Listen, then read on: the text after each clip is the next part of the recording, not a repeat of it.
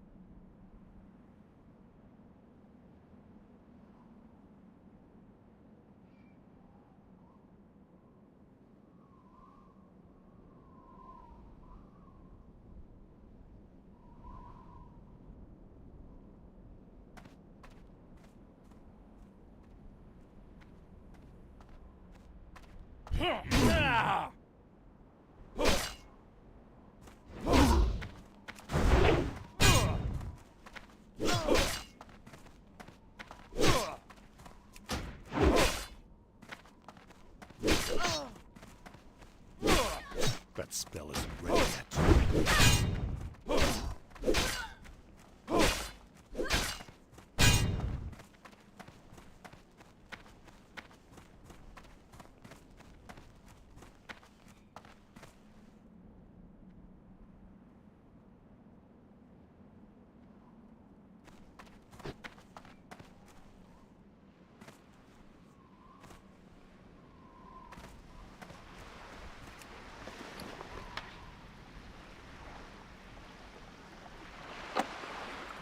I can't use that yet.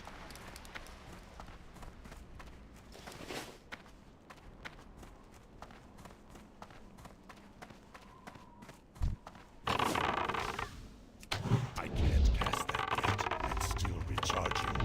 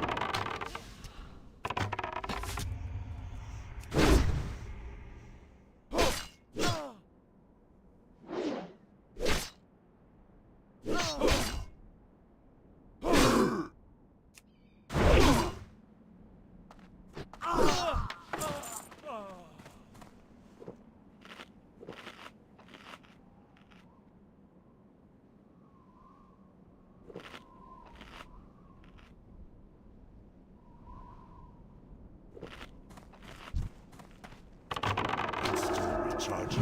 That spell's ready yet.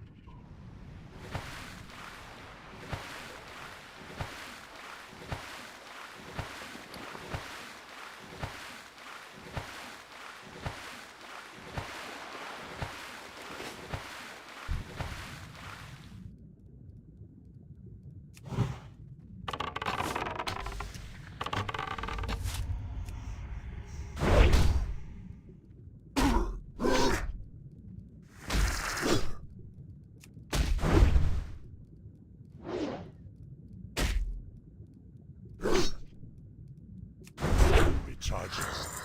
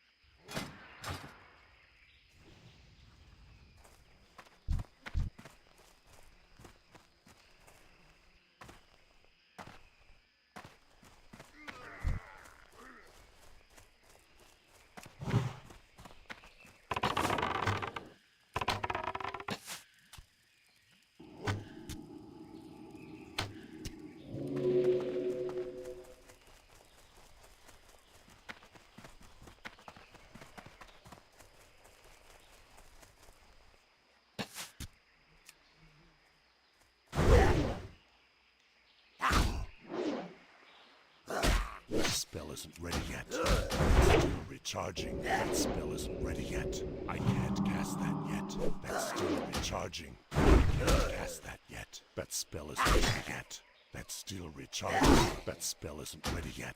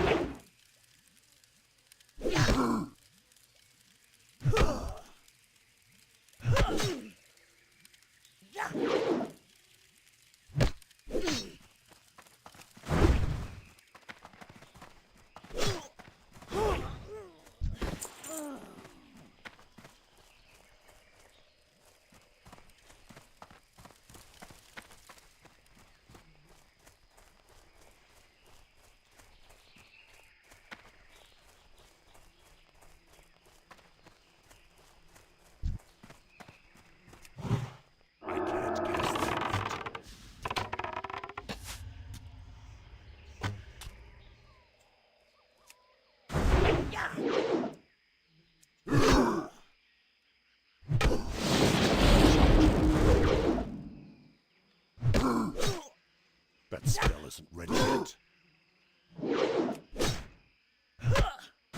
I can't cast that yet. That's still recharging. I don't have a target.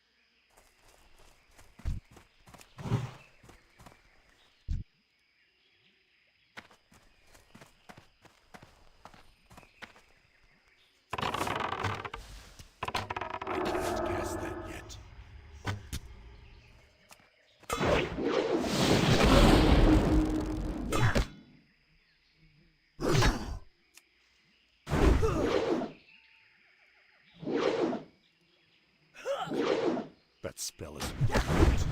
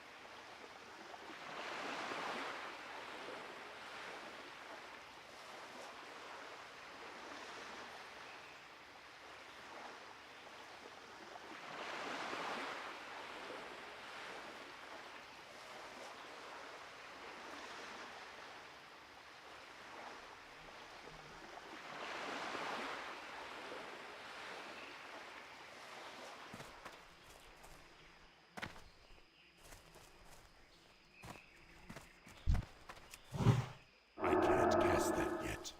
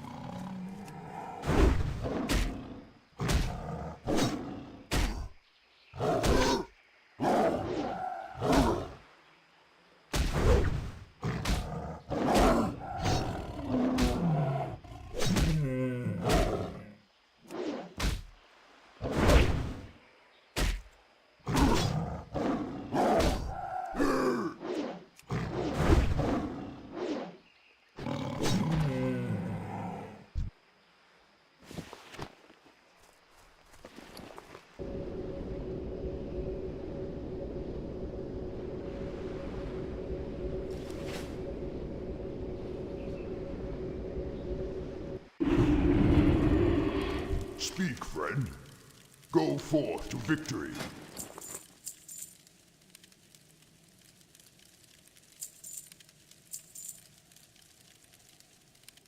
May your blades never dull.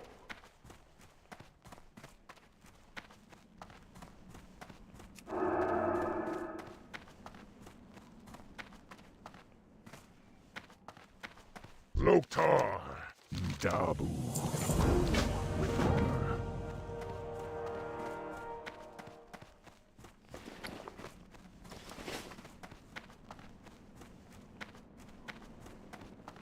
Thrall, strength.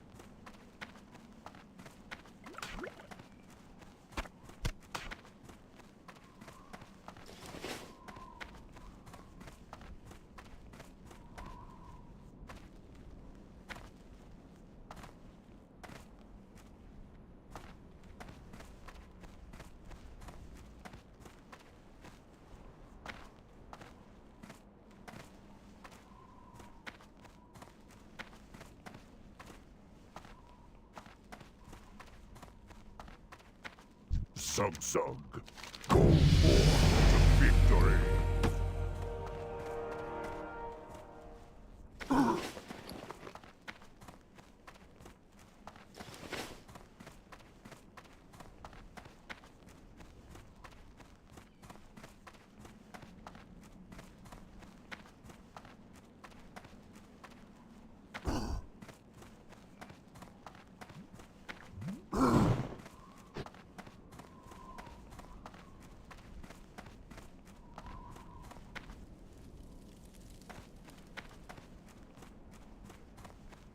Speak, friend.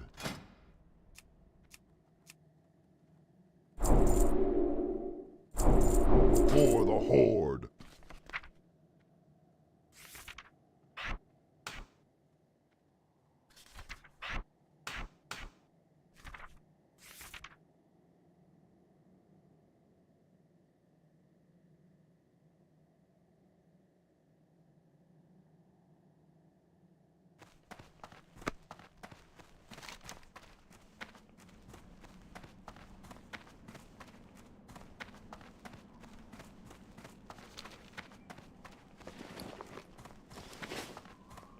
Blood and thunder!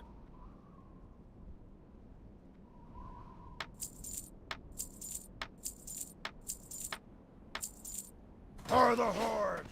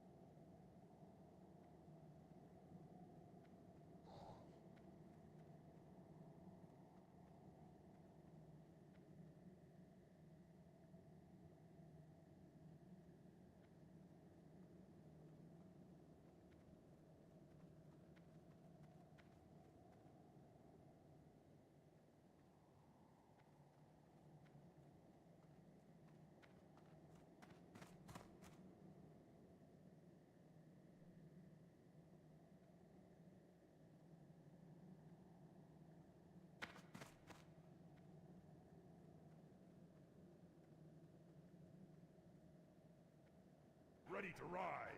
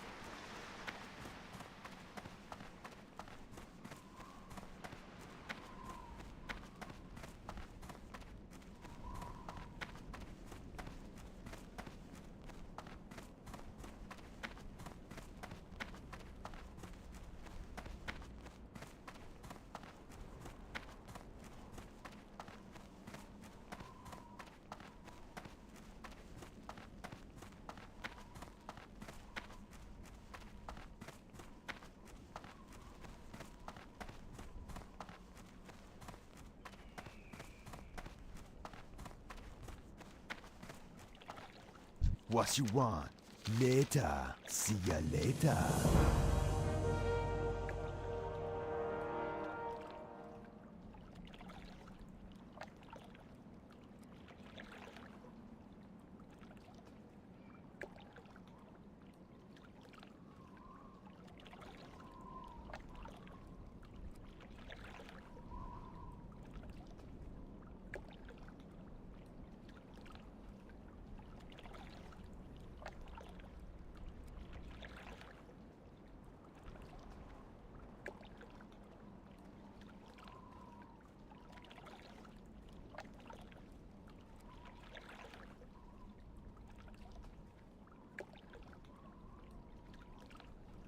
They're doing is radically different than what everyone else is doing, and it's enough to consistently swing the elections. Tim, we were talking about this last night on your show, this idea that, people like Chelsea Handler and others keep talking about how, they do drugs and have sex with themselves all day, and they're so genuinely happy.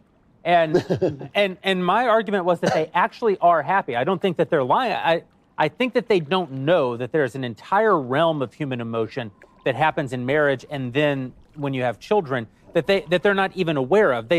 Happy is a trivial emotion. Yeah, happy. And Of course. the fact that we're obsessed with happiness, even on the psychological side, is an indication of how trivial our culture is. I mean, one of the things that you see quite consistently in psychological research is that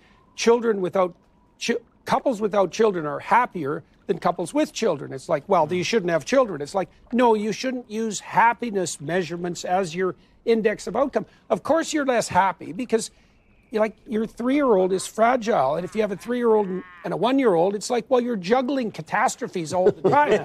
Well, seriously, you don't have time to be happy. It's like, but happiness is a fleeting hedonic emotion, and it's not an indicator of participation in a process that's going to stabilize your life and the life of your family across decades. And enrich your life. It's the permanent adolescence of the coming generations.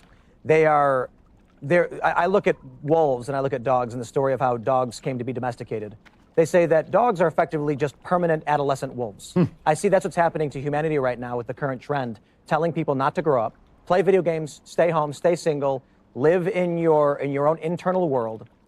But I believe that is spiritual suicide. That's the Peter Pan story. Yeah, right. And Peter Pan has Tinkerbell, the porn fairy. Serious, dead serious. I mean, he's king of the Lost Boys, right? Well, that's a form of king. It's not perhaps the kingship that you'd choose, and he forgoes the possibilities of maturity to remain in this childhood fantasy. The only thing our media is hedonistic. Our media is telling everybody to keep doing it. Yeah. They're telling you you're selfish if you try to live and have a family and experience what you should be doing. What you want? And also, I believe your Stay moral away duty, from them. which is for those that are religious to be fruitful and multiply. But for the sake of humanity, if you look at it from a more secular point of view, something like Elon Musk, if we do not reproduce, civilization collapses. And they are telling people to just be hedonistic and to be permanent children. But I kind of disagree with you a bit about this because people who do these things, I've known a lot of them. I worked in Hollywood for quite a while, and I've known a lot of people who live like that. I don't think they're happy. I think they have that kind of surface, brittle, smiley happiness, but you only have to question them, talk to them for 10, 20 minutes, and the depth of despair underneath that, it's like thin ice over a black. Well, that's why the measurements are out. The measurements are terribly out of whack. It's like if you're going to do research on something as fundamental as human well-being.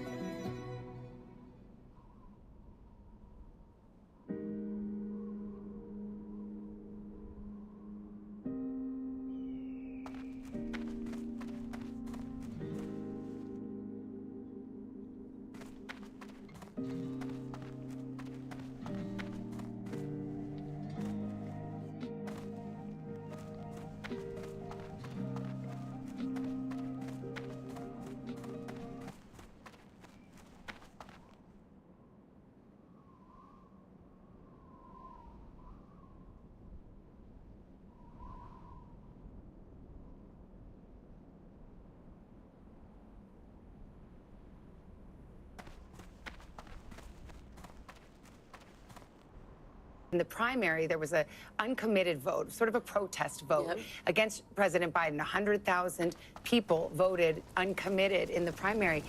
The margin in 2020 was 154,000. So this is a constituency that very much matters. Absolutely. And with young voters right now, we just had Hallie, you brought this up on the data wall a little bit ago. Trump is leading young voters. And again, that gender gap is playing out right here. It's large with voters under 30. Of men, 59% going for Trump, 39% going for Harris. Women, 54% Harris, 44% Trump. He's continuing to close those margins. The other thing that's interesting about Michigan, of course, there's a 52,000 person campus, University of Michigan. Back in 2016, Trump only won by about 11,000 votes.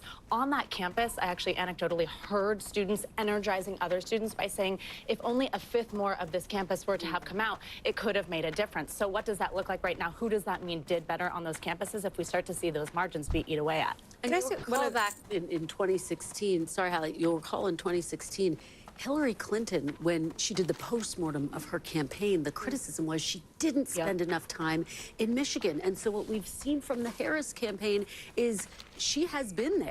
And Trump has certainly been there as well. He closed out his campaign there. And so the Democrats have tried to learn from the mistakes of the past. Trump has been very focused on that area as well because he knows he's got to pick just to demonstrate how complicated politics is, Harris is on defense to a certain extent over her stance with Gaza and Israel, the Biden administration stance in Michigan, but then also losing some of the Jewish vote, for example, in Pennsylvania and Florida. We've heard about that anecdotally as well. Let's it's about the bottom of the hour.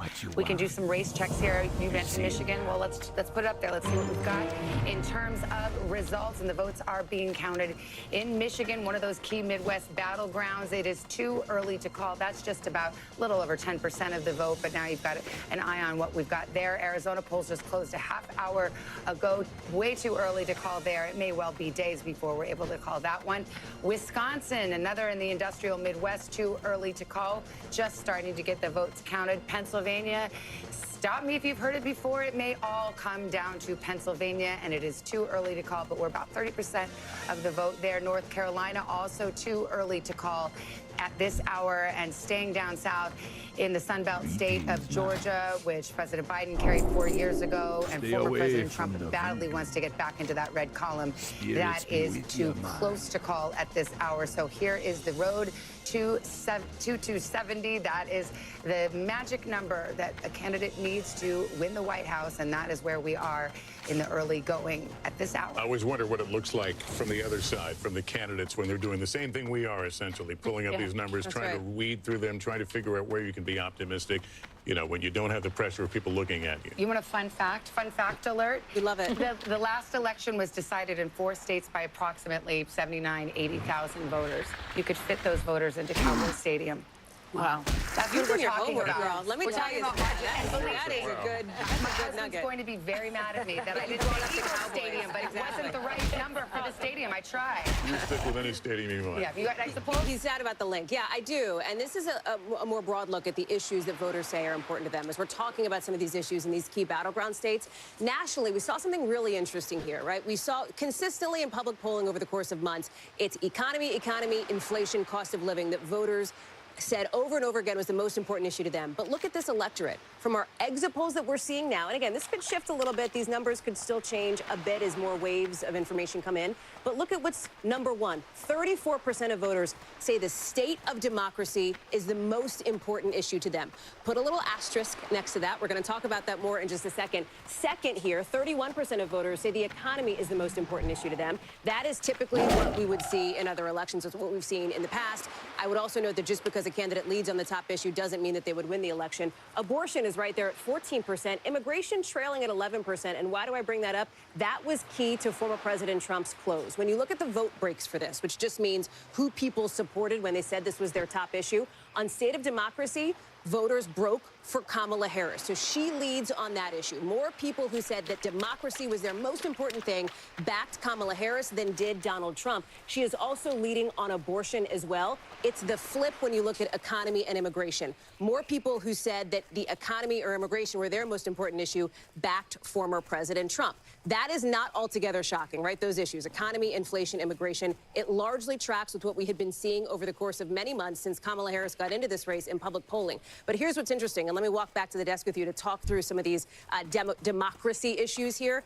This is a funny question, state of democracy, because there are Republicans who believe that the state of democracy is an existential threat, largely because of the election fraud lies that Donald Trump talks about. There are Democrats who believe that the state of democracy is under threat because of former President Trump himself if he were to be back in office. So this is a tricky one. It's not like it cuts obviously one way or the other. So there's some unpacking to do. It's a Rorschach test. What is the state of democracy? That's exactly right. It would probably be better framed as, what do you think the state of the country is? Do you think that this is a high-stakes election? Do you think it's a do or die? Is it existential? I think that's what people are responding to, and perhaps why we see that being the top issue. Well, and it's so mirrored in what we saw in the closing arguments of both of these campaigns. You saw Vice President Kamala Harris try to argue that Donald Trump is a threat to democracy. You saw Donald Trump make arguments that his political rivals were the quote-unquote enemy from within. And so it is a Rorschach test, and it also just speaks to why, as we watch these states come in, the battlegrounds seem to be very sharply divided, as our polls indicate. Right track, wrong track always kind of leaves you with that question. Are we judging a president, or are we judging just the overall sense of life these days? Absolutely, and the fact that you have this significant majority saying that the country's headed in the wrong direction. You know what it is? A challenge. It's interesting because we haven't talked that much about that thing that happened this summer where Joe Biden had a terrible debate, and he was expected for 18 months to be the candidate, and then he wasn't. Do we have any indication in any of these early numbers how Kamala Harris is performing compared to how he may have performed? I mean, it's a hypothetical. I was going to say favorability is probably what gets us there most closely. I don't think we have those graphics ready to pull up, but Joe Biden, if my memory serves, is something at like 41% favorable based in exit polls, which is a question that was asked. She is at something like, I want to say 48%, so she is, or 49%. She's outpacing where both Joe Biden and Donald Trump were. But Savannah, I'm so glad you brought this up. We called Delaware like an hour ago, right? Joe Biden's home state. And it made me think about what a different race this would look like, how different tonight would look if Joe Biden were still on the ticket. Vice President Harris has done this thing where she's tried to both distance herself from President Biden. She told me in our interview just a couple of weeks ago, Joe Biden is not on the ticket. Like, I am the one who is running on the Democratic ticket, which she's right. She is on the top of the ticket. But at the same time, she has not distanced herself in a super clear way from a lot of his various policies. She has said that she feels some loyalty to him. Well, the ads that have been run to great effect in a lot of these battleground states tie Kamala Harris directly to Joe Biden. The Trump campaign thinks that Biden is a clear drag on the Harris ticket. It's been one of the biggest challenges of her entire campaign, including in her interview with Hallie, has been asked over and over again, how will you govern differently than President Joe Biden? She struggled to answer that, in part, I'm told, because personally she did not want to betray him, but it has been something that's been challenging. She also cited, I think it was your interview, she cited history, the fact that typically vice presidents, don't. Yeah, that's right. That was our colleague, Peter Alexander, I think, if I'm remembering that correctly. I'm in a pull aside with her several weeks ago. But she said, listen, typically vice presidents don't go after, their boss, if you will, their president. She talked about this issue of loyalty, but at the same time, she also says, my presidency will not be a continuation of the Biden administration. The problem that she had was when asked specifically, I believe on an ABC program, what would you do differently? She said nothing comes to mind. And boy, that Trump Keeping in mind, her campaign's been, what, 108? Well, right, but that's about, that question's coming when you have an unpopular incumbent. We want to go to NBC's Sam Brock. He's in Asheville, North Carolina, where I understand the counting is wrapping up. What are you hearing?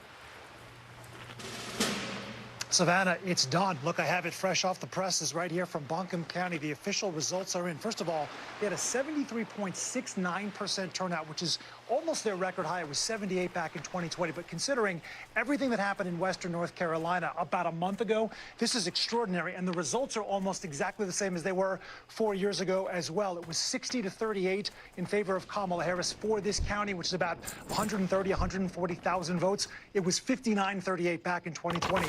This was not, however, your grandmother's democracy process, being sort of a fly on the wall to watch all this happen.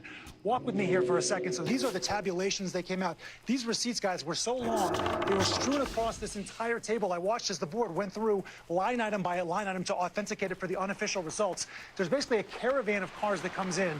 They're all holding from each of the 80 precincts these thick orange cases that have flash drives in them. Bobby, who I'm told has been here with Buncombe County for generations, a 70-something-year-old woman, takes the flash drive out, comes in here and brings it into this room. In the room, it's unencrypted, and so they actually get the data up there and they upload it directly to the county site and then to the state site from this room, and then all of the day of votes get tabulated over in these machines. Fascinating to watch. It is actually now done. Let me send it back to you. All right, Sam, thank you very much. We've got a projection to tell you about. The state of Illinois, Kamala Harris, as expected, takes it. So that's a Midwest hold for Kamala Harris and the Democrats. Let's look at the breakdown here. Half the vote in, and it looks like it will be an easy victory as expected. And so we can fill out one more state on our road to 270 map. The state of Illinois going to Kamala Harris. Let's go to Tom Yamas here in North Carolina, where we just heard straight from the horse's mouth. Buncombe County right there, Asheville. It's been snowing so much with Hurricane Helene, and Sam Brock had the poll results in his hot little hands. But were you calling him a horse? That's like, I'm not sure if you were or not. Sam's a tall drink of water, but he's no horse. He's a handsome man. So listen, along the lines of from what he was reporting, and I just checked out those Hurricane Helene counties. We can show you the ones that were affected by the floods. Let me go, hold on one second. Here we go. So these were all the counties, the 13 counties that were affected by the floods, where people could vote in other parts of the state if they weren't able to vote in their home county. It's interesting. I was going through the numbers. It doesn't look like there's any kind of drop-off there. That's actually better news for the president, because there are more Trump voters out there in the western part of the state, with the exception of the blue dots like Asheville, places like that. Here's where a lot of the vote is still out. Charlotte, Mecklenburg. Look, Trump is on top right now statewide. Mecklenburg is the place where Democrats, I'm going to keep going back to Mecklenburg when we talk about North Carolina. This is Charlotte and then the surrounding suburbs. They need to drive up the vote here. It is a majority-minority county. Hispanics and African-Americans, they have to drive up the numbers here. When they lose races like Senate races, it's because the turnout is not where it needs to be in Charlotte. So not enough vote there. But the good news is there is vote in other places. Wayne County, this is the capital. Raleigh, part of the research triangle. You can see Kamala Harris slightly overperforming President Biden with 76% of the vote. Oops, that was a mistake. Let me go back to North Carolina here. Here we go. Okay. Right over here, Durham, this is where Duke University is. 85% of the vote is in. 81%. Let's see how she did compared to Biden. Slightly overperforming there, and just over where UNC Chapel Hill is. Slightly overperforming there. Here's one thing, though, that Republicans have something to possibly celebrate. This is Nash County. This is Governor Roy Cooper's county. This is where he's from. It's sandwiched between Raleigh, Wake County, and the North Carolina Black Belt, where you have those counties with high percentages of African-American voters. It usually, almost always in the last few elections, has picked the winner. 2012 Obama, Trump flips it. Biden didn't go with, it went with Biden in 2020. That wasn't a correct pick. But today, Trump is on top, and you can see that's good news for him, considering that Biden took it in 2020. We're also watching New Hanover. This is Wilmington. You have a lot of people that moved to the east coast of North Carolina, the coastal communities here. Only 5% in, but this is also one of those counties that has always picked the winner in North Carolina. Not enough vote in to even compare it. I do want to talk about the Triad. This is, again, sometimes a forgotten metro area, but huge population center for North Carolina. A lot of the historically black universities are here as well. Greensboro, Guilford County, 55% in. Let's see how she's doing. She's holding her marks, so this is pretty good. I want to see how Trump's doing, though, in some of the rural counties where he has to drive up the vote. Robeson, look, only 23% in. He's overperforming there. I want to go a little closer to Charlotte. Union County seems to be doing okay. Again, this is along the southern border, right above South Carolina. Seems to be holding his own. Anson, 92% in. This is actually a big flip. Let me see how this looked like in 2016. So this is interesting. Clinton won in 16, Biden won in 2020 with 92% of the vote in. Trump is on top right now. Again, not a large county you're going to see. There's only about 10,000 votes here, but we're kind of reading the tea leaves and seeing where everything's at so far. Again, statewide, 63% in. This is the only battleground state that Trump won in 2020. That's why we're watching it so close. It was very close. It was his slimmest margin. 63% of the vote is in. We're still watching and waiting here in North Carolina. As soon as we can make a call, again, too early, you know we're going to project it, guys. Tom, you had a little something for everybody in that, no matter who you're rooting for. We got a couple of results to read to you right now. These are ballot measures. We saw the abortion measure go down to defeat in Florida. It had a 60% threshold. In New York, it passes easily. 71% of the vote is the margin there. We'll go to Maryland. There was also an abortion rights measure, and that easily passes as well. Both of those blue states. I'll bring Laura Jarrett into this conversation because we do have 10 states that have the these ballot measures, and obviously Democrats have hoped that would help their fortunes, and especially in these battleground states. New York, obviously, not a place where people think of abortion rights under threat, but the initiative there was broader than just about abortion. It had to do with anti-discrimination principles more generally, reproductive health care a part of that, but it was also about pregnancy and the like, and so that's why it was even on the ballot in a place like New York.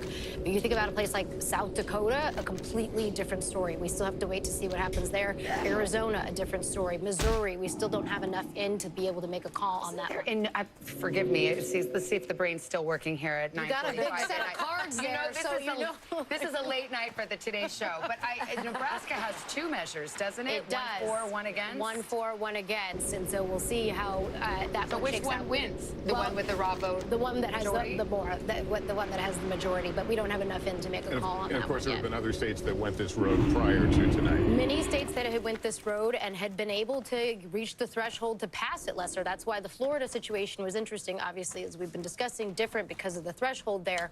But you think about a place like Michigan, places like Ohio had managed to get it through in the past. We have another presidential projection here. We can put up on the screen here and walk you through it. I see it as you see it. NBC News projects Donald Trump will take the state of Ohio with 17 electoral votes. There is the breakdown of 441,000 vote difference now. 64% of the vote in Ohio, and again, Donald Trump is the winner there. And there's where it takes us on the road to 270. Donald Trump out in front with 185 electoral votes. Harris with 81. All right, let's go to Savannah Sellers. We always need not 1, but 2 Savannahs sitting at the desk at any time, if possible. Exactly. Savannah, I mean, you've been looking a lot into the youth vote, and we were just talking about abortion. And for young women, that obviously is a galvanizing issue for many of them. It certainly is. For young women, it is their top issue. And that's where we're really seeing a huge gender divide also. For young women, 42% saying it is their top issue to just 10% of men saying that it's their top issue. When you talk about men, it's what you guys were mentioning earlier, the threats to democracy is up there, as well as the economy. There are certain states, too, where we are seeing, I know we were talking about North Carolina a moment ago, where we are seeing Trump improve specifically with that young men under 30. In North Carolina, when I came to set just a little bit ago, 60% said they supported him. That's up from 42% that voted for him back in 2020. So continuing to watch that. Abortion was also one where I saw a lot of activation on those college campuses all over the state of North Carolina, just talking about getting out to vote for the presidential ticket with that being attached to it. Of course, with the issue being attached to Harris, and within Michigan, as well as in Arizona. Arizona's an interesting one, though, because, of course, as I'm talking to the expert when it comes to Arizona, but the state of ASU. We're going to check in on the blue wall here, and we have a new characterization in the state of Wisconsin. Our decision desk now calling it too close to call. You can see Kamala Harris out front right now. 23% of the vote in there, but again, too close to call in Wisconsin. Our election night coverage continues next with another batch of poll closings, including a critical swing state. We hope you can stay with us.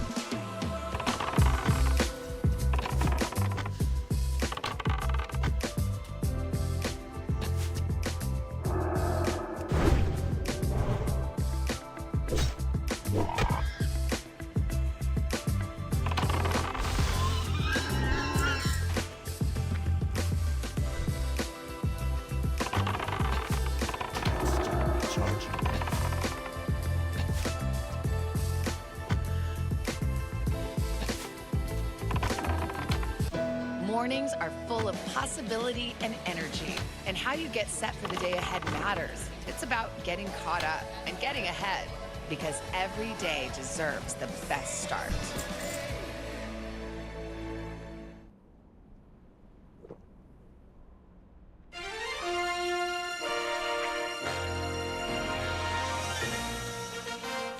As we come out of the commercial break, a new characterization here in Pennsylvania. Our decision desk now calling this race too close to call. Kamala Harris leading right now with 34% in, but again, too close to call. We also have a new characterization on the state of Michigan with its 15 electoral votes. That will also go down in the too close to call column.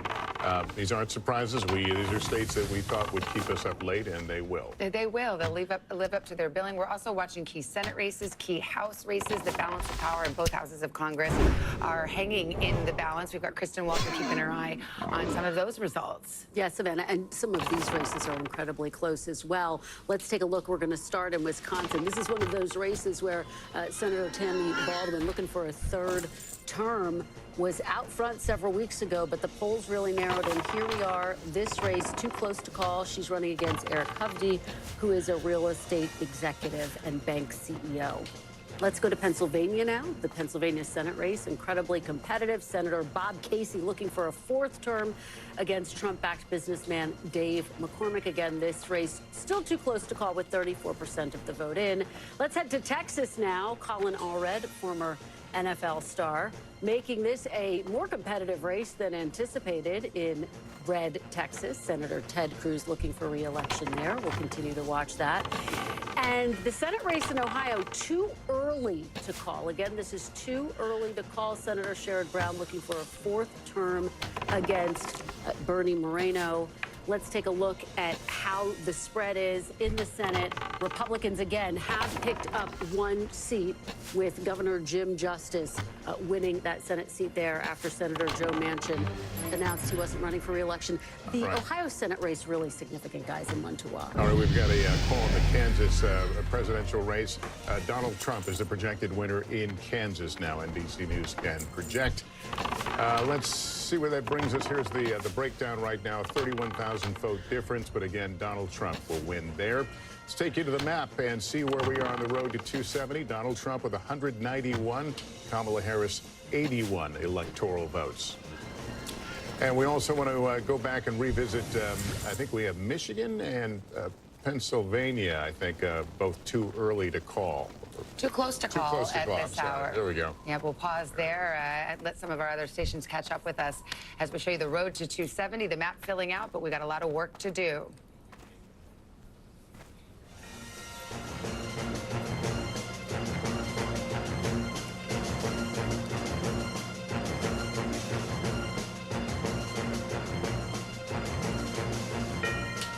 All right, welcome back.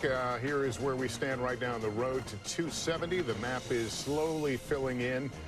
I think we're still at 6 of 7 battlegrounds. We've seen the polls close right now, so we are kind of in a waiting game. Actually, we have Kansas now. I believe we can make a call on.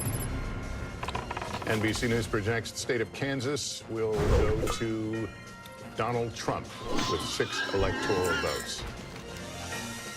Here's the map now to 270 as we add that to the group. And Donald Trump out with 191 now to Harris's 81. You mentioned we have 6 of 7 presidential battlegrounds to get to. Nevada will close here at the top of the hour, but let's look at Michigan. Too close to call right now, just 15% in.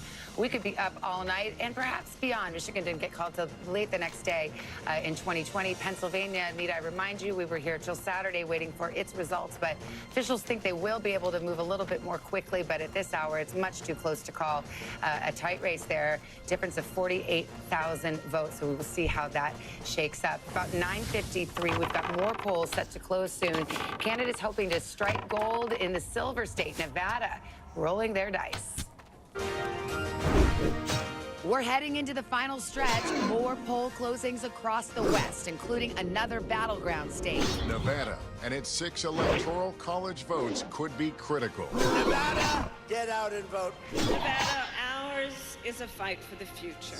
Both sides going all in, trying to win the state by targeting its large population of service workers. No tax on tips.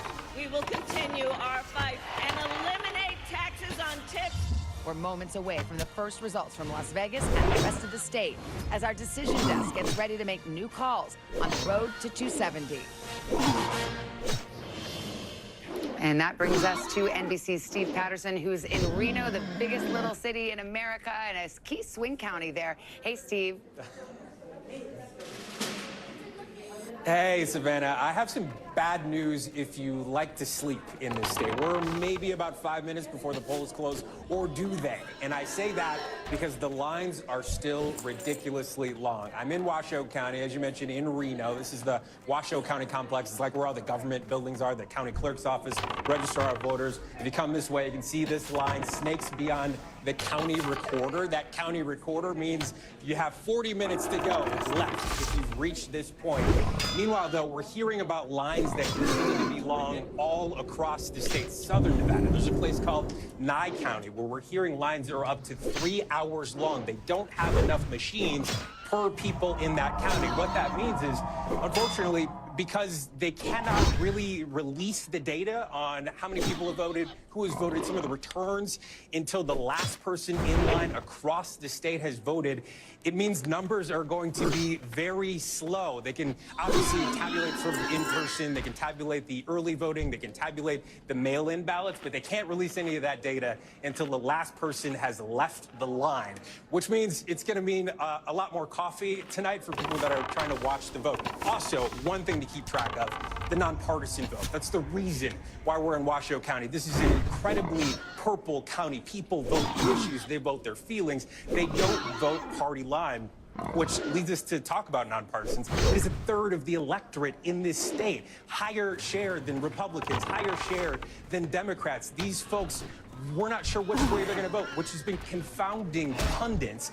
And it's been really tough for people trying to read the tea leaves and what exactly the numbers mean. I've spoken to both campaigns in the state. Both seem to think that they have a Trojan horse. Of course, Democrats seem to think that nonpartisans are younger, a little more racially diverse. Republicans seem to think that they're going to skew more conservative. And so we will see. But unfortunately, I think not anytime soon. It could be a minute before we get any sort of results here in the Silver State. Savannah. All right. Well, Steve, stand by. Nobody sleeps in Las Vegas, maybe not in Reno either. We know you won't be sleeping tonight. Tom, let's look at Nevada. This is a state where Republican fortunes have risen since the last presidential election. Yeah, you are completely right. They have a Republican governor there. Let's talk about Nevada here. Right now, no vote in. Obviously, it's still too early for us to even start to get data in right here. But let's go to 2020. Both elections, both in 2020 and 2016, the winner were Democrats. Clinton in 2016, obviously, and Biden in 2020. The spread, though, was only 2 percentage points, a little over 2 percentage points. That's why it's a battleground for us. It's one of the reasons why we're watching tonight. I'm going to give you a primer on Nevada. What you have to understand is a lot of Nevada is Clark County. It's Las Vegas here. This is 3/4 of the electorate here. If Democrats can turn out their voters here, there is no way that Republicans can catch up. Between Las Vegas and Reno, which is Washoe County, this is the battleground county here. About 15% of the vote here. The vote in Washoe actually is more reflective of the entire state, much more than Las Vegas is. It's reflective because it's a mix of both Republicans and Democrats.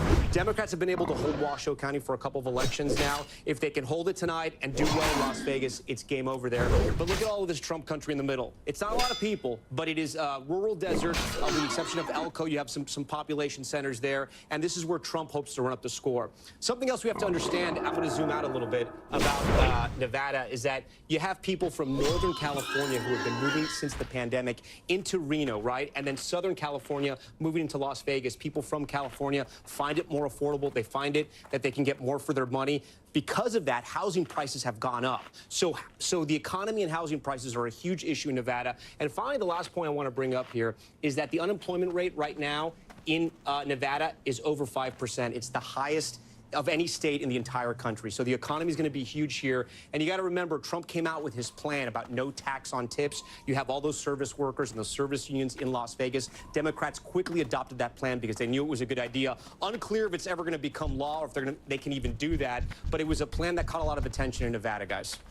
And a populist appeal, definitely. And I think I'm glad Tom was talking through those points here, because I think of Nevada and I think economy, right? You talked about the Republican governor, that largely driven by anger over pandemic shutdowns on the Strip, et cetera. No tax on tips. I'll also tell you another number. I think it's $3.80, just about $3.79. That's the price of a gallon of gas in Nevada, the highest of any battleground state. The economy is a big factor in this state, as are the Latino population, of course, and that's another factor that Democrats we're watching. for a long time had a big registration advantage, but that's all but disappeared. And as you mentioned, a Republican won statewide office, the governor's race in 2022. It's also one of these states with an abortion ballot initiative as well, in a state that the Trump campaign believes you could see some ticket splitters on there. And it's a competitive Senate race in Nevada as well. We talked about the fact that some of these Senate races, if you rewind about a month ago, weren't so competitive. It is incredibly tight. Senator Jackie Rosen looking for another term. Look, if the way so far that Donald Trump's performing tonight versus Harris, this really is an indictment of the Democratic Party for the last 3 years. Because you want to talk about Nevada, you talk about the voter registration advantage. Republicans, basically, for the first 3 years of this presidential cycle, just destroyed the Democrats on voter registration. All across the country in the battleground states, Republican registration advantage. The last 3 months, Democrats have done well. 3 years versus 3 months. So far, the 3 years is paying some dividends for Trump. All right, there's the countdown. We are waiting for another batch of closings, and this will bring us to Battleground Nevada, which is our last battleground state we have not heard from, or the last to close the polls. NBC News can make a projection now in the state of Utah. NBC projects that Donald Trump will win in Utah and take those 7 electoral votes. And we go further into the west, into Montana. 4 electoral votes. Donald Trump, the projected winner in Montana tonight. Here's the map. The road to 270. Donald Trump now with 201. Harris with 81. That's the road to 270. Well, let's put Nevada up on the map here. It is, as you might expect, too early to call. And if you remember, in 2020, we didn't get a result in Nevada until Saturday, so we could be waiting a while. In fact, Yes, we remember. Oh, we remember. Exactly. Don't even bring Don't it up. even bring it up. Everyone's triggered here. Okay, Pennsylvania, too close to call. Got to say that was a Saturday call as well in 2020. Michigan, too close to call there. Let's see how much vote we've gotten, though, at this hour. Just 16%, so there's a lot of vote to be counted there. We'll move over to the state just nearby, Wisconsin, the other industrial Midwest battleground. 35% in. They are making some progress, but too close to call. Georgia, too close to call, but we are getting to a much higher number. We can get down into the counties in just a bit with Tom Yamas. He's right over there. North Carolina as well, starting to count more votes. Too close to call. And finally, out west, the great battleground state of Arizona, too close to call. That's another one that may take several days before we get results. So let's go to Tom. And I mean, Pennsylvania, we cannot talk about it enough. It may all hinge on Pennsylvania, just as it did in 2020. Yeah, and earlier I was talking about Eastern PA. Guys, now I have to talk about Western PA. Go Steelers fans. Let's start in Pittsburgh and Allegheny County here. 66% of the vote, and let's compare it to 2020. Slightly overperforming. That's good news for Harris, because that's what she needs to do there if she wants to win the state of Pennsylvania. And look at this. Butler County, you'll remember, that's where that first assassination attempt took place, just miles from Pittsburgh. Look what a different place this is. Trump is on top. 71% of the vote is in. He got 65 in 2020, 65%. He's now at 64. He's essentially performing where he needs to be. I also want to see how the vote is in these Western communities, Western PA communities, because fracking was a big issue here. Vice President Harris had to change her position on that. Washington County, right here on the border, Trump with 60% of the vote. Let's see how he did compared to 2020. It's about the same. Westmoreland right next to here. It butts up against Allegheny County. 47% of the vote is in. He's at 65. So he's kind of where his marks were in 2020. Remember, he has to do a little bit better. Erie's the one that we're going to be watching. This is the big swing county. We only have 1% in. The reason why we're watching this is because Erie almost always picks the winner of the election here. But we only have 1% in Erie County, but we'll be watching that. Let's move east now, because I know we have a lot of people from the Philadelphia area on the anchor desk tonight. See what's happening over there. Let's start in Chester County. Okay, so I'm going to give a quick whip around here. 2020, remember, so Harris has to drive up the vote in the suburbs just like Biden did and try to turn out that vote in Philadelphia County. So Chester's one of those ring counties. Let's move over to Delaware County here. She's overperforming there. Only a quarter of the votes in. Let's get to Philadelphia County here. 79%. She's going to want to increase those numbers. Again, we're still waiting on a lot of the vote. It's still very early. Remember, some of these counties are going to report late. Bronco, 28% in, 69% overperforming there. This is where Governor Shapiro is. You may remember that. She closed out her final ad sitting right next to Governor Shapiro, making sure the people of Pennsylvania saw that. And then I want to park on Bucks for a while, and then I want you guys to talk a little bit about Bucks. 24% in, but this is the county, the ring county around Philadelphia, one of those collar counties that Republicans thought they could make some inroads here. More working class than some of those neighboring suburb areas, counties. They say Southern Bucks might be a little bit more Trump country. That may have changed this election. We're going to have to wait and see. But you can see here the numbers aren't as high as they were with 24% in, 56% of the vote. Trump's going to have to try to run up the vote a little bit here if he wants to do better. I'm going to look at one more area before I send it to you guys. This is the swing here. Northampton almost always picks the winner in Pennsylvania. This is Easton. This is Bethlehem. That's that whole Lehigh Valley area there. Biden was at 49. Harris is right there. Look, guys, it's tough to draw any kind of information on who's on top or who's lower right now. Still too close to call.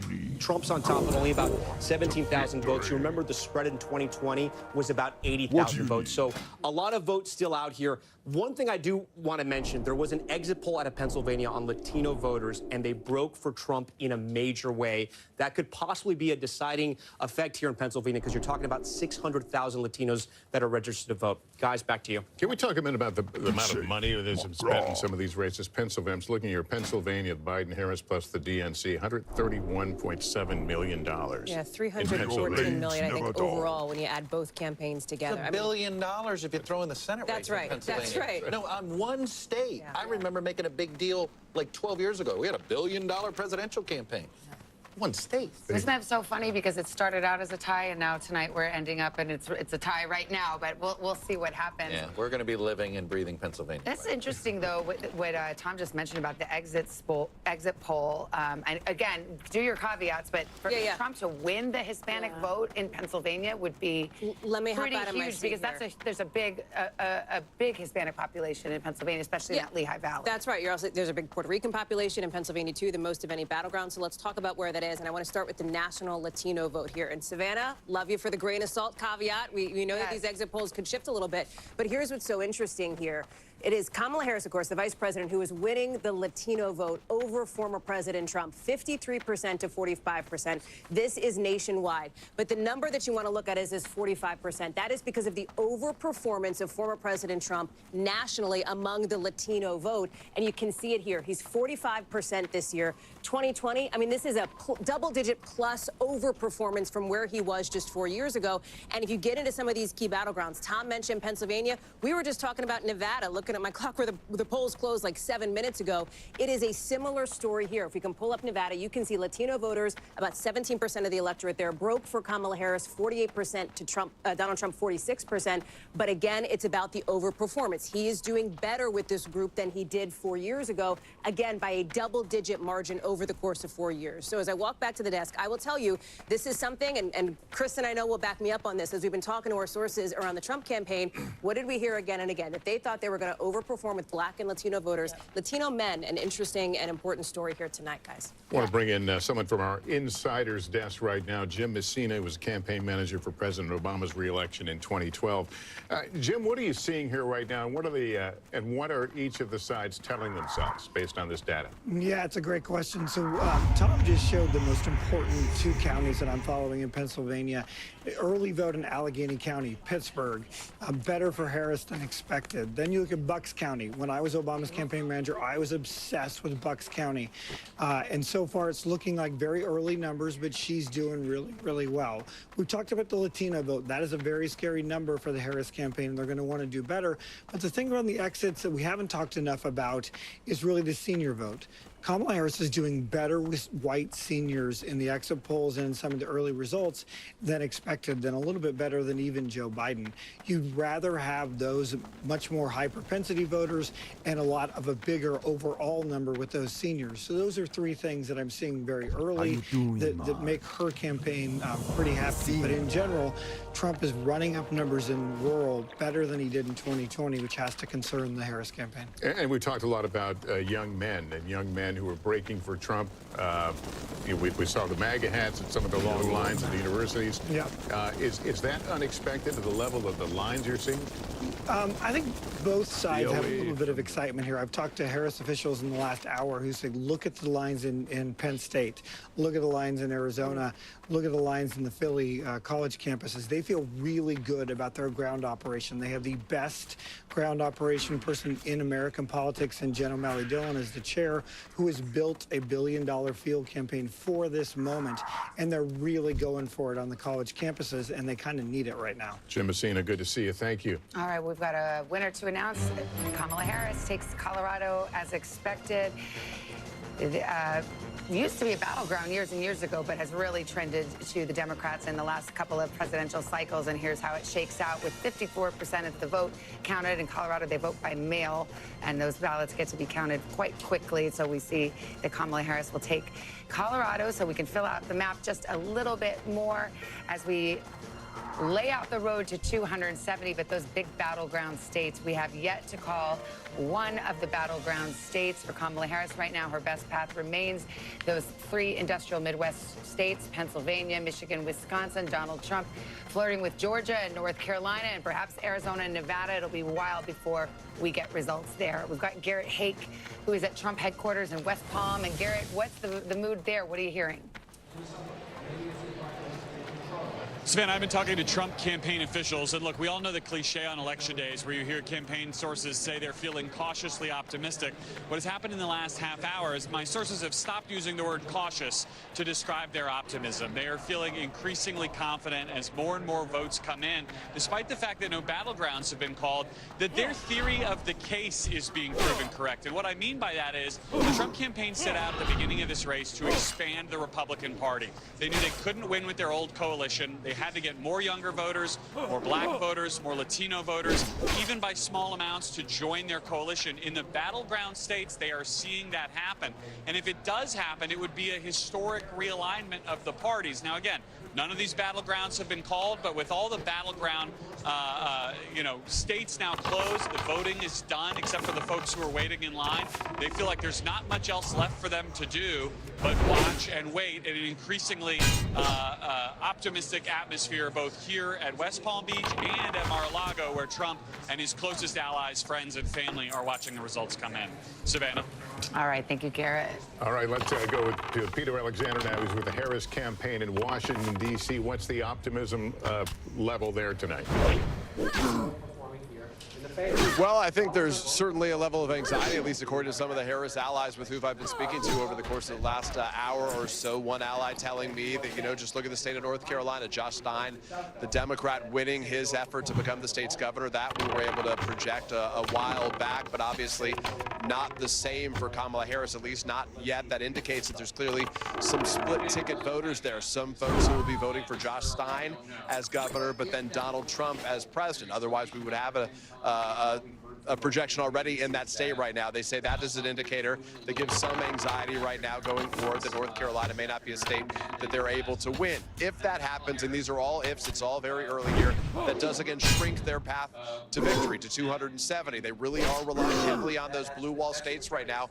And one of those key states obviously is Pennsylvania, the biggest prize of them all with 19 electoral votes. I spent many of the last several days up there, and I was in the urban centers where the Harris campaign put a lot of its energy, including in Philadelphia, and particularly in places like Philadelphia, where they were sending buses up there to knock on doors to help swell the number. They're really relying on big numbers in places like Philadelphia and the collar counties that surround it. They need to run up the numbers among some of those suburban women in particular, the suburbs more broadly right now, and in Philadelphia. So that's where a lot of them are hanging their hat, at least according to the allies I'm speaking to right now. We're going to keep a close eye on that as this night progresses. All right, Peter Alexander, thanks very much. I think we have a call now in the Texas Senate race.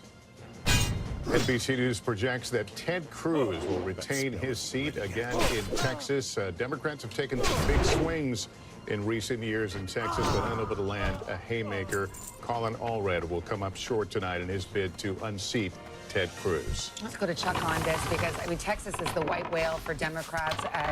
Chuck Schumer, the Democratic campaign committee threw money in Texas late in the game, thinking maybe there was something going on there. Texas has a very restrictive abortion ban, as we know. The Democratic Party went way late into both of those two races. They were sent a signal to donors for a year and a half. We're not going to bother with Texas and Florida. They're too expensive to do, and they had too many incumbents to defend in Ohio and Pennsylvania and all of that. Then Allred just kept hanging around. So they thought maybe late money, but this is, you don't just flip it. You know, notice we haven't seen any big flips tonight in general. You don't just flip the state in 3 weeks. You don't just show up in 3 weeks and think magically things are going to happen. Not with how embedded, not with how nationalized our conversation is, not with how polarized we are. And this is a case where at some point the Democratic Party, if they're serious about Texas, they got to put it there. You can't just do it in 4 weeks. And it's the same story we just talked about in Florida. And this is the difference. Again, I go back. The Republican Party for the last 4 years has been much more aggressive. You heard Garrett talk about it, and the Trump campaign is flexing its muscles because it worked. They had massive voter registration campaigns for the last 3 years, and it has padded them. It's what Texas, look, Republicans got stronger in Texas. I mean, that Latino vote in Texas, when you've got over 60% Latino men moving in Texas towards the Republicans, that's realignment. That is realignment that's happening. And I think we have another Senate call to make now in the state of Maryland.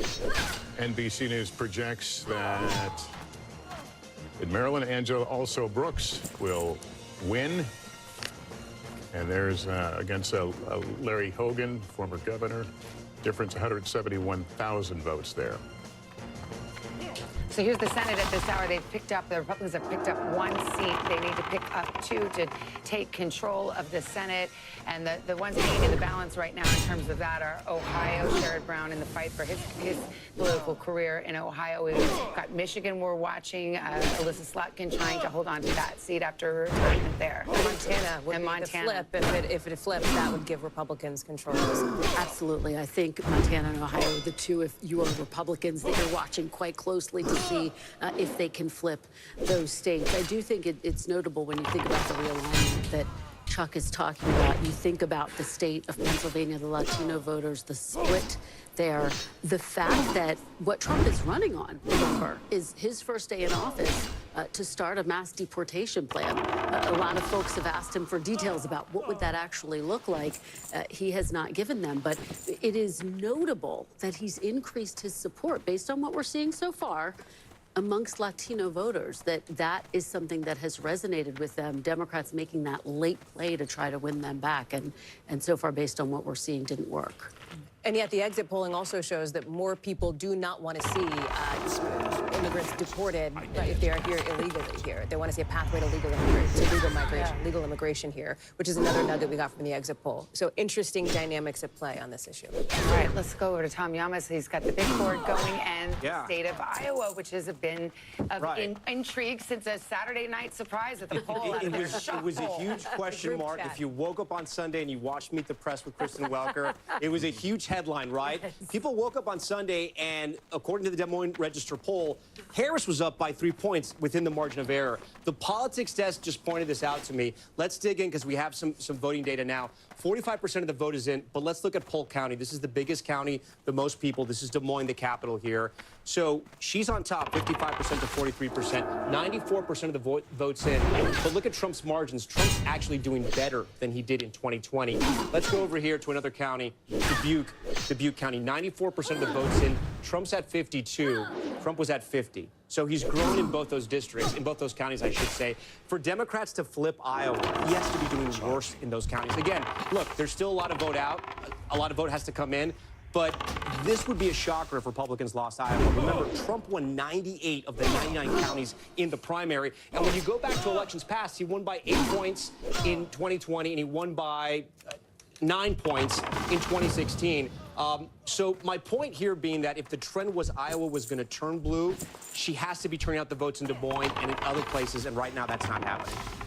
We actually have a call right now. Let's play the music here. Projection, and Iowa will go red, as was widely expected until that poll. Right there, Trump wins the 6 electoral votes of Iowa. So we can see the breakdown there with about half the vote counted there. So there was this thought that perhaps because of this restrictive abortion ban that just went into effect in July, and this highly respected pollster coming out, that perhaps there was going to be a wave of independent women who could somehow turn this red state blue, but this was not to be, Chuck. No, I mean, look, this is a miss because this looks exactly the way Iowa looked 4 years ago. You know, we're in margin of error range there. So, look, she thought she'd found something This with is the pollster that we're talking about, yeah. independent women looking like they were choosing, and certainly we've seen some evidence of it in national polls, a point or two here or there. And look, I've seen it throughout the Midwest, carry anymore but it's a point here or a point there. I don't know if it's enough to make up for the loss of voters of color that have cleared. I mean, that continues to me to be the big story of the night, is the shift among Hispanics. Look, Hispanic voters are swing voters, and I think, you know, what's interesting here is the Republican Party treated them the same way they treated white working class voters. They courted them the same way they treated white working class voters. The Democratic Party has spent a lot of time treating it as an identity group. You know, and you know, whether it's Latinx, which sort of fell flat, and so there's been a lot of hand-wringing about this inside Democratic circles. A real split, like, you know, it was a total misread sort of by the coastal strategists when it comes to how to target working class voters of color. And I think we're starting to see sort of a working class coalition start to drift to the right. You know, before, Donald Trump had working class whites. Now he's adding working class Hispanics and working class, not necessarily seeing evidence of working class African Americans, but adding working class Hispanics. That becomes a very durable majority. Well, another way of saying that is the education gap. Well, it's the Whether same you're thing. College educated or non-college educated. It doesn't matter your ethnicity. It matters your education. But is it Donald Trump or is it the Republican Party? Or is it the Democratic Party? Okay, meaning, like, I don't, you know, as the Democrat, it is, first of all, Latino voters in many ways are driven by the same issues. And there's one issue in particular, actually, that Republicans align closer with Latino voters, or Latino voters align more closely with the Conservative Party, and that's school choice. And that has been, and you can't help but wonder, both Florida and Texas have been very aggressive about expanding school choice. Where have Republicans made the greatest gains among Hispanic voters? Florida and Texas. So education, the economy, those issues, bread and butter issues, and that is how they talk to them. I'm not saying Democrats weren't, but for the sort of the cultural issues don't play as well with Hispanic voters as they may with college-educated whites or even African Americans. And we saw the Trump campaign hammer some of those issues Over in and over. ads over and over again. Take a break right here. Coming up next, things are heating up. The votes are rolling in. We've got the latest on the battleground states, and we're inching closer to that 270 mark. Stay with us. Election night rolls on.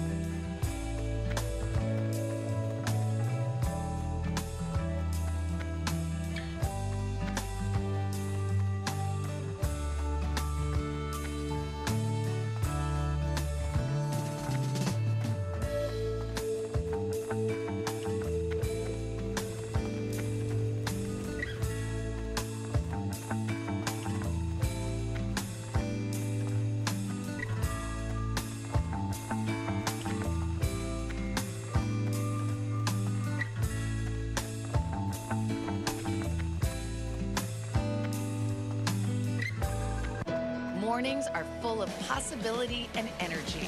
And how you get set for the day ahead matters. It's about getting caught up and getting ahead, because every day deserves the best start. What's the message that you're trying to get out to young people? Know what is in the drug supply. We've got important news this hour about your money. Mental health, big picture, why is it so tough right now? News for the generation of now is NBC News Now. Listen to full episodes of Meet the Press wherever you get your podcasts.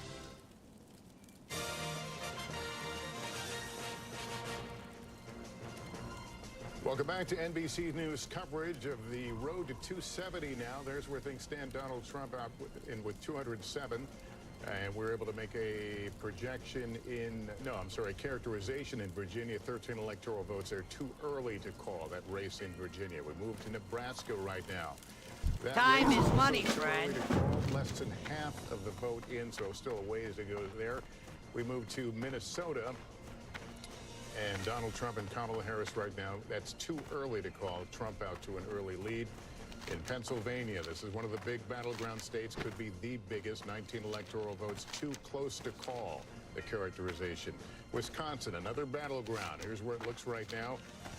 Too close to call, a difference of fewer than 8,400 votes there right now, and 47% in, so more to count there as well.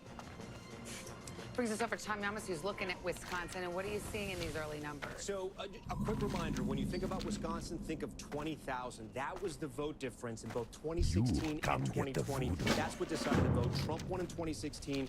Biden flipped it in 2020. Right now, 47% of the votes in. We want to dive a little deeper and look at some of these counties. We're going to start with the biggest one, Milwaukee. Again, we're still waiting for a lot of the vote in Milwaukee. We're expecting this a little later in the night.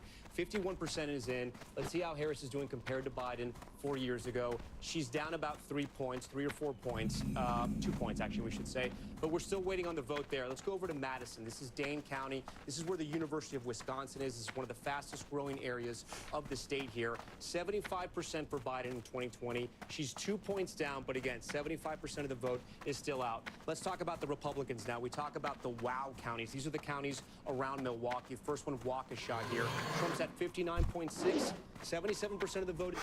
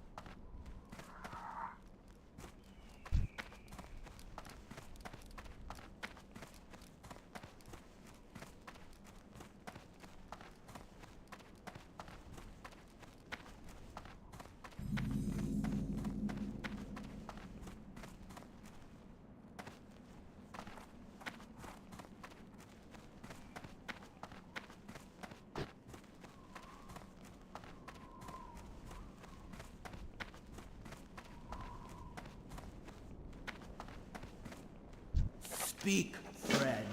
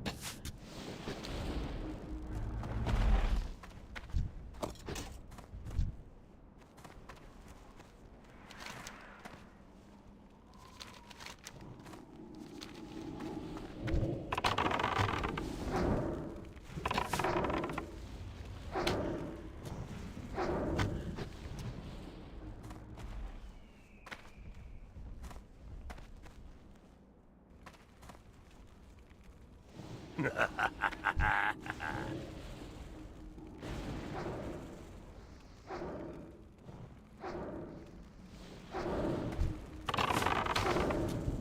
need to target something first.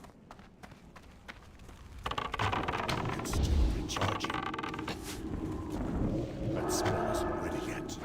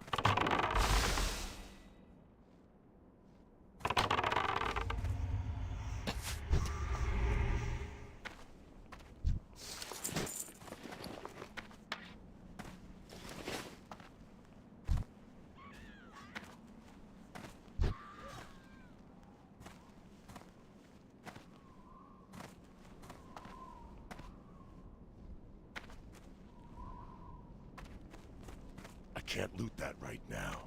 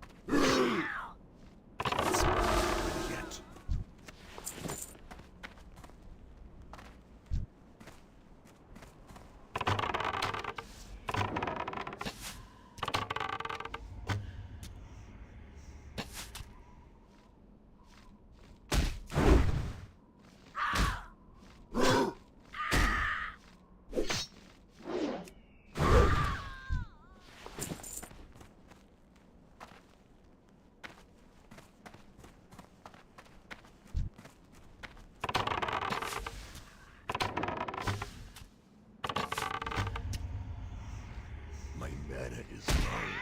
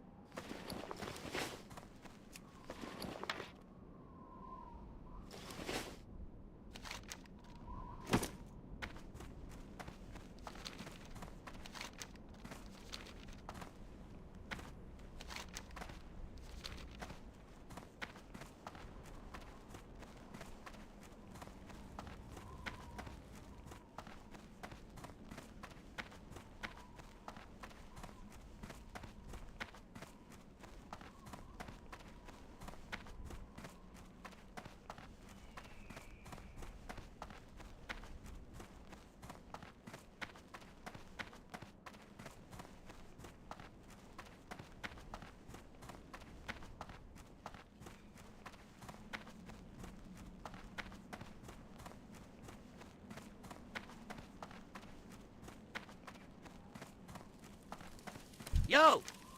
Be good! Hey, for real!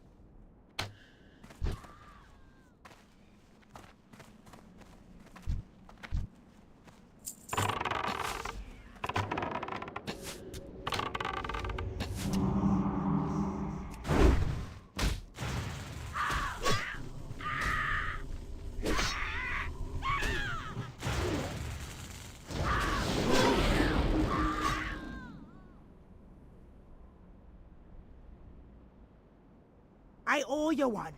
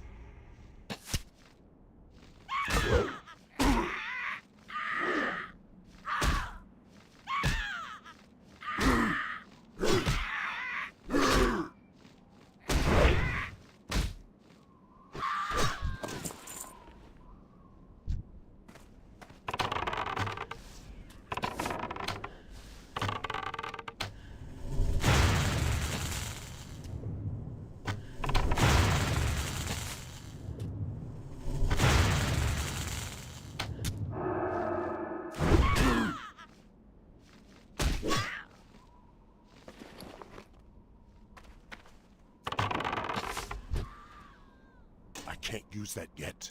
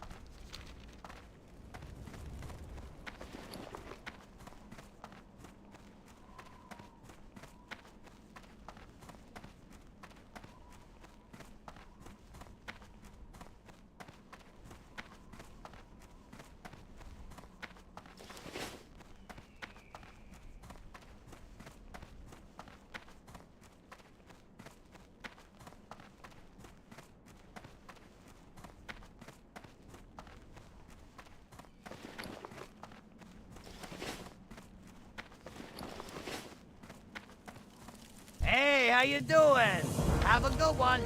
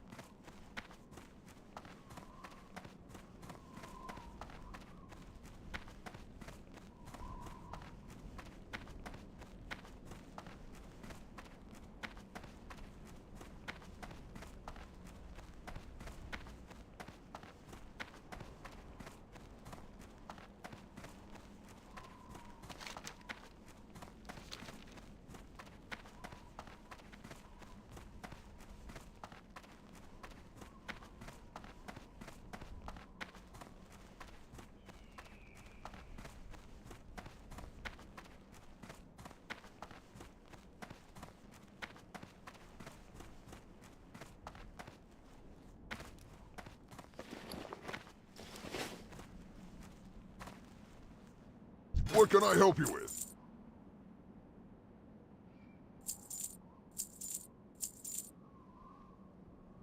Go forth to victory.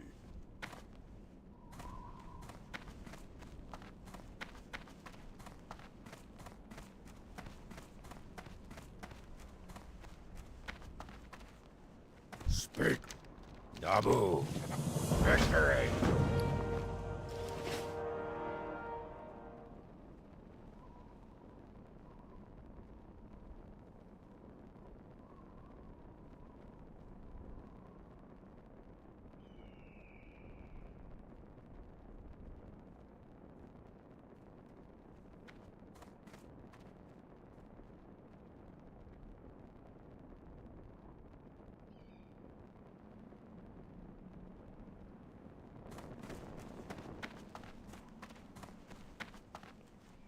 Thrall Hall, be safe.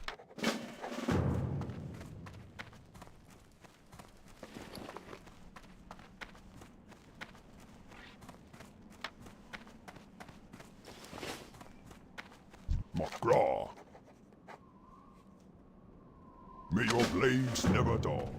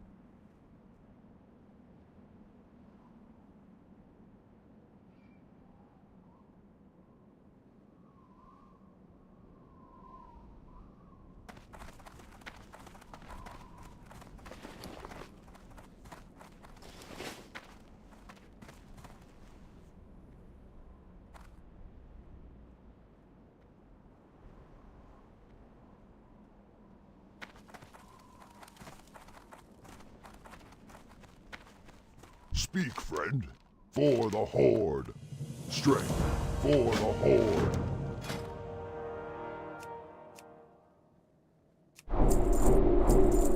Strength.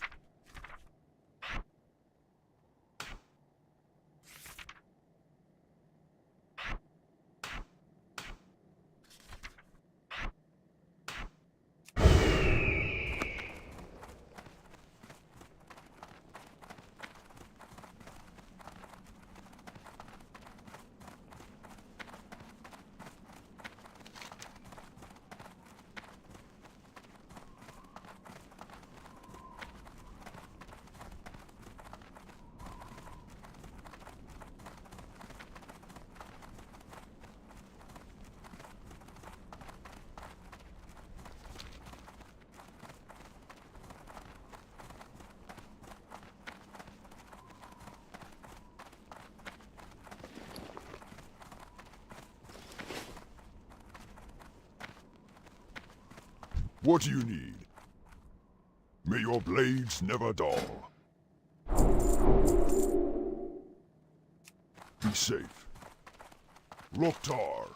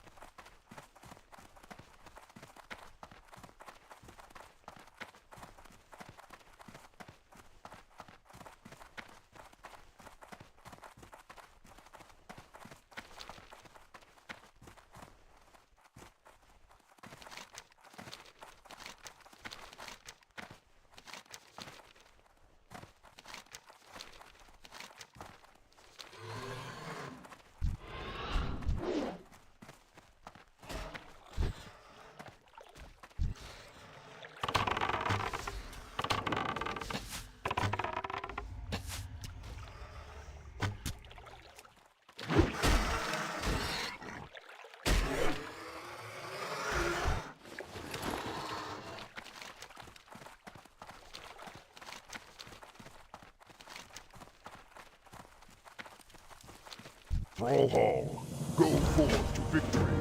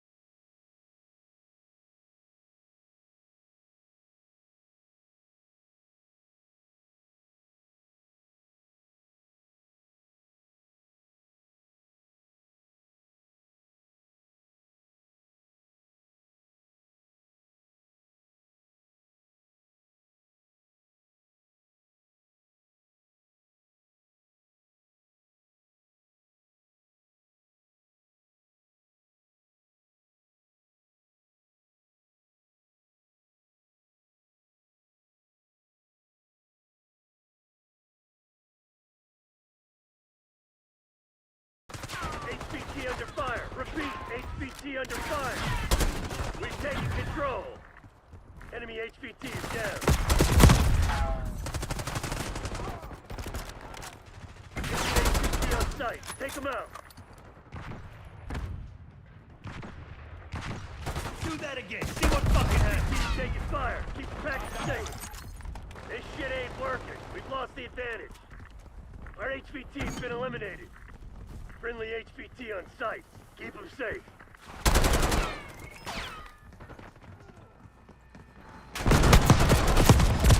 Backup's not coming. You want to get out of this alive? Better step up. Hostile UAV established overhead. HVT under fire. Repeat, HVT under fire. Target eliminated. We took out their HVT. Enemy UAV inbound. Hostile HVT located.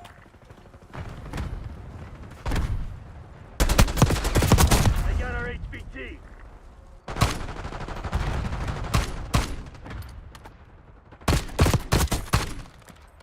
Protect our HVT.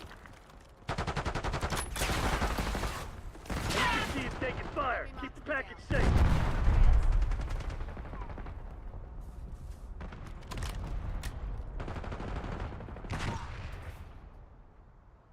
Hostile UAV established overhead. Our HVT has been eliminated. Tally. All right. Eyes up. You're the HVT. Good effect on target.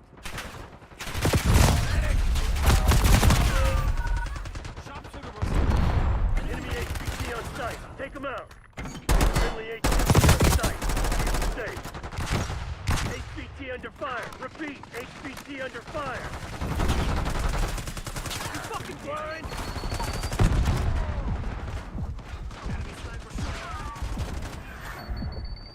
They got our HVT. Big mistake, asshole.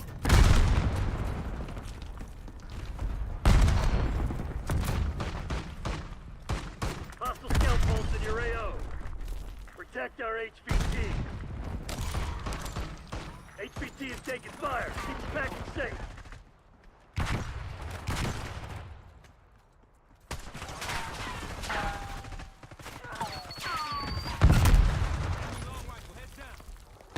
Enemy UAV inbound. Get down. Eyes on enemy. Watch! TACOM, launch a UAV. Hostile UAV established overhead. HVT under fire. Repeat, HVT under fire. You ain't getting off that end. Our HVT's been eliminated. Sniper's history. Friendly HVT on site. Keep them safe. TACOM, LDBR, on my mind. Enter my middle fucking name. HVT is taking fire. Keep the package safe. Practice is over.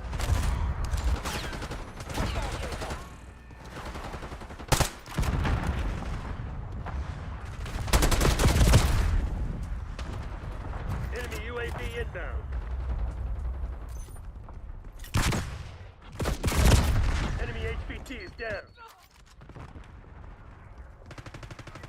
Hostile HVT located. HVT under fire. Repeat, HVT under fire. Enemy down.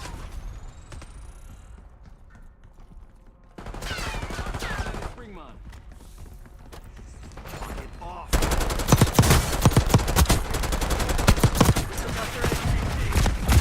They got our HVT.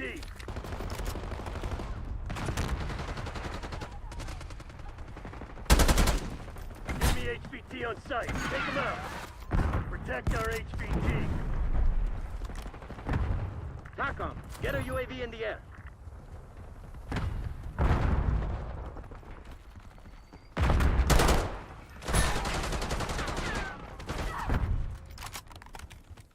HVT is taking fire. Keep the package safe. All operated to your nearest CCP. We just got our asses handed to us.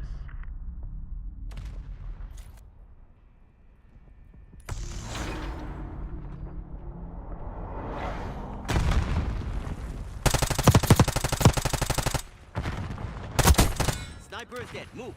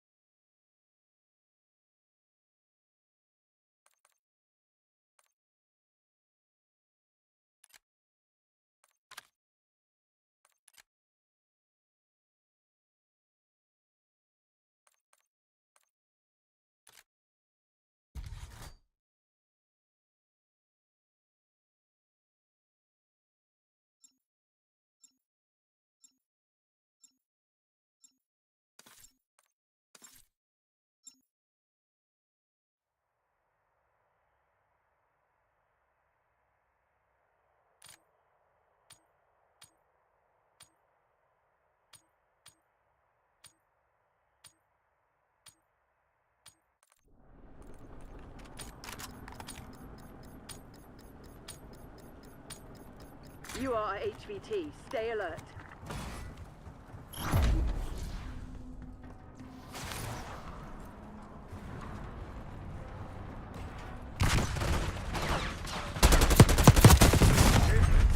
Give me a hand!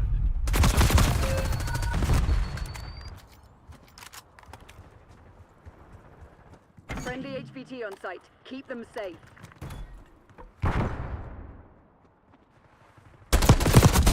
Got their marksman. Let's push. Destination marked.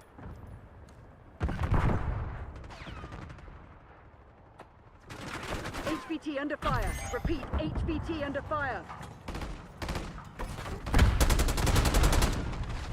They're walking all over you. Have some goddamn pride. Think real carefully about your next move. Enemy UAV inbound. Enemy HVT on site. Take them out.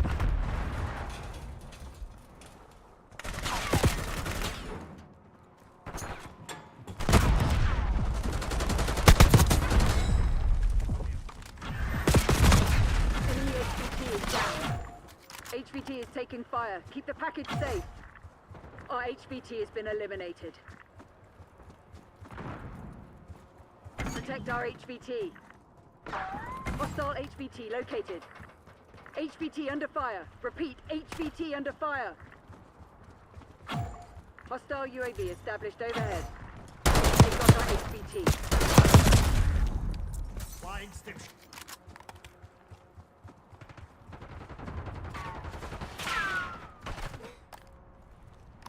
Friendly HVT on site. Keep them safe.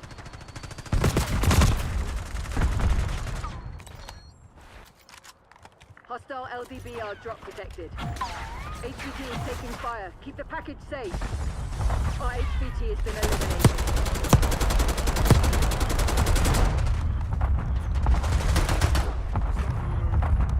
Protect our HVT.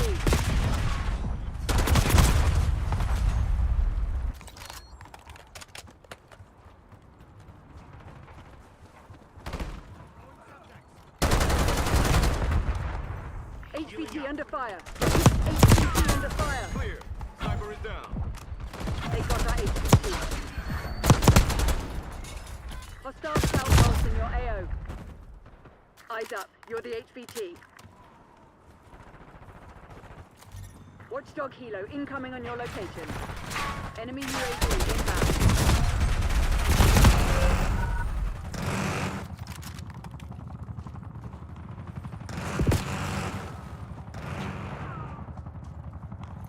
Friendly HVT on site. Keep them safe.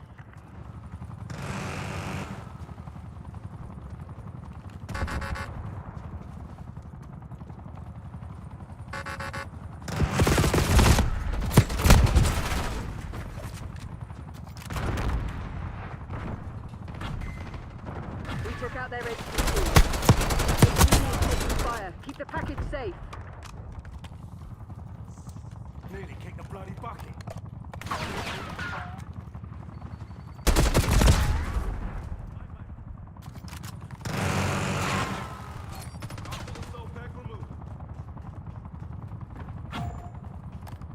Our HVT has been eliminated. I'll give you the benefit of the doubt. Once.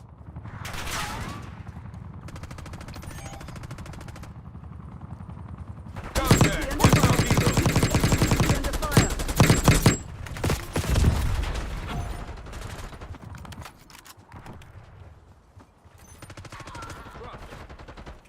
Enemy HVT on site. Take them out.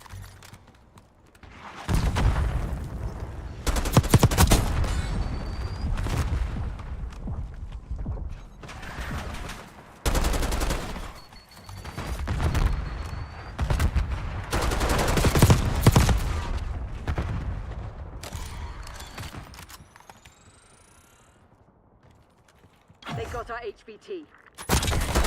Anytime, any place, asshole.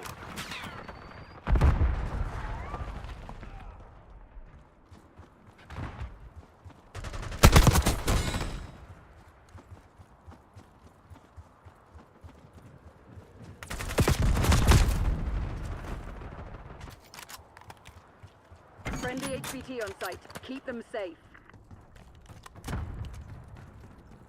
HVT is taking fire. Keep the package safe.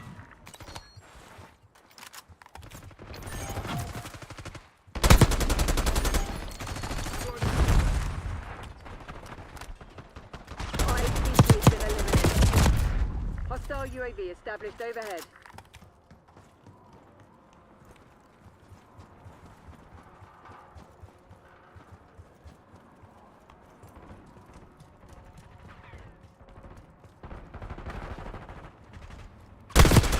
Enemy UAV inbound. Protect our HVT.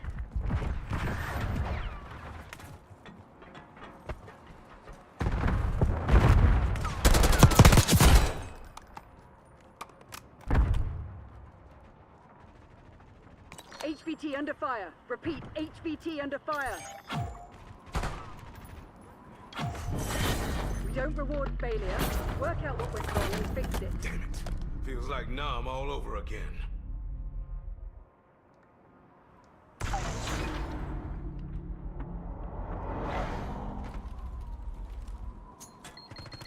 Tossing concussion.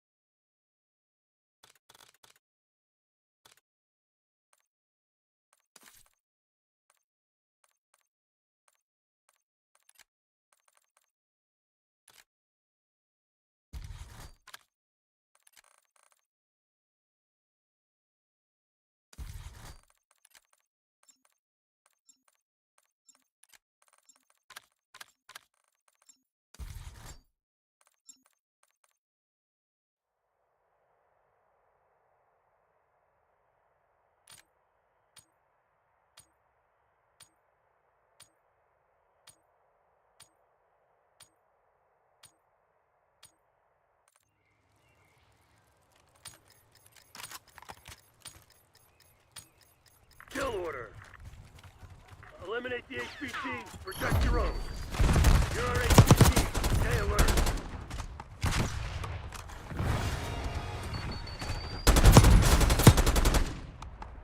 Damn it, we've lost the lead. Get me up! So fucking pissed right now.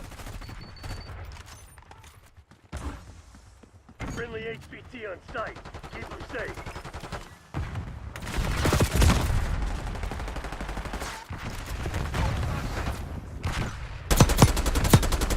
Hostile UAV established overhead. HVT under fire. Repeat, HVT under fire. You're planning on giving up. Do it now. If not, get to work.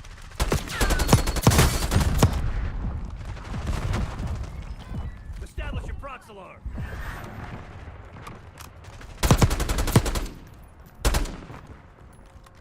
HVT is taking fire. Keep the package safe. One eye. Got a mover here. Check call. Enemy watchdog helo inbound. Sitrep. LDPR incoming. Fire. Requesting UAV taxi.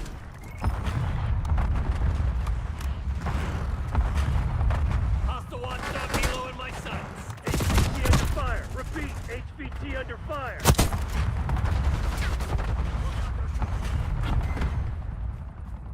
Fire. Authorizing napalm strike.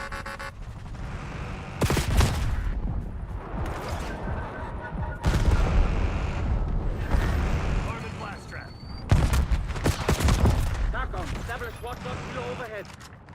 HVT is taking fire. Keep the package safe. Target's been deleted.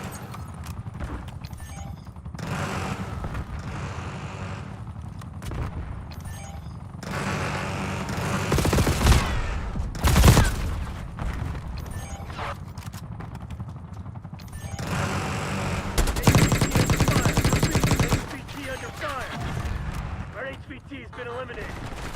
Enemy HVT is down.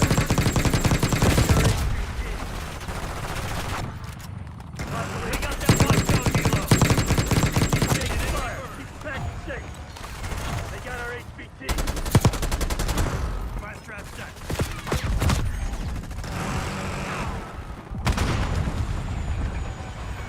Friendly HVT on site. Keep them safe. HVT under fire. Repeat, HVT under fire. Scout available.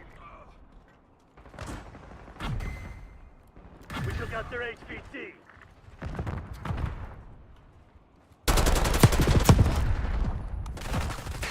Enemy HVT on site. Take them out.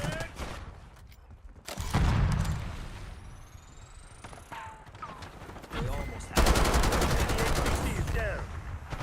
HVT is taking fire. Keep the package safe. Hostile HVT located.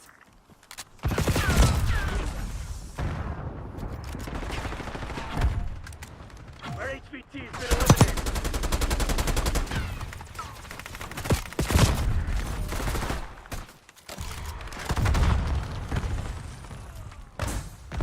Protect our HVT.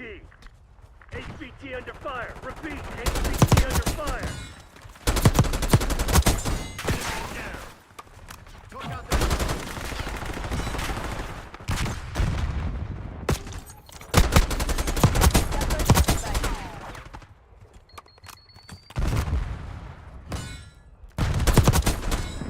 EKIA.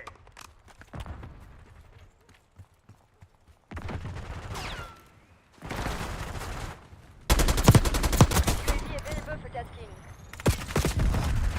Bad guy front. HVT is taking fire. Keep the package safe. Activating scout pulse.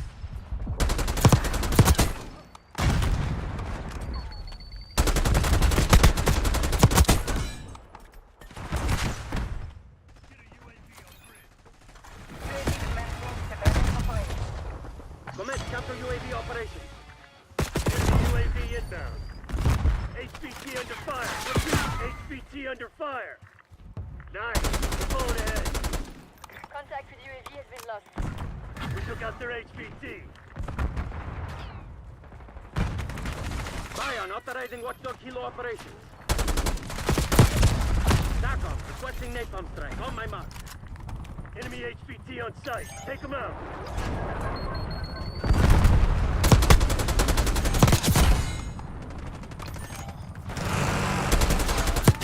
HVT is taking fire. Back and safe. They got our HVT. All right. Eyes up. You're the HVT. Enemy HVT is down.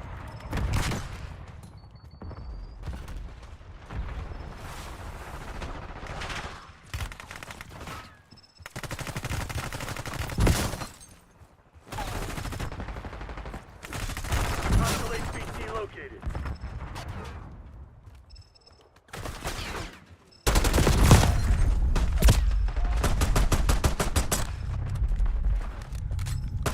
Come on, you're losing this fight.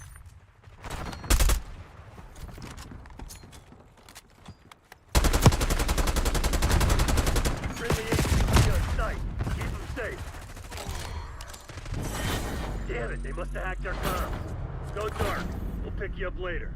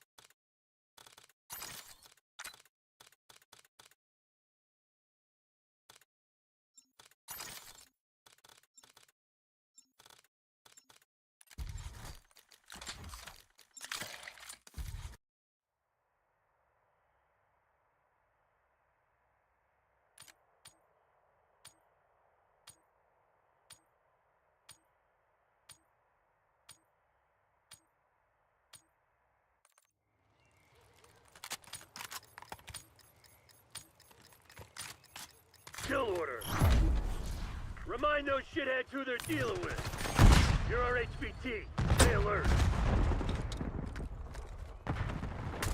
We got the lead. Now hold it.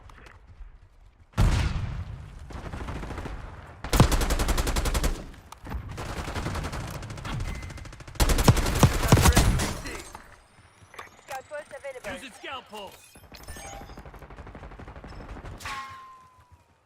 Enemy HVT on site. Take them out.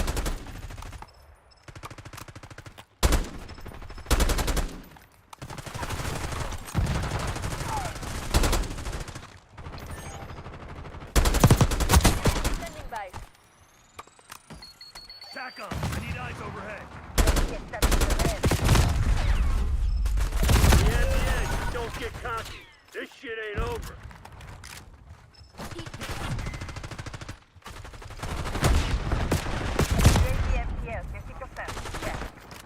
Enemy HVT is down.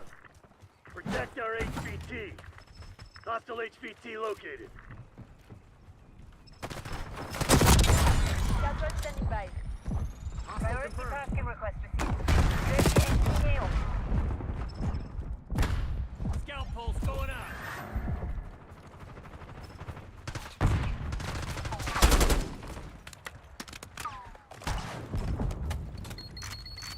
HVT under fire. Repeat, HVT under fire. Our HVT's been eliminated. Back off. Get a UAV in the air. Friendly HVT on site. Keep them safe.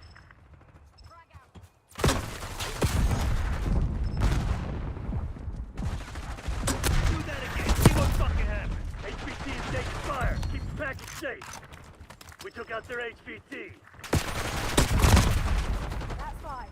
Enemy HVT on site. Take them out. Deploy care package. They got our HVT.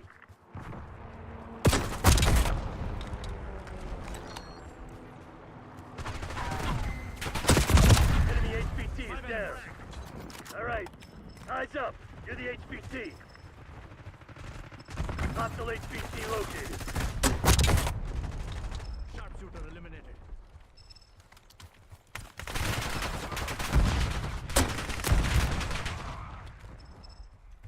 Scout post available. Available for that team. We took out their HVT. Requesting recon above. Fuck me, that thing! Enemy HVT on site. Take them out. Took your fucking time. Ready flight time 50%. Online now. Protect our HVT.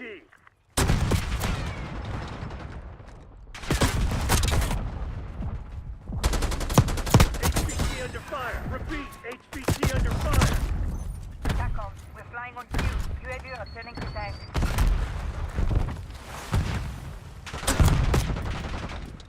TACOM, get a one-shot helo overhead.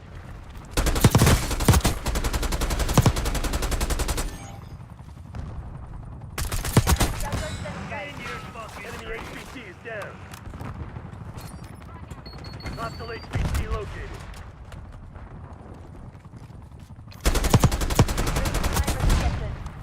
HVT is taking fire. Keep the package safe.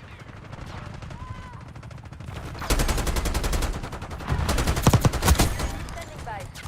We took out their HVT.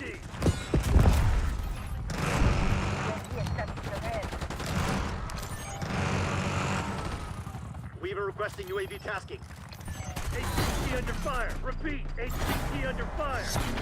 That's perfect execution. Good shit. The Pantheon's probably pissing themselves right now.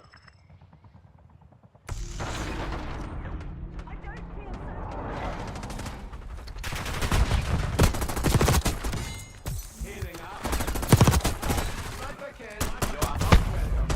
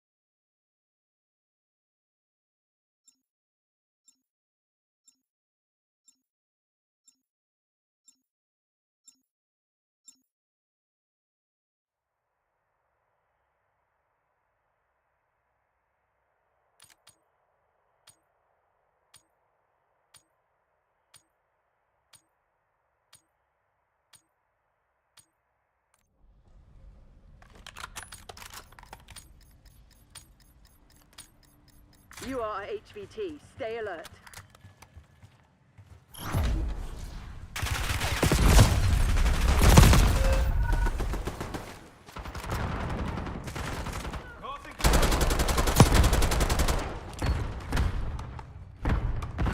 Friendly HVT on site. Keep them safe.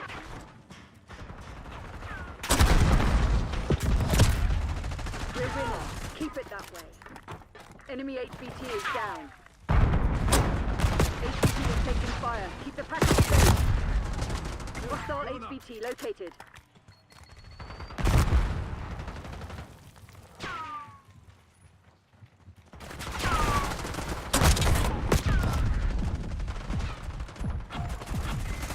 They're right where we want them. Finish the job. We took out their HVT. Enemy HVT on site. Take them out. Protect our HVT.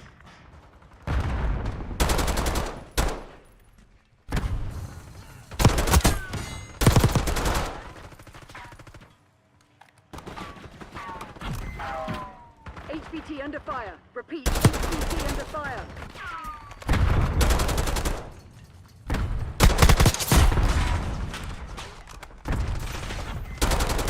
Enemy HVT is down. Watch your fire! Hostile HVT located.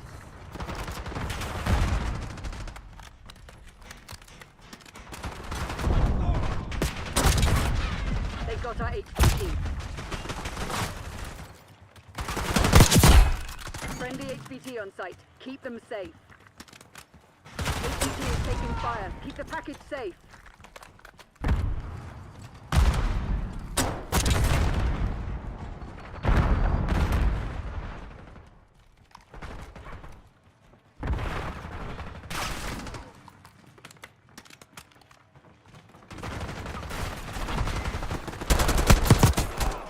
HVT under fire. Repeat, HVT under fire. We took out their HVT. Enemy HVT on site. Take them out.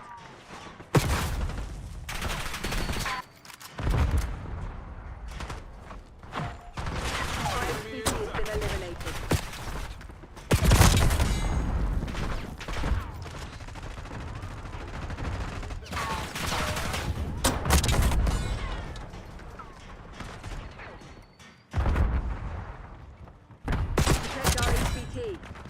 HVT is taking fire. Keep the package safe. Spring mine deployed.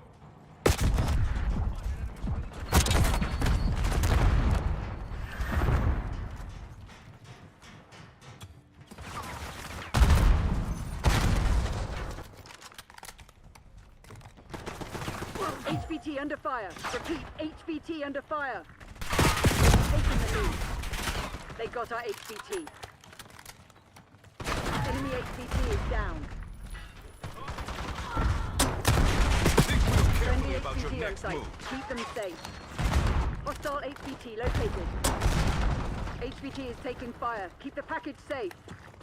We've taken the lead. Stay on target.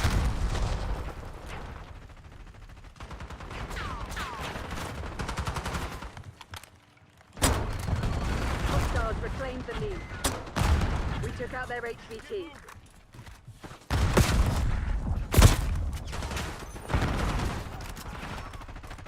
Enemy HVT on site. Take them out.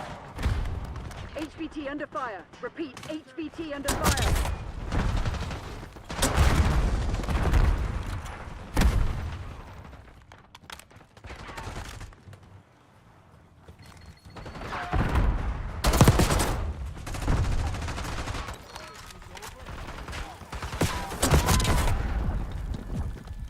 HVT is taking fire. Keep the package safe.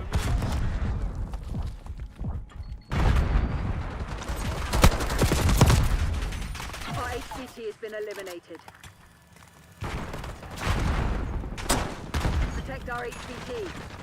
HVT under fire. Repeat, HVT under fire. They've got our HVT.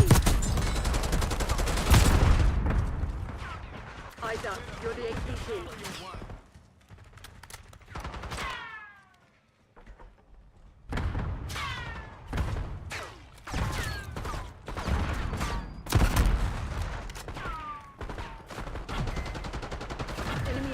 is down.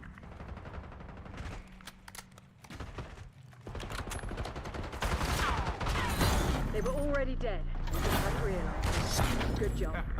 I tell you what, winning never gets old. Got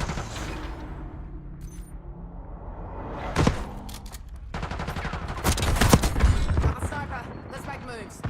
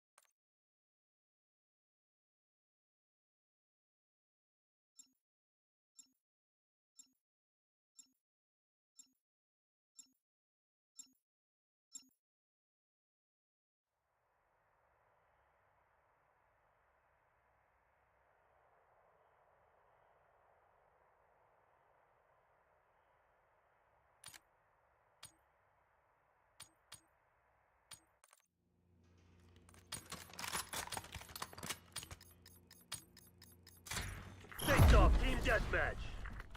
Weapons free, people. Make some data.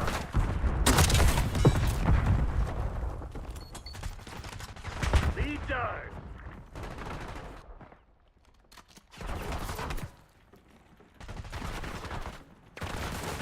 You've fallen behind.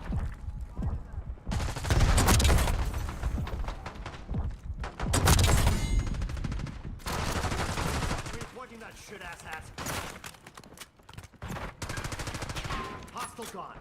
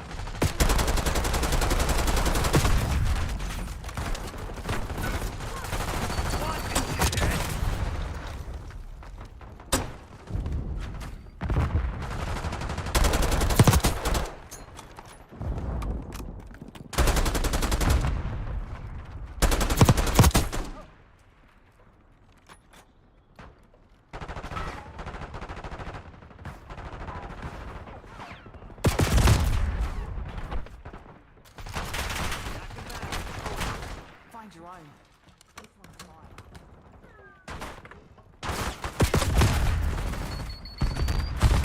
Was that your best shot? Ask you to remove. Applying stim shot.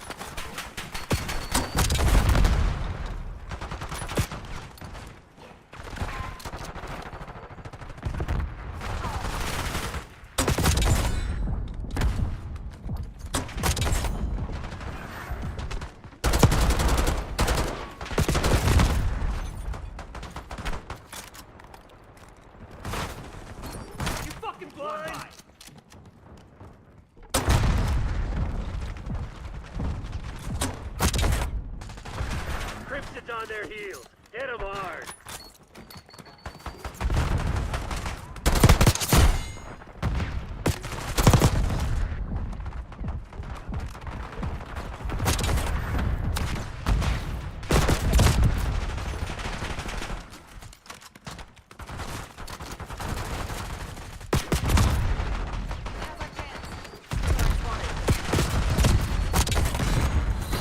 That's right, you shithead.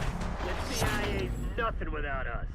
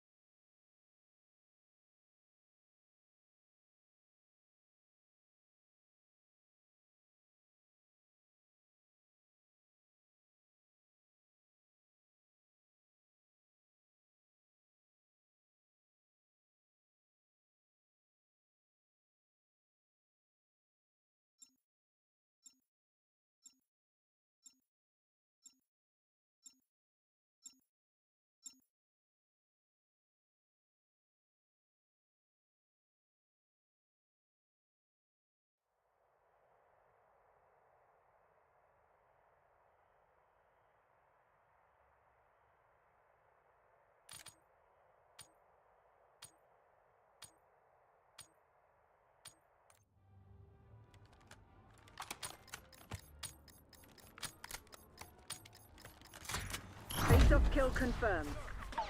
Engagement windows open. Go, go, go!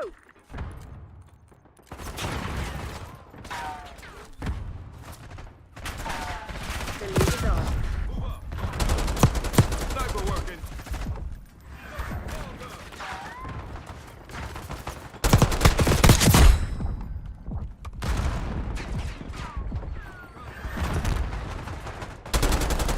I shall snap your neck! Move up. Long guns frag.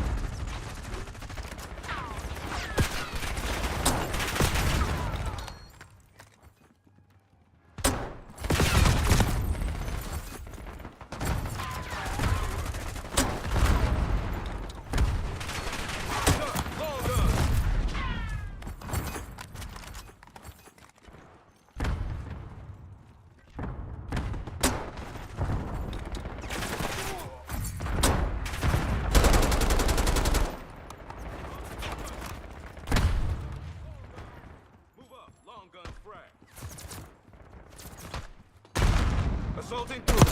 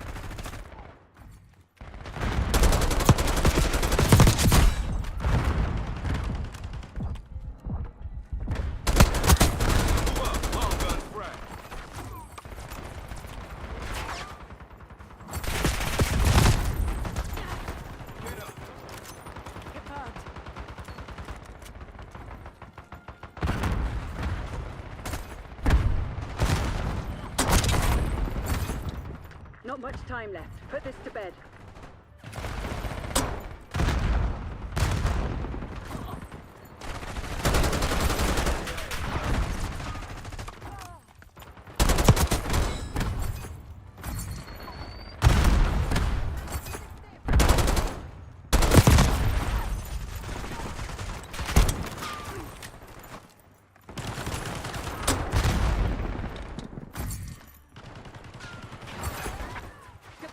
Sniper!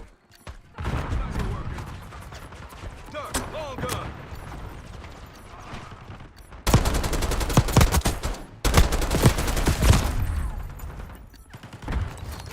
Foot patrol.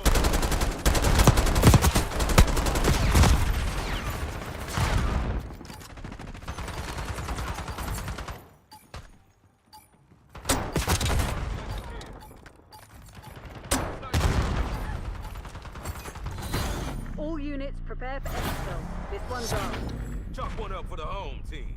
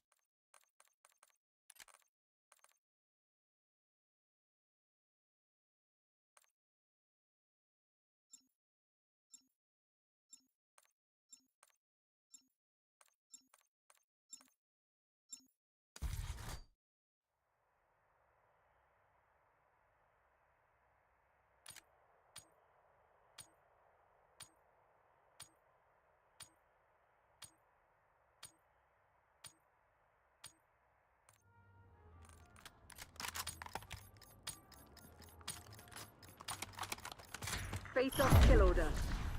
Keep your HVT alive and hunt the enemies down. You've claimed the advantage, now hold it. HVT is taking fire. Keep the package safe.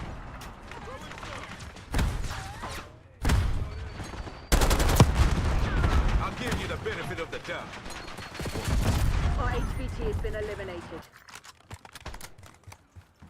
Eyes on enemy. Friendly HVT on site. Keep them safe. We took out their HVT.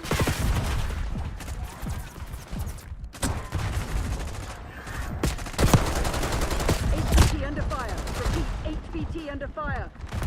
You're being outplayed, Crimson One. Step it up.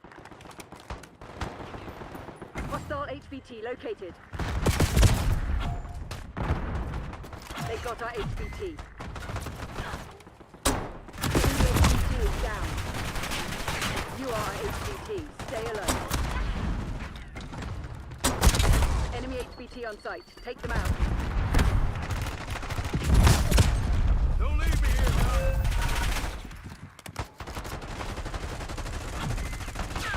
Think real carefully about your next move. We took out their HVT. Protect our HVT. HVT is taking fire. Keep the package safe. Our HVT has been eliminated.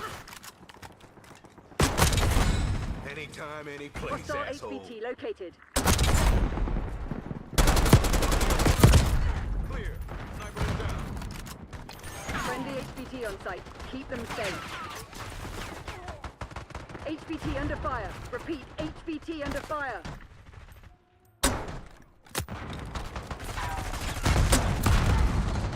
Enemy HVT is down.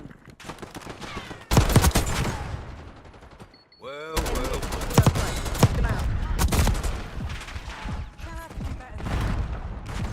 HVT is taking fire. Keep the package safe. Engaging hostile. They got our HVT. We took out their HVT. Protect our HVT. Hostile HVT located.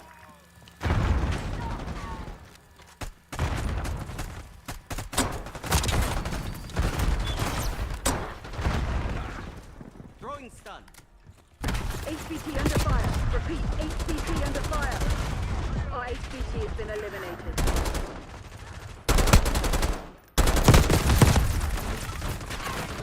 Eyes up. You're the HVT.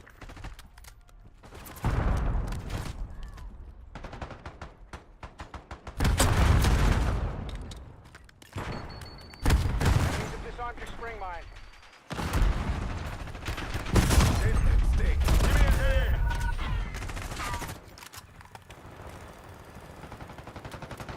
Enemy HVT is down. Friendly HVT on site. Keep them safe. Enemy HVT on site. Long Take gun. them out. HVT is taking fire. Keep the package safe.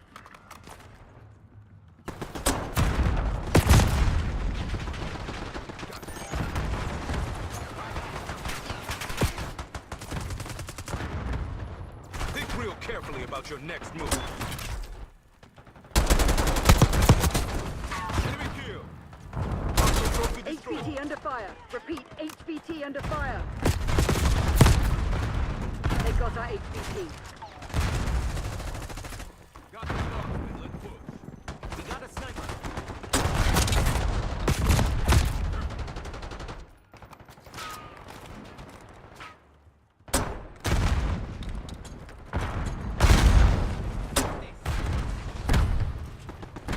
Concussion grenade out. Clear.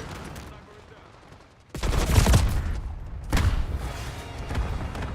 You are our HVT. Stay alert.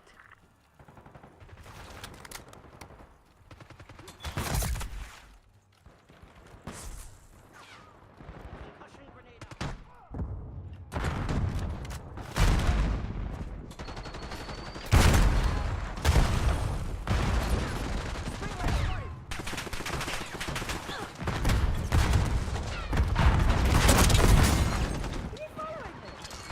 Don't leave me here, Doc.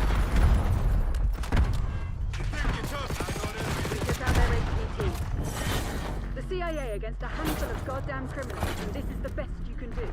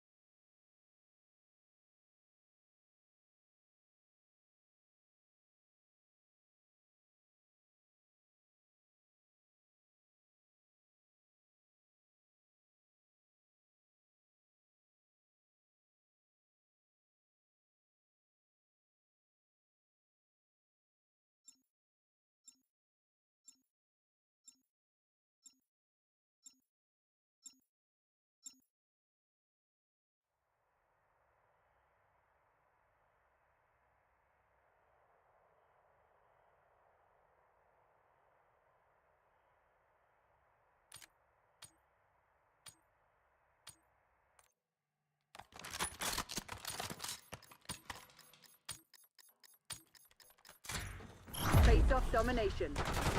Capture the objective. Taking Alpha.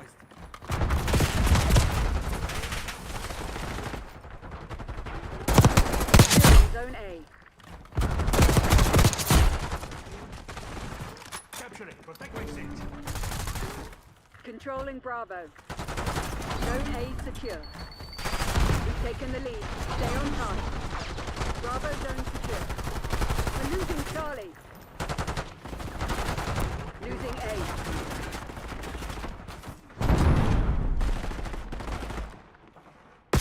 Losing B. Securing Charlie. We're losing Alpha.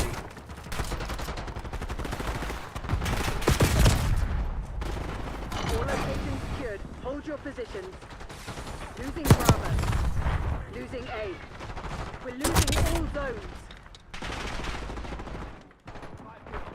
Bravo lost. We've lost Charlie.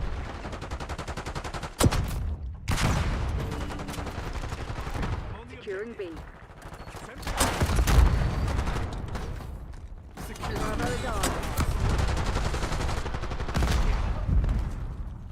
We're losing Alpha.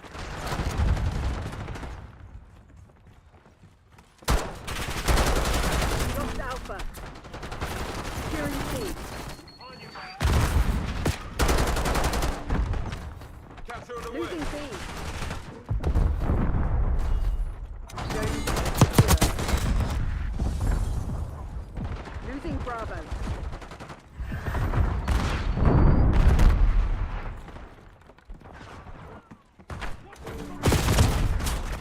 We lost B. Securing Alpha.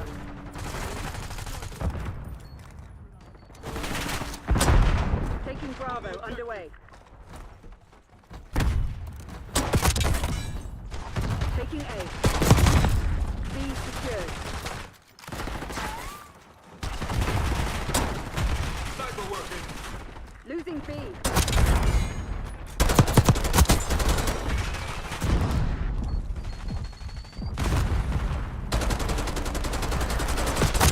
Spotted enemy spring mine. Securing Zone A. They're taking C. Location secure. Maintain current posture. Losing Bravo. 5. Losing B. Lost C.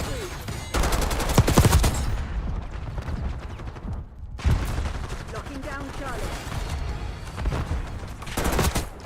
Spring mine was disrupted.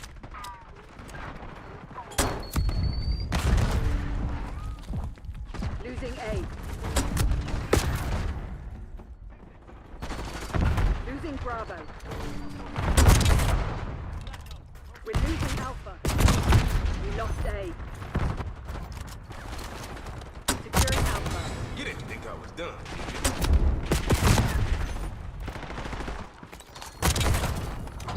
Taking B.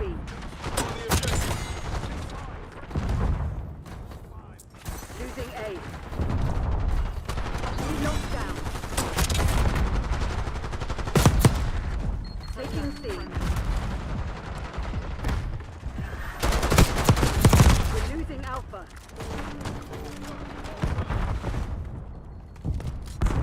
Losing B.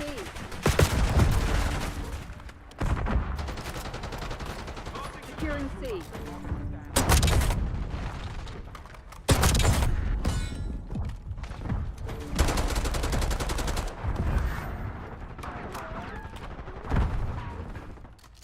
Look, long gun.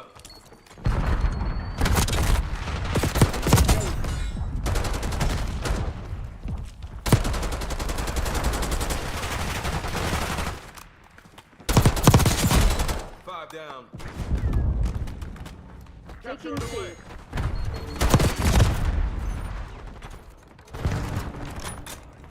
We're losing Alpha.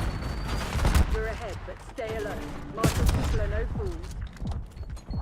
We've lost Alpha. I'm taking it. Gotcha. Semtex drone.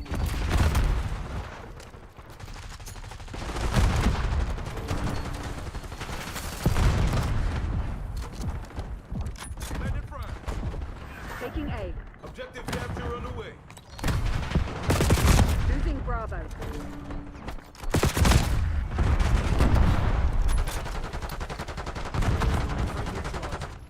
Losing B. Taking Alpha.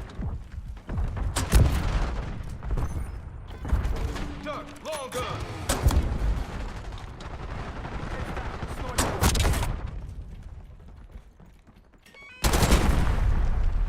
Taking Bravo. Underway. Capture.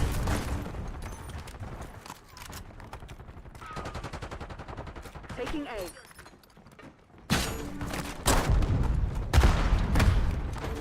Sniper working.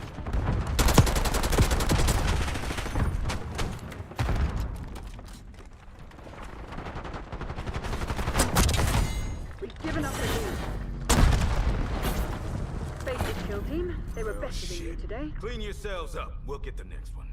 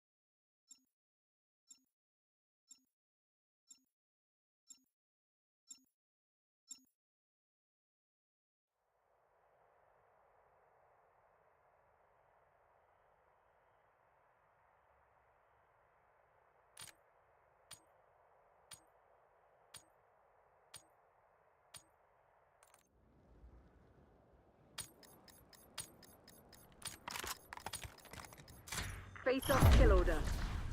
Eliminate the HVT. Protect your own.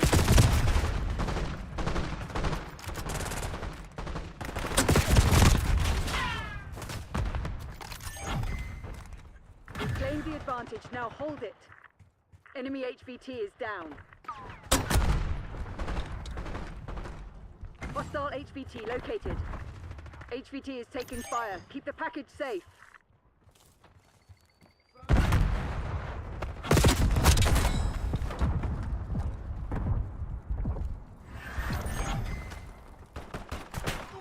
We took out their HVT.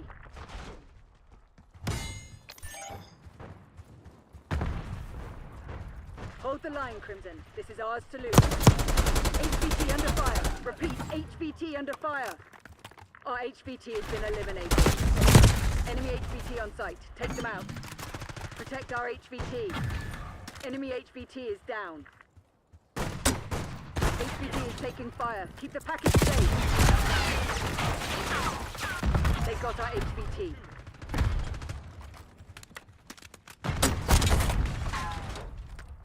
Hostile HVT located.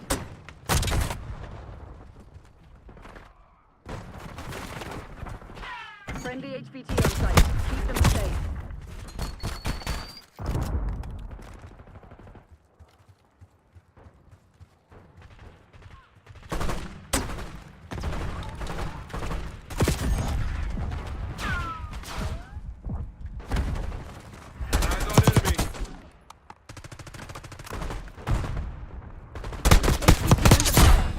HVT under fire.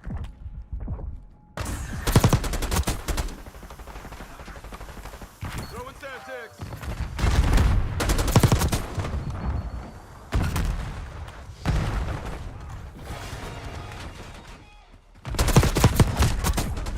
Five down.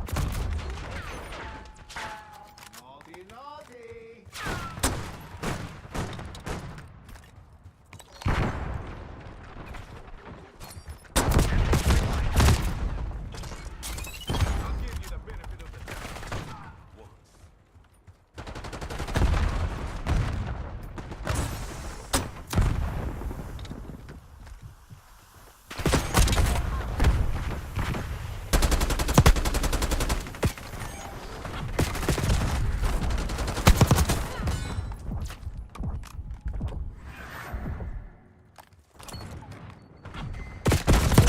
Taking fire. Keep the package safe.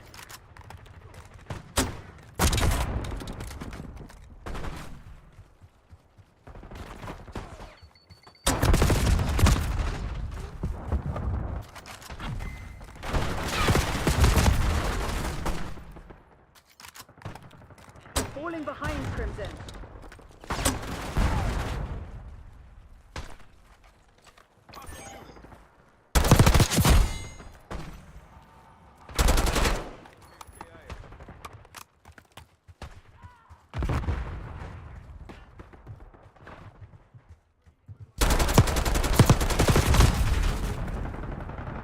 HVT under fire. Repeat, HVT under fire. Our HVT has been eliminated. Protect our HVT.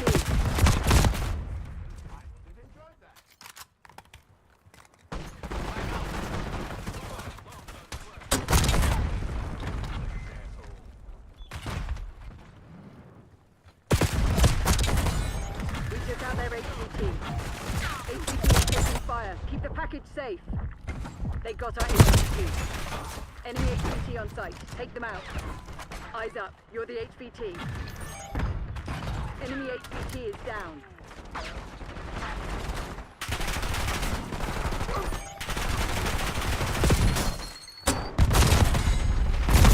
Hostile HVT located.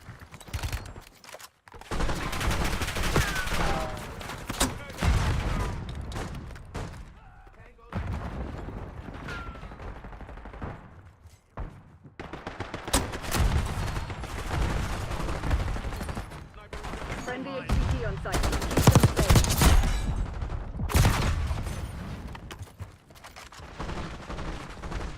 Got their mark. Let's move.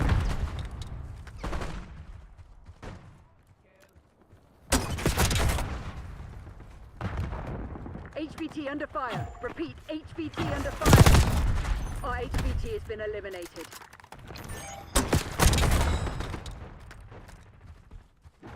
Protect our HVT.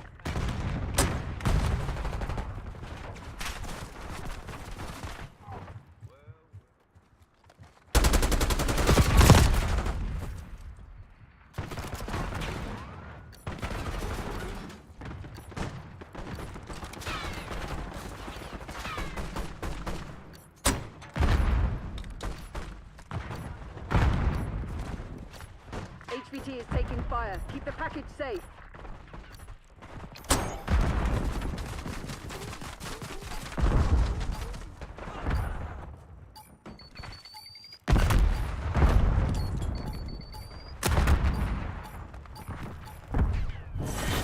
Underwhelming effort today, Crimson. Our boards were shit. Someone get us the hell out of here.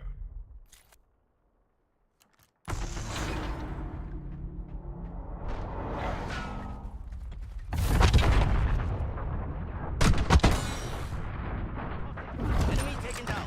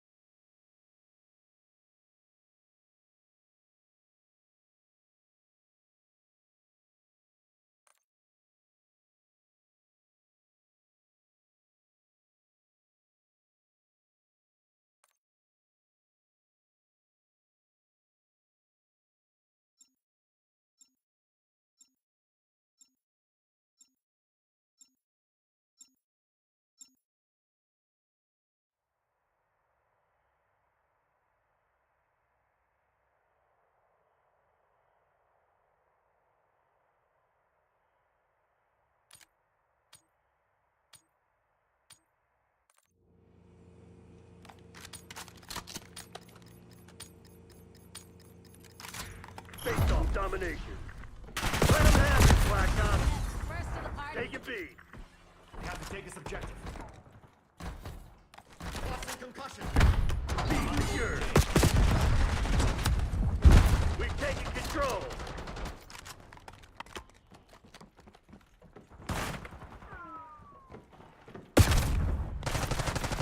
Losing Bravo. They're taking C. Losing B.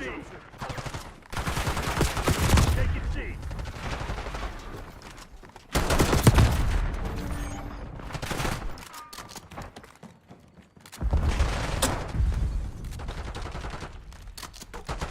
Watch it, shithead.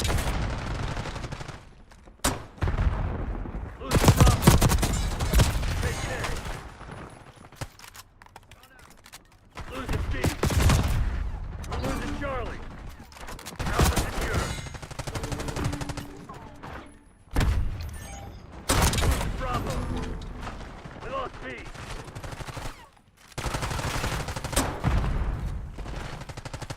We're losing Alpha. Taking Bravo underway. You're in B. My ass while I work. Control zone C. Losing A. All locations secure. Hold your position. They're taking C. We lost A.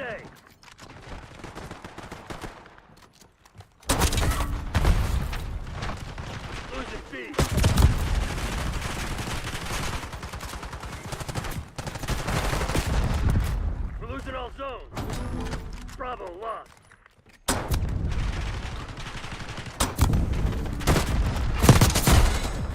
Securing Charlie. I'm on the OBJ. All zones are being locked down. Come on, you're losing it. Charlie secured. We're losing Charlie. Losing Bravo. Nice. We're pulling ahead. They're taking C. We're losing Alpha. We're losing Charlie.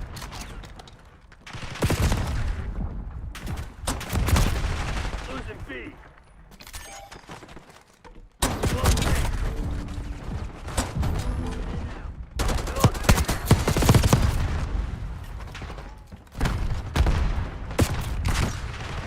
Zone C secure.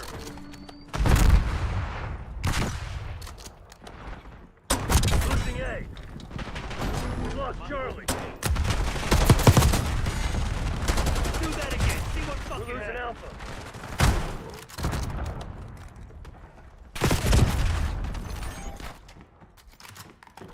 Securing C. Securing Zone A.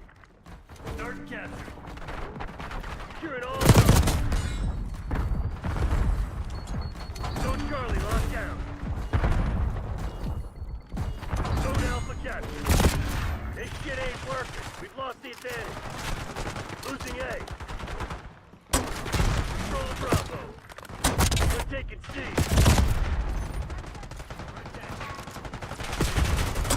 All locations locked down. Dig in and over. We lost Alpha.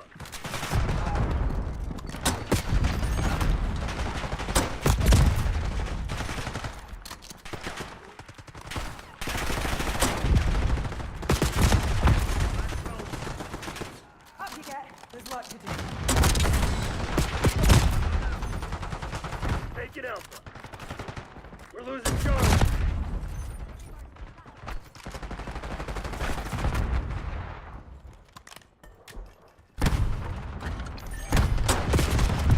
Lost C.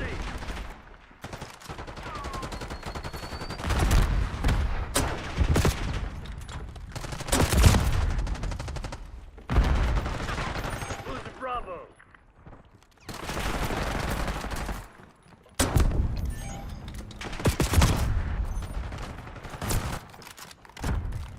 Watch it, shithead.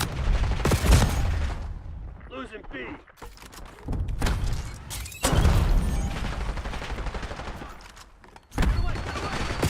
You're an Alpha.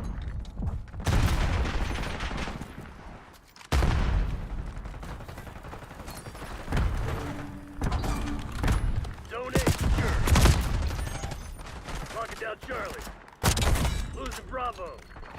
We're losing Alpha.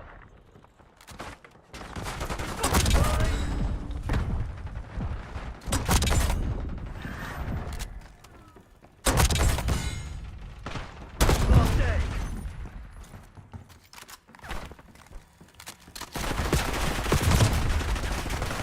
Losing B. Finish lines in sight. Don't let up.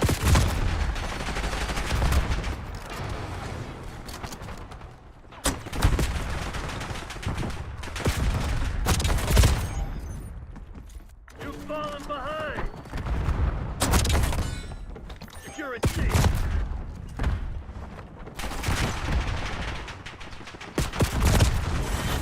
You fucking me? Activate catch-back protocols and get your asses back to base.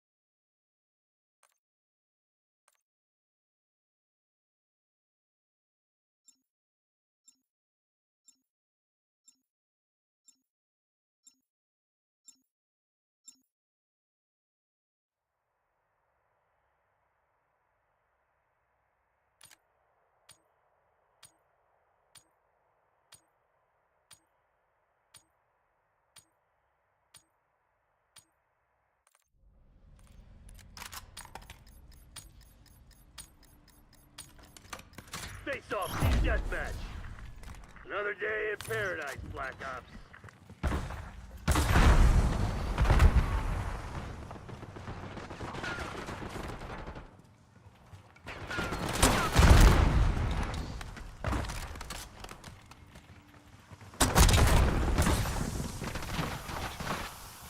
Do that again, see what fucking happens.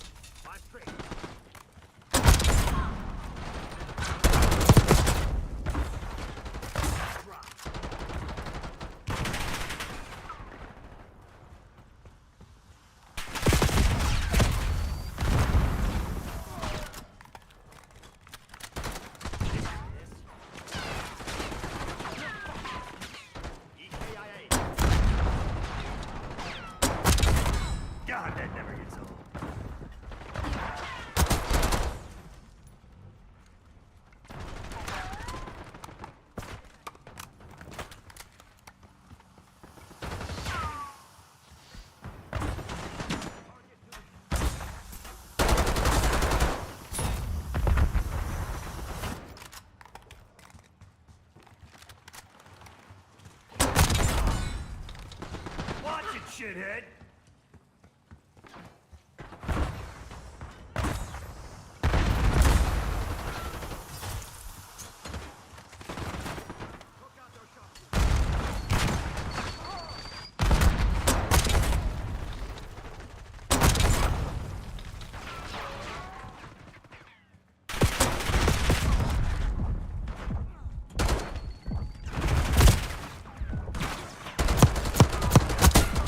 This feels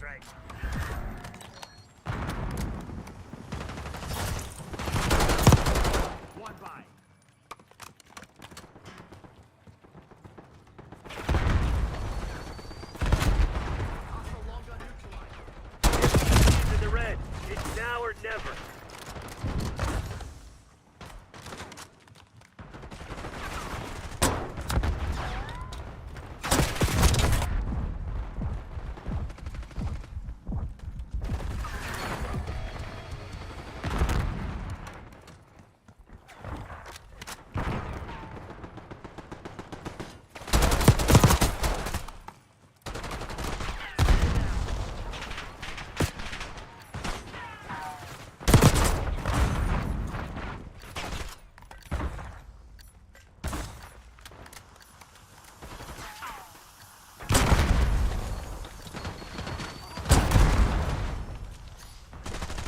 Took out their... CIA's a bunch of proud bastards. They won't forget When this. are we gonna get a real fucking challenge?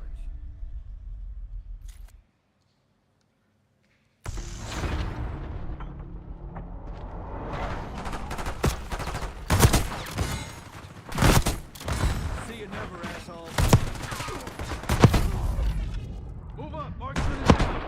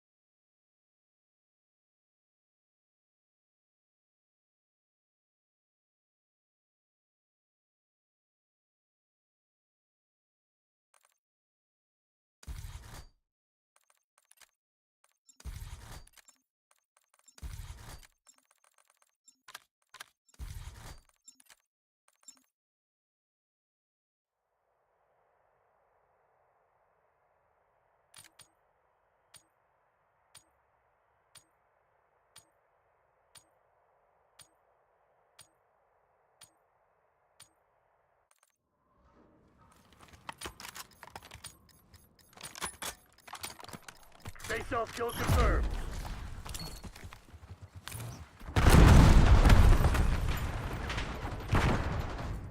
Pick up the lead. Now hold it.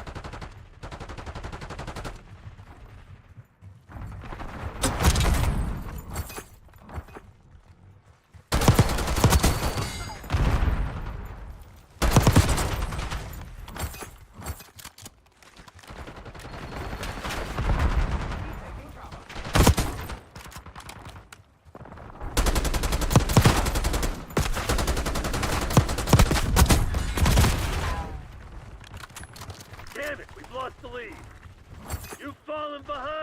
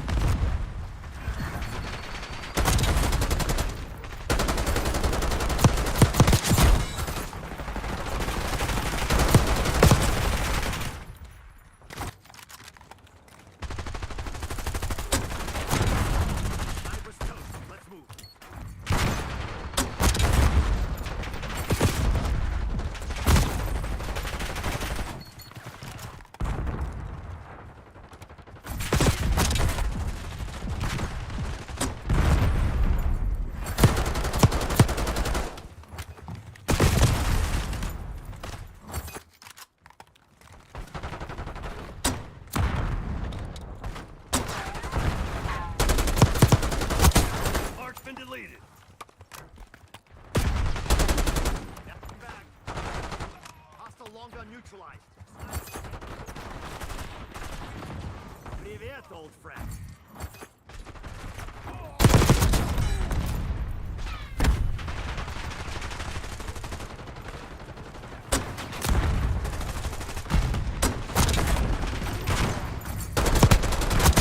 No more sniper. Move. Shot was good.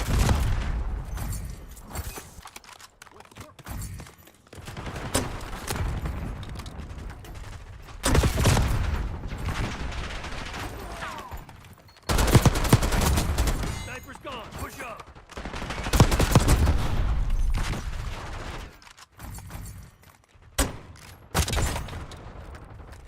Lead's ours.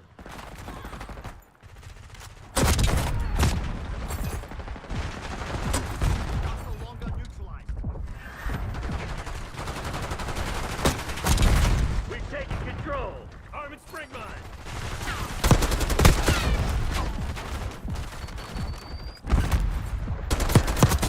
So long, asshole. BID.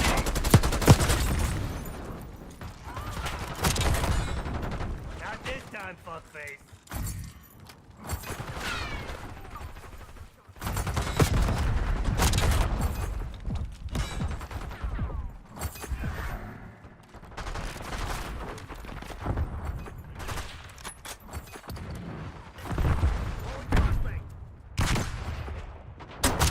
You're gearing up for a final push.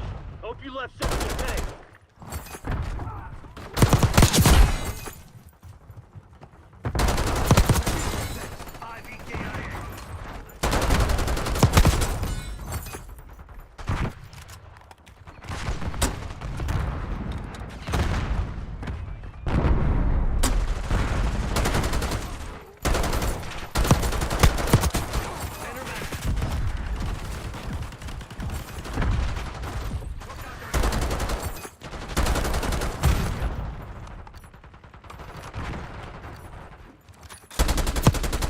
Wasted.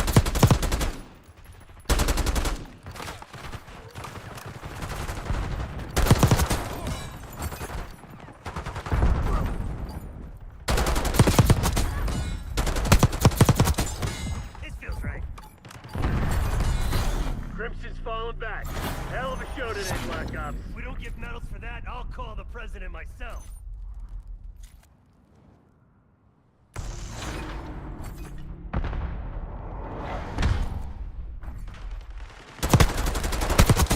Hostile long gun neutralized. Here we go.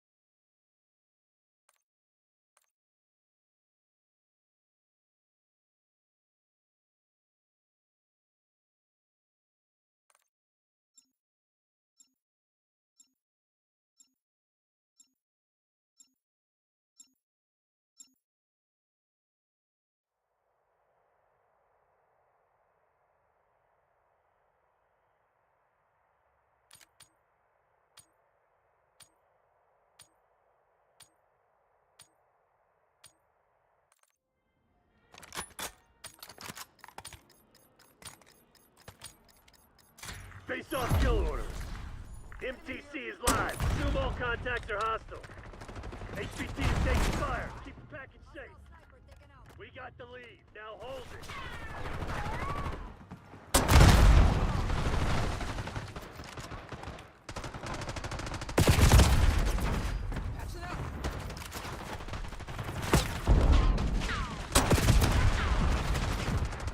HVT under fire. Repeat. HVT under fire. 6. Our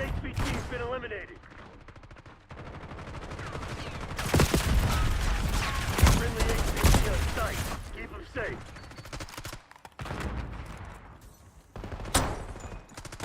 No metal for second place. Crush those dirtbags. HVT is taking fire. Keep the package safe. Come on, you're losing this fight. They got our HVT.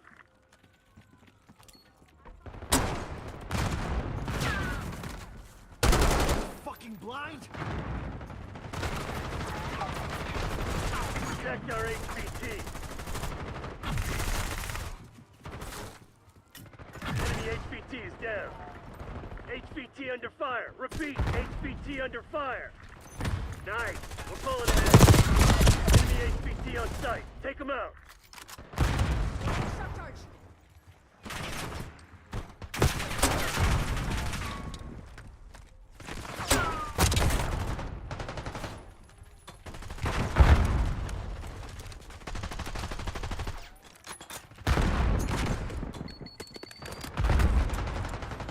HVT is taking fire. Keep the package safe.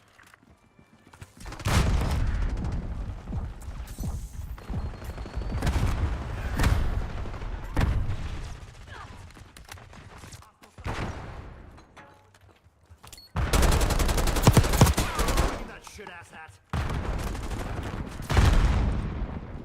HVT under fire. Repeat, HVT under fire. Our HVT has been eliminated. You're our HVT. Stay alert.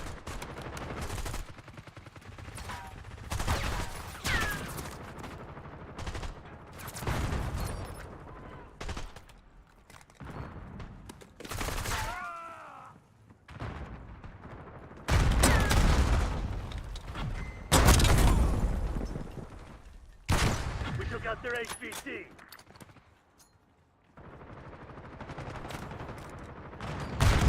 Hostile HVT located. Enemies down.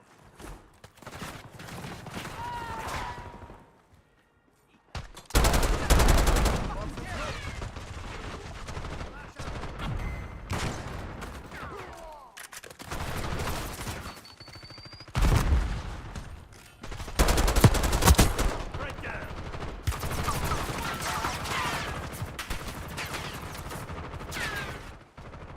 Enemy HVT is down.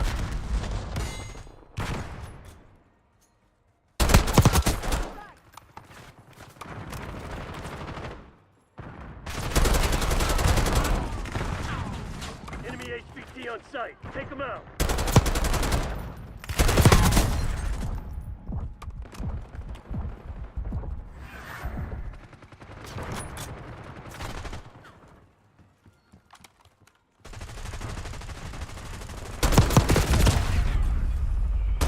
Revenge is my middle fucking name. Somebody's gonna fucking pay for this.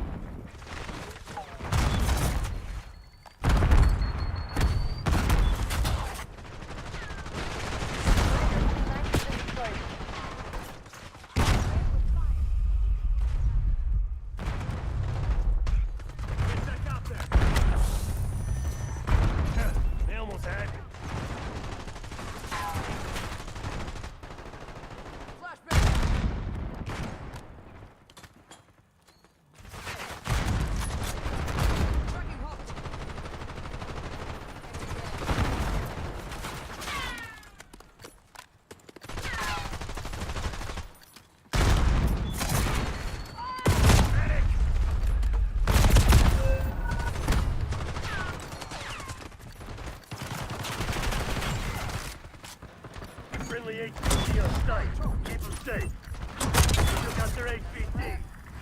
HVT is taking fire. Keep the package safe. They got our HVT. Hostile HVT located. All mission objectives met. Way to make me proud. When are we gonna get a real fucking challenge?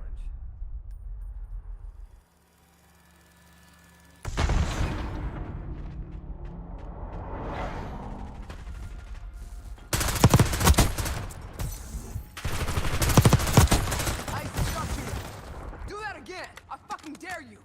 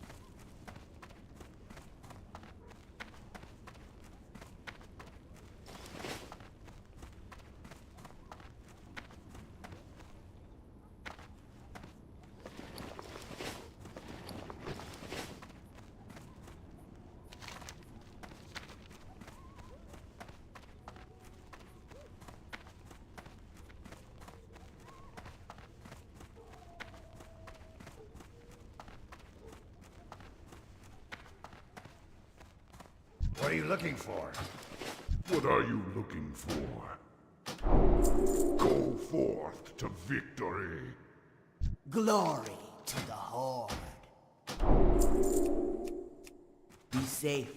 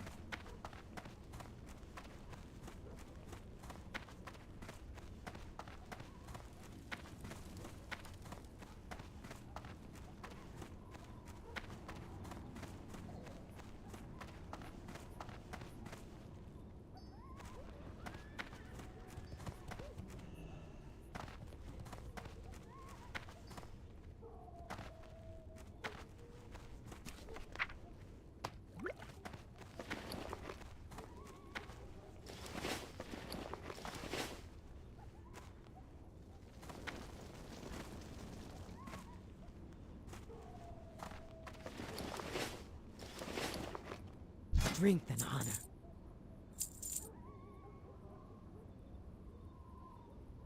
Go forth to victory.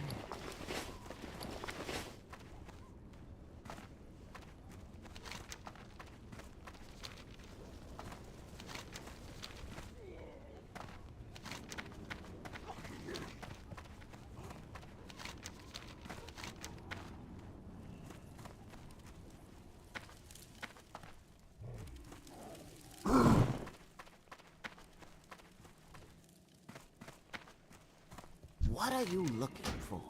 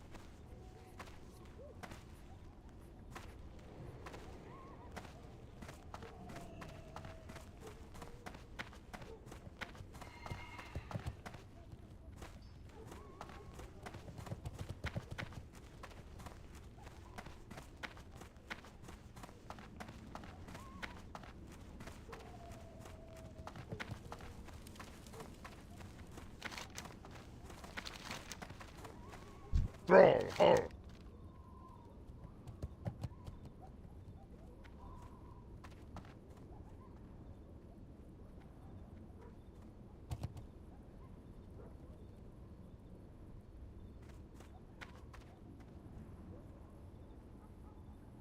Dabu.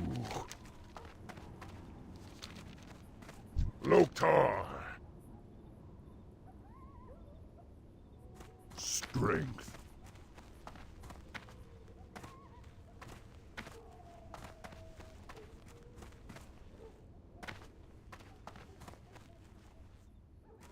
You come get the voodoo.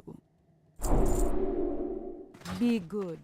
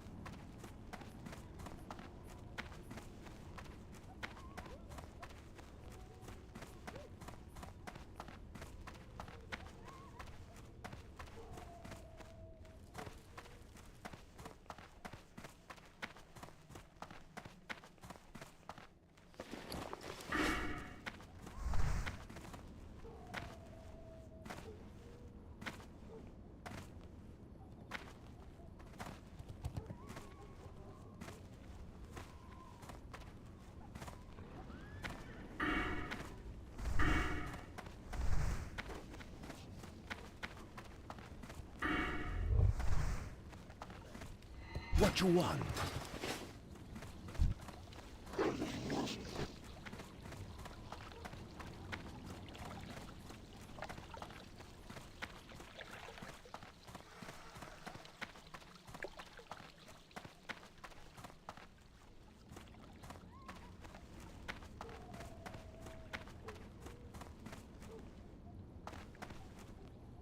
Who you be? Later.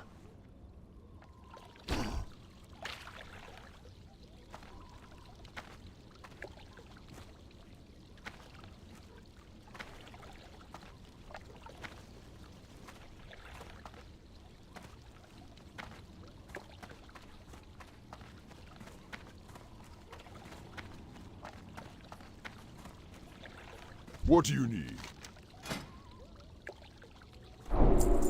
May your blades never dull.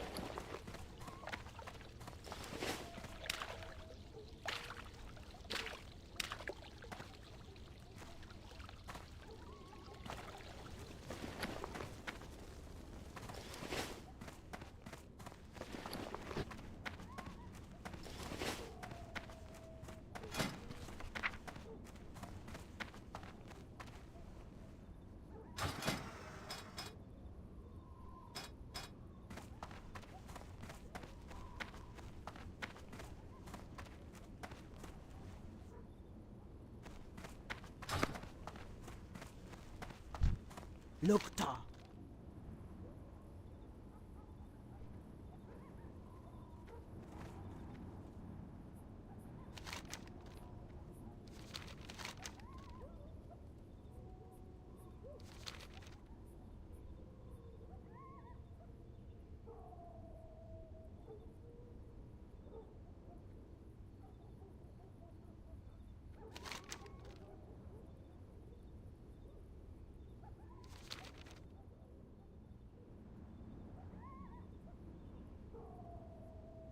Go with honor.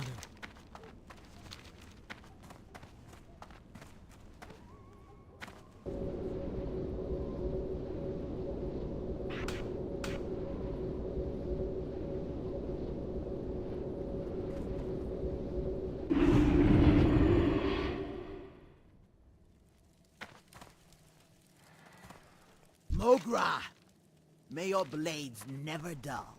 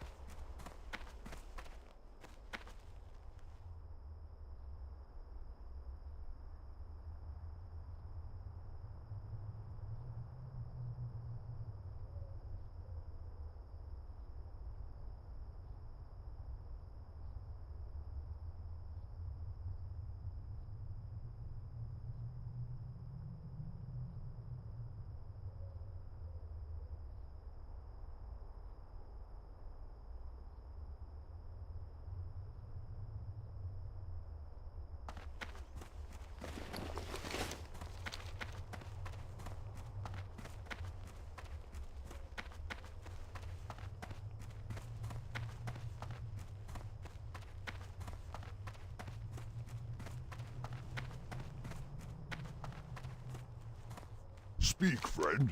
Be safe. Strength. For the Horde.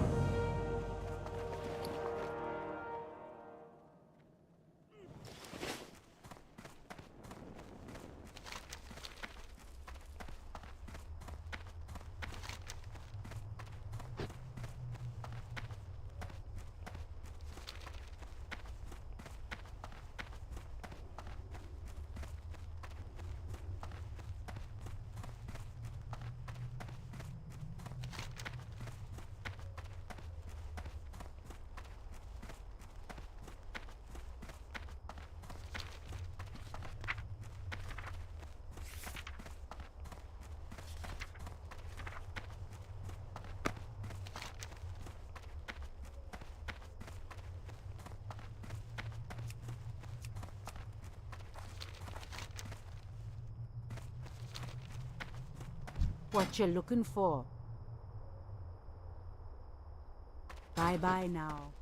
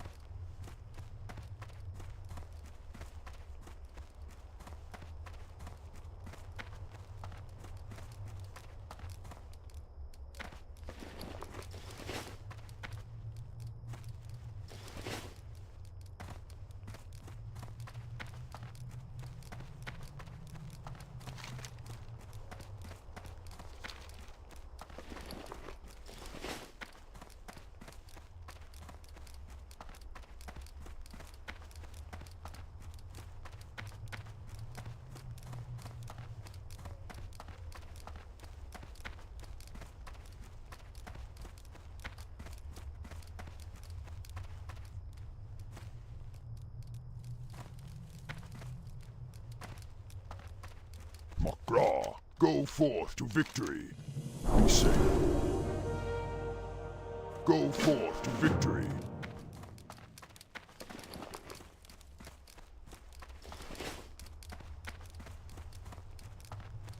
Me got the good stuff, man. Spirits be with you, man.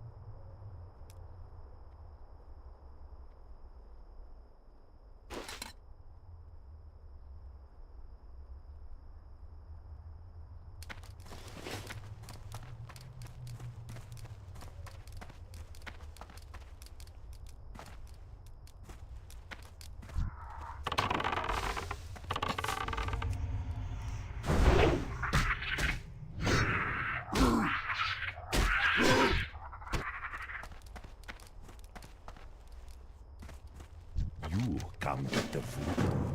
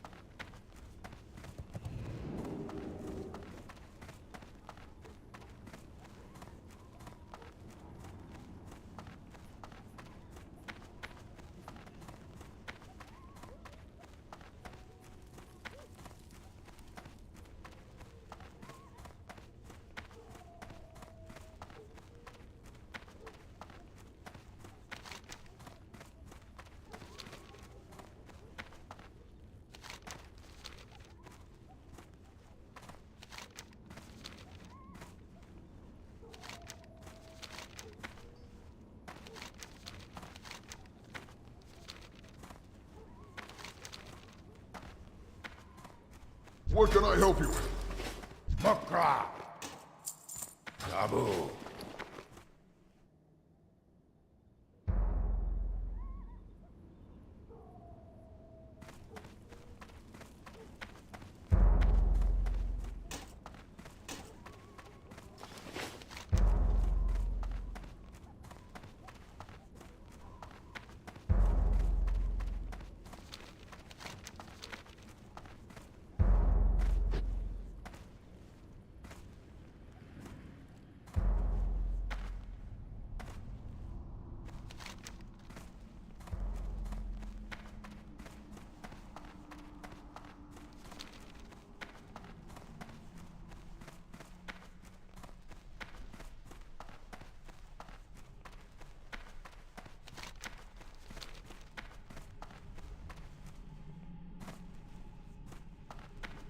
Makra!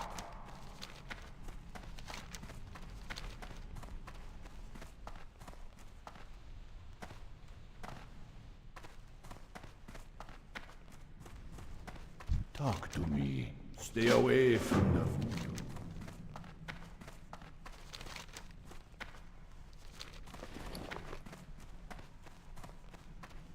Hello, man. Busy.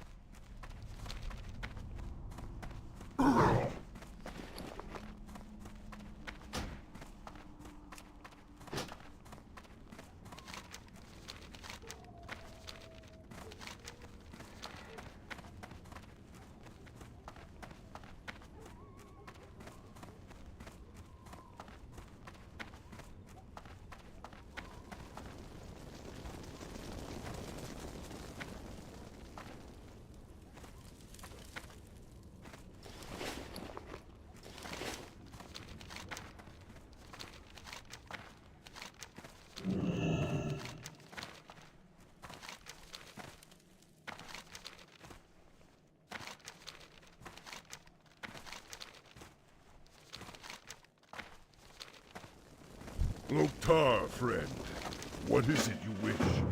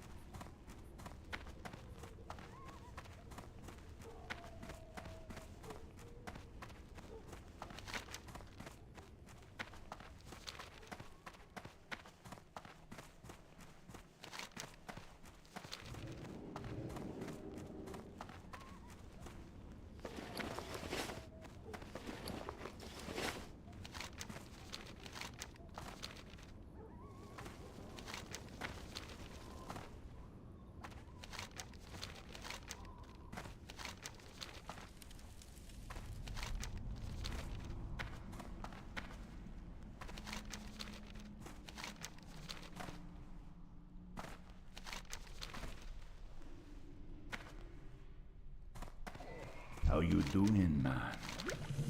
Who you be? Later.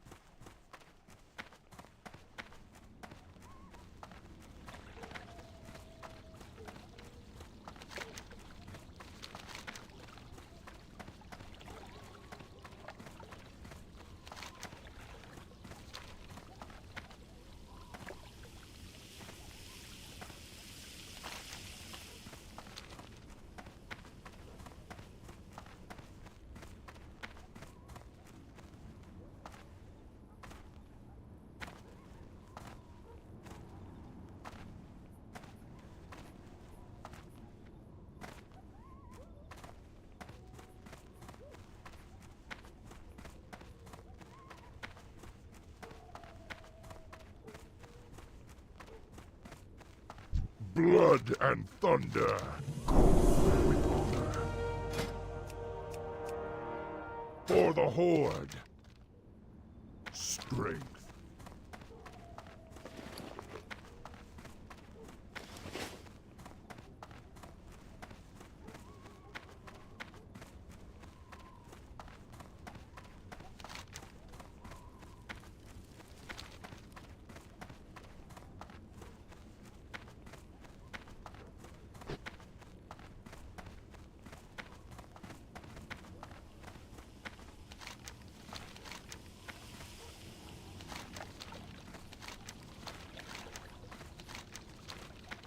Zug Zug.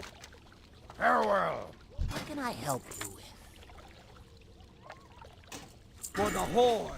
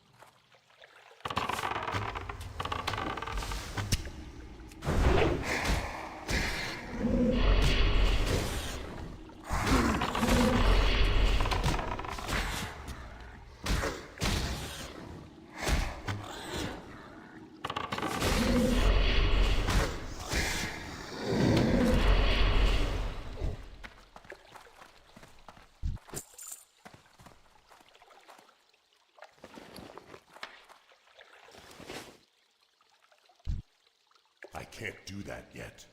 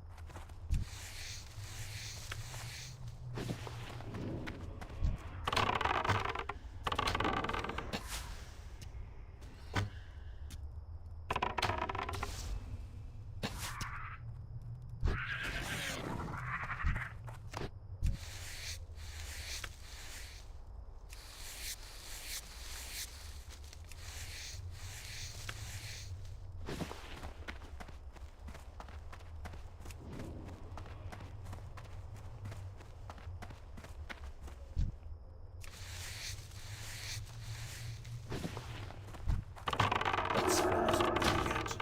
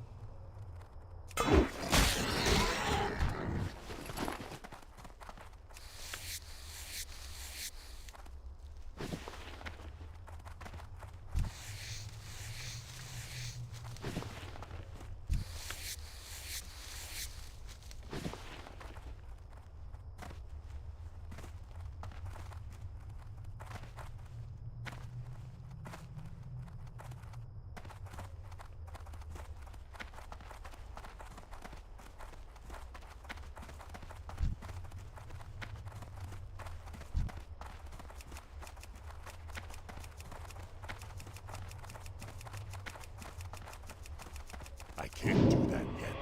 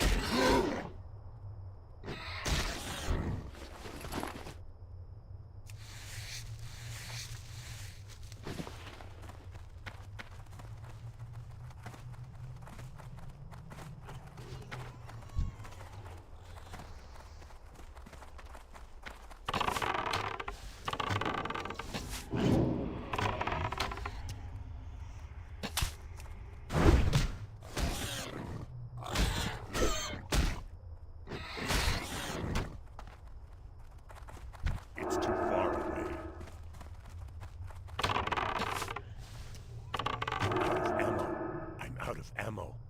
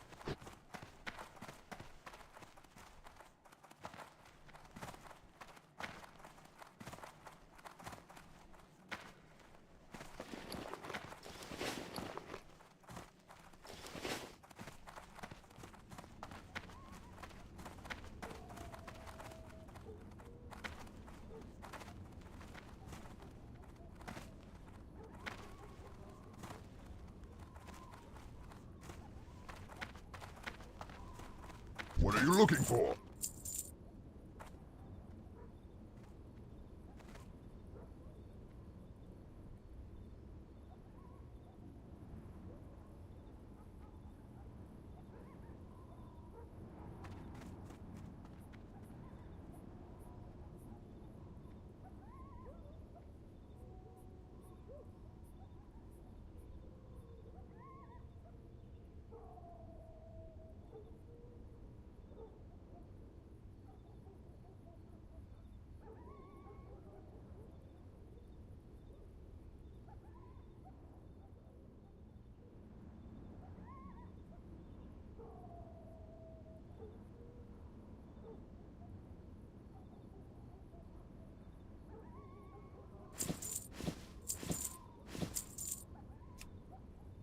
For the Horde.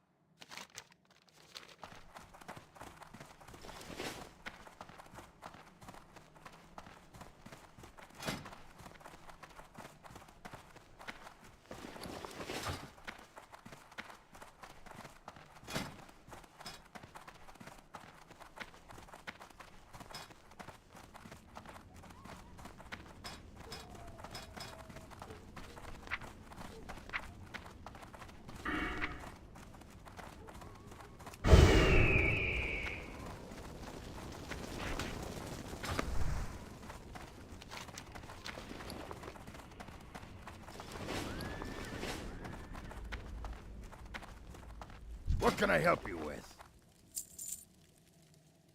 Drink!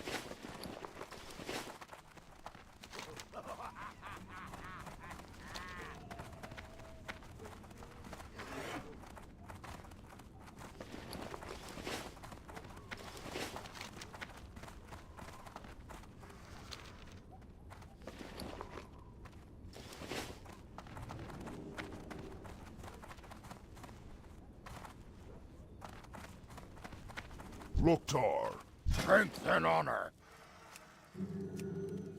Victory!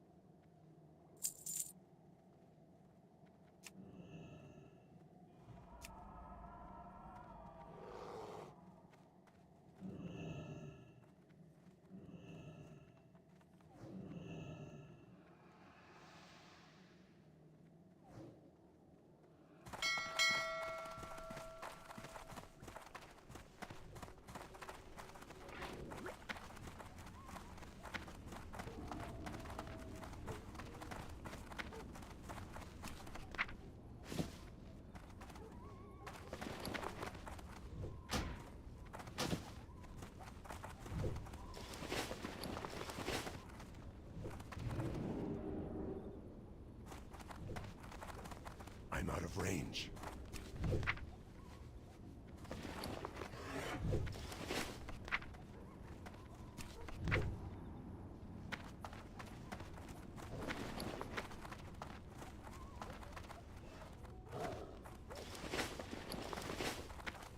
Throw hole.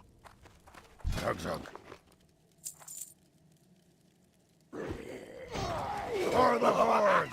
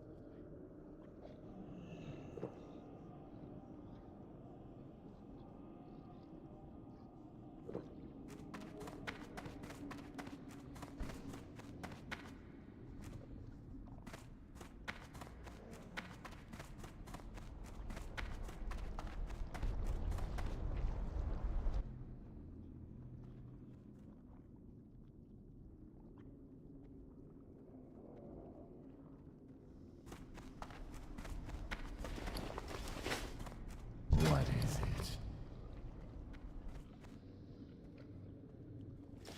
Beware the living.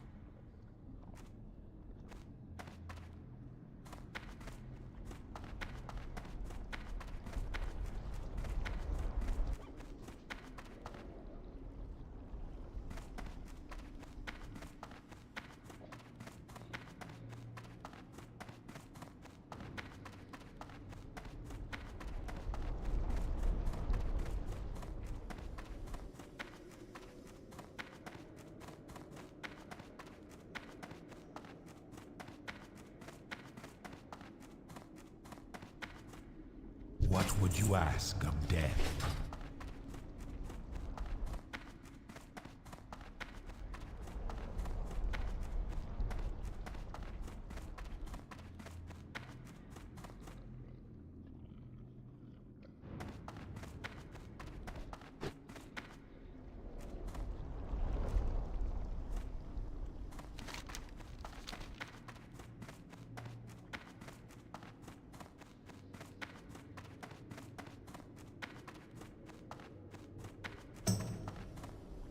How may I be of service?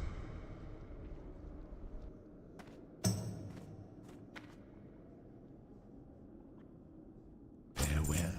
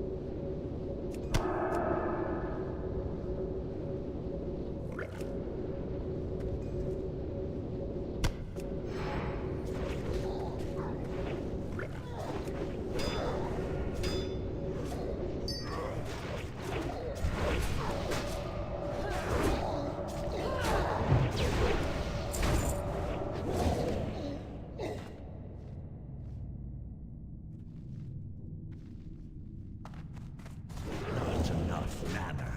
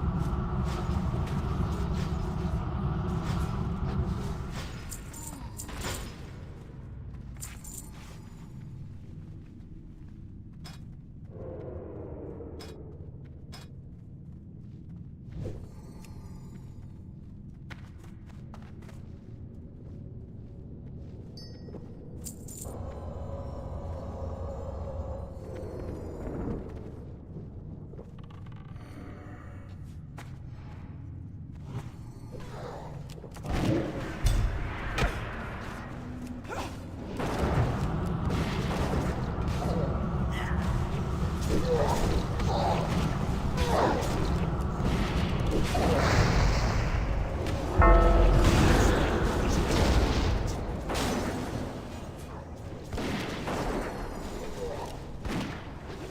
not ready yet.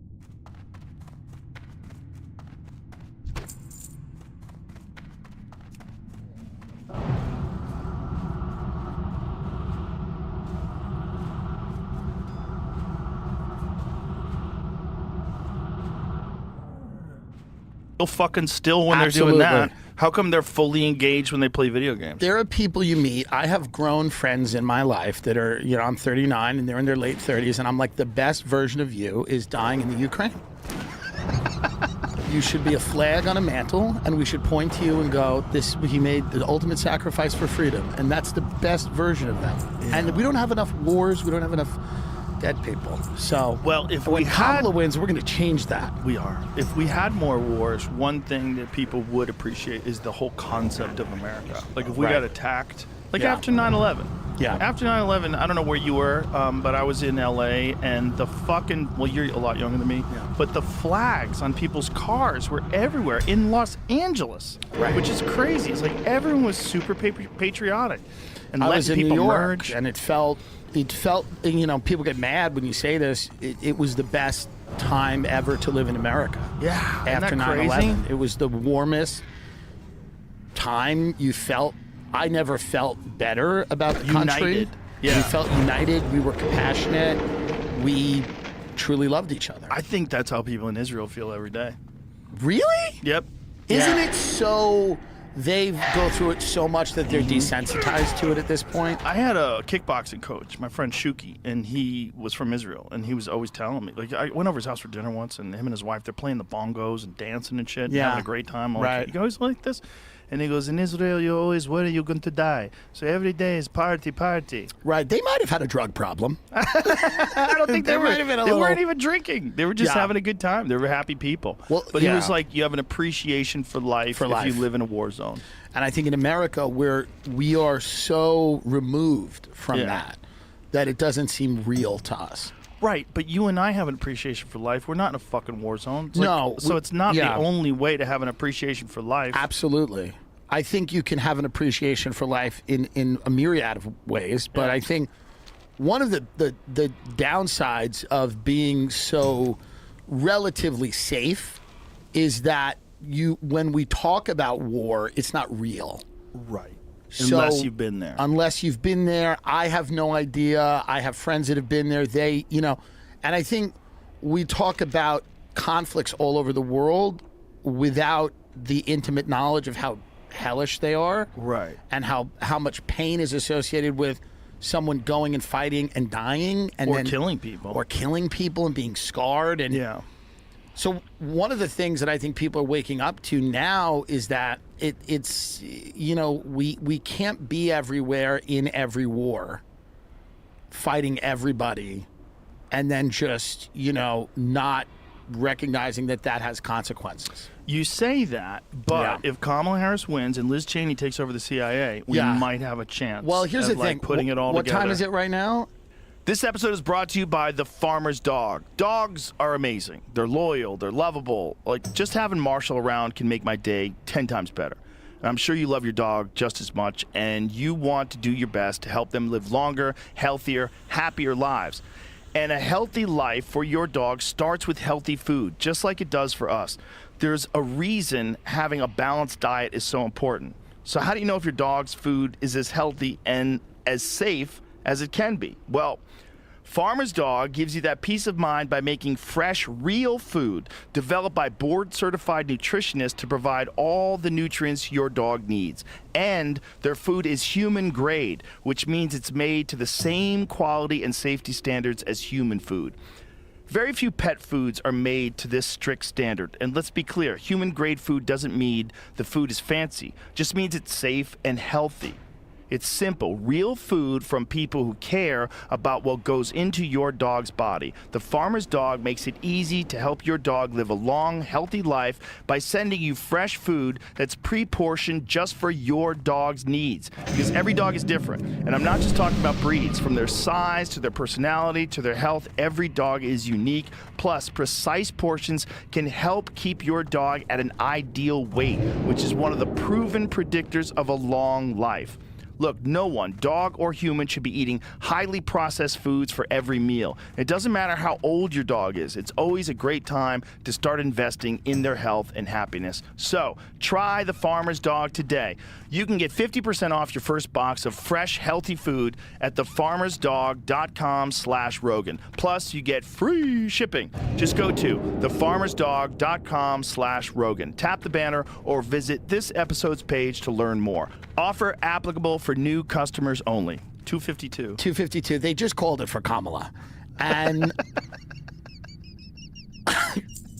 and I'm excited about it because many of us will be in jail. If you don't get excited right now, many of us will go right to jail. Right.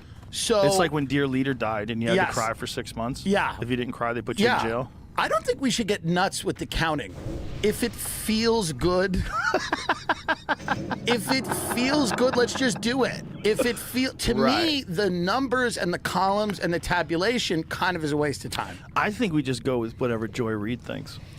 Whatever they want. I mean, did you see Rachel Maddow calling for Elon Musk contracts to be taken away? I didn't, but that's kind of makes sense, I guess, if you're Rachel Maddow, right? But it's the most bananas thing ever. You have literally one of the greatest geniuses in human history, a guy who's simultaneously landing rockets, not just shooting them, landing them, having them getting caught by robots in the sky. Then you have Tesla, then you have Starlink, then you have the Boring Company. I mean, the guy's simultaneously running all these different fucking things. But I bet Rachel Maddow's pretty bright. But I have to send you this. But they only care about their political opponents, I think. I think that's where we're at now, where it's like somebody might have a great talent, but if they disagree with you, you have to. I sent it to you, Jamie. You got to see her say it because it's so unhinged. She's like, she used to be reasonable. At one point in time, she was reasonable. You know, Matt Taibbi wrote a book called Hate, Inc. I don't know if you ever read it.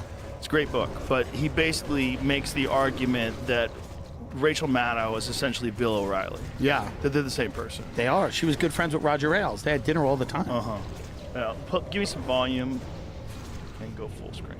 If Trump doesn't win, the Defense Department and NASA are going to need a new arrangement for all their rockets and for all the multi-billion-dollar contracts Elon Musk's companies have with the U.S. government. The U.S. government is going to have to either, unwind from all of those contracts, or Elon Musk's companies are going to have to unwind from him. This is an untenable reality in national security terms. Now that we know what we know about Elon Musk. What is that? What do we know? That he endorsed President Trump. That he's a fucking genius? They're very good at making enemies, and then when the enemies they've made treat them poorly, they are shocked. This is what they do. They kind of bully people, and they intimidate people, and they threaten people, and then when those people then, go back at them or try to assert themselves in any way, they're like stunned that person has autonomy and is acting in their own interest, This is happening over and over again. But this idea is crazy because it's literally one of the most unique talents. In terms of engineering, in terms of. But she doesn't understand that. So that's the thing. She doesn't know that. Right, but how she could thinks she there's even 20 people doing it. That's what's crazy. But how SpaceX has done things that have never happened before. Sure. These Falcon rockets landing, the catching the rockets with it, all the plans they have for all these different things, the trips to Mars. No one's doing that. And this idea that you have a different political philosophy or ideology, or you support a different candidate, and the solution is get rid of the guy who's the most genius inventor, perhaps, of all time. I was just reading said it has to do with his conversations with Putin. He had a conversation? Oh, no. As of 2020. So did Tucker Carlson. Take him off Twitter. And here's the other thing. I think that, from what I understand, and I've read a little bit about this, paywall, but Elon refused to provide Starlink to the Ukraine because they were going to use it to attack Russia, and there was going to be a dramatic escalation in the war. Right. And I think he was trying to avoid that. Yeah. I think he was trying to avoid a dramatic escalation in that war. Well, so the people that want a dramatic escalation in that war, The people that think that's a good idea, he's an enemy. Yeah, fucking Christ. That's something I think people should be voting on. Imagine if you put it up to vote for people, like, hey, do you guys think we should fund Ukraine to the tune of $190 billion? Yeah. And maybe have someone else come along and say, this is an alternative of what we can do with that money. Right. You know? There's no vote on that. There's no vote on a lot of the things that we're told to live with. There's never been a vote on immigration. There's votes for candidates that support it or don't support it, but there's never been a vote on should we secure the southern border would unanimously be voted on. Yeah. People would unanimously pretty much say absolutely. What happened to voter ID laws? Yeah. 84% of America think we should have voter ID. Right. I showed my ID today. Jamie, what's the total so far? What's the latest results? We won't know for a few hours.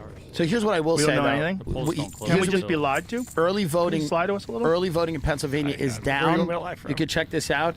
Early voting in Pennsylvania is down for Democrats. 2020, you had 1.6 million registered Democrats vote early. Now you had 821,000. Whereas Republicans, early voters, I think last 2020 was like 547,000, 521,000 this time, meaning that the Republican early vote in PA, which is the most important state, and Michigan and Georgia, is around the same as it has been. The Democratic early vote is somewhat depressed. It is not as strong as it's been. Now, I don't know if that's a pattern. I don't know if that's that just listen. How many people have kind of quiet quit the Democratic Party? There's tons of people. There's a lot of hidden votes. So there's people that are sick of Trump that are going to vote for her. There's people that are sick of the Democratic Party that are going to vote for him. And then there's probably people that are motivated by Roe v. Wade. Women potentially might vote some. I think that's the Republicans' biggest fuck. It's a huge fuck up. I think suburban women are certainly a big demographic that swings elections, and urban women. How about all women? All No, women women don't want men telling them what the fuck to do with their bodies. That's right. Especially when men can't get pregnant. It's too fucking convenient. Well, wait a minute, psychopath. Hold on. What? Wait a minute. I walked into that. Do you know that they found Abortion out that boxer affects men as much as it does women. Of course. Right. Sure. You know they found out that boxer that won a gold medal in the Olympics is actually a man? No. Yeah, that's the one not that shocking. everyone was complaining was a biological male. Like, you piece of shit. Yeah. They have a medical condition. No. Has a micro penis. Yeah. Internal testicles. Right. Went through male puberty. Biological male. Yeah. XY chromosome. Whole deal. Won a gold medal in the women's Olympics in boxing. It's so crazy to me, and I think the biggest problem is the donor class, because the donor class of the Democratic Party and like Republican Party, you either have people that are business owners that are donating because of business interests, or you have radicals that are donating because they are a radical activist that wants something that the American public thinks is crazy. Right. And biological men competing in women's sports is something most people think is crazy. And 13-year-olds getting puberty-blocking hormones, 11-year-olds, all that stuff. Most people think it's crazy, but they have to just kowtow to this donor base that is maniacal. Maniacal and insane. Yeah. Yeah, it's all about money, right? It's all about money. And it's the money guys are at least the billionaires will go, I want to build a casino, or I want to do this, I want to do that, I want to pollute a lake. This isn't good, but you know where they're coming from.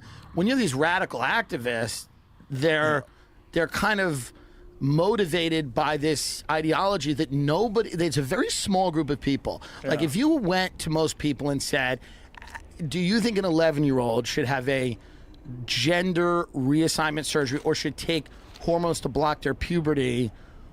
The vast majority of people would say no.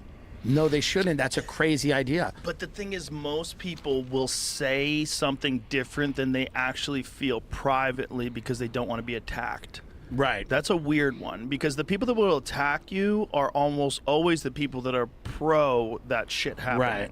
And those Yeah. are the nuttiest, fucking craziest Those are the people that will misrepresent you. And Yeah. right. I have a friend who's, they have very young children. They live in Long Island. And they, there's there's a book being read about gender identity to like 5 and 6 year olds. Crazy. And I'm texting with them and they're going, we're very liberal people, but we're really confused as to why this is happening. And Well, they let activists get into schools. That's right. That's what it is. A lot of these teachers are just activists, and a Yeah. lot of them don't have fucking kids, and a lot of them are gay. Yeah. Or queer, or trans, or this, or that, or Yeah. they're a A part lot of them the are posse. women too. Here's the Yeah. other thing: a lot of them are women. Not to blame women, but it's like most of this stuff isn't being pushed. It's not like it's being pushed because a lot of people go, "Oh, they're groomers or pedophiles." Some of them might be, but a lot of them are just these do-gooder types that want to have medals pinned on them and ribbons pinned on them as to how great they are as people. Right. So they're going. So it's not all these female teachers. They're not all trying to have sex with your kids. They're just trying to get accolades from their peers, and they want to talk about what a great person they are.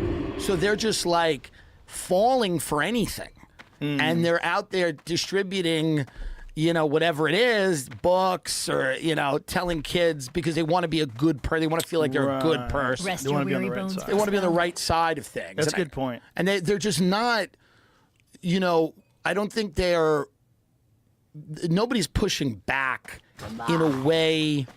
Like, there's a lot of elitism and condescension that comes from the Democratic Party. The Democratic Party used to be a party of unions, of workers rights, and it was a party that people like my grandmother was in for years because she believed that people should be able to have health care, they should be able to have sick leave, or they should be able to have maternity care, whatever it is. But then it became a party dominated by kind of corporate elites, very wealthy donors, at Wall Street people, finance people, and also very radical fringe elements that are advocating policies that most Americans don't agree with. And then you cobble together that coalition of interest groups. And the only way that works is if you condescend to, because you can't have these debates because they lose them. They lose the debates. Right. So you can't have them. So the way to shut down a debate is to tell people, if you don't agree with me, you're racist, you're homophobic, transphobic, you're an idiot, you're stupid, you're not worthy of having this discussion, because they don't want to have the discussion. Because if they wanted to have a debate about healthcare, that's a debate. Right. People understand that. If they wanted to have a debate about early childhood education, people understand that. But the things they're choosing to focus on, like having a wide open southern border, for example, benefits nobody. Right. Truly. Unless you are a billionaire, multimillionaire who wants to hire people and pay them less money. It doesn't really even benefit the people that are coming into the country because they're working for wages that are far less. And it certainly doesn't benefit Americans, but like they don't want to have that argument. Well, it benefits the people that are coming into the country because they're coming from a place where they have fucking zero. Yeah. So if they work for very little, they're Sure. happy. They got 10 people in a house. Sure. They're not getting But shot at every day. They're also much more likely to be taken advantage of than somebody who's a citizen. Right. So they're not going to unionize, or they're not going to, be able to assert themselves at all. Right. That's the argument for offering these people amnesty. But the thing is, like, you've got to vet them. You got to figure out who's a fucking criminal. Like, I'm all for letting poor people in that want a better life. But I'm not for illegal workers. Yeah. Meaning, like, I think those people should be paid what Americans are paid. Yeah.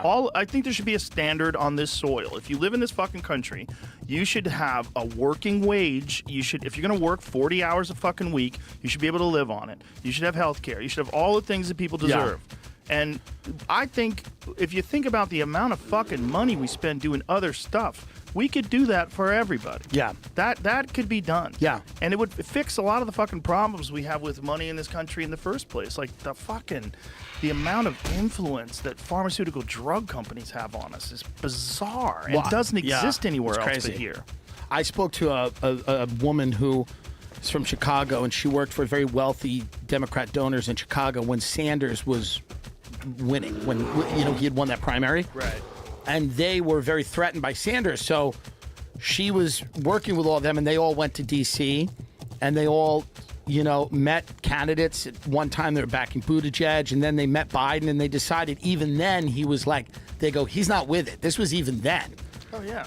And then there was a decision made that the best candidate to play ball, to unite the party, and to get rid of Bernie Sanders was Joe Biden. So all of the Democratic power brokers, all these big wealthy families, decided to line up and destroy Sanders and elevate Biden. And that's when she said she left politics, because she said she was so disillusioned because she thought her job was to help wealthy people make political decisions that helped people get health care or whatever. Right. But then when she realized that the job is actually to get rid of people who want to change the status quo, she became disillusioned. She left politics. But that was her job. And, so when somebody talks like that in the Democratic Party, Bernie Sanders was doing it, they get rid of him.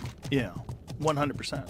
Yeah. Yeah, You thought he was interesting. You endorsed him. You said yes. He would be a very interesting candidate. Well, I liked his idea of making things easier for poor people. That's right. I think giving people a path to get out of abject poverty is a good idea.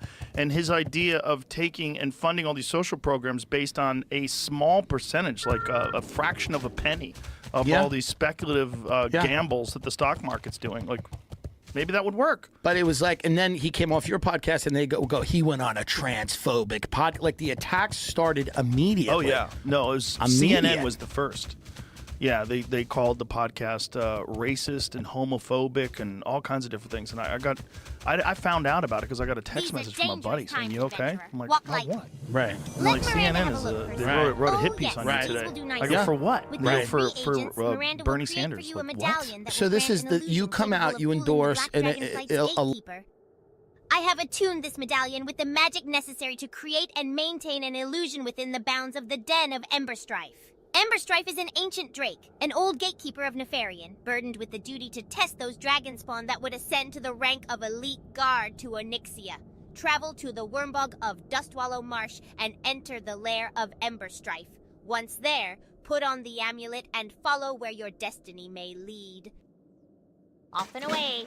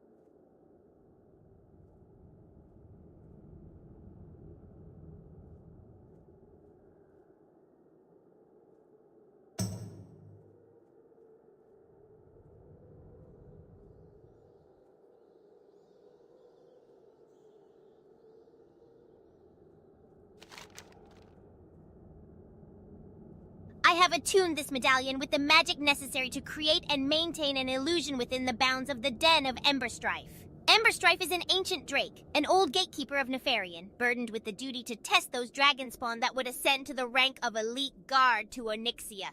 Travel to the Wormbog of Dustwallow Marsh and enter the lair of Emberstrife. Once there, put on the amulet and follow where your destiny may lead.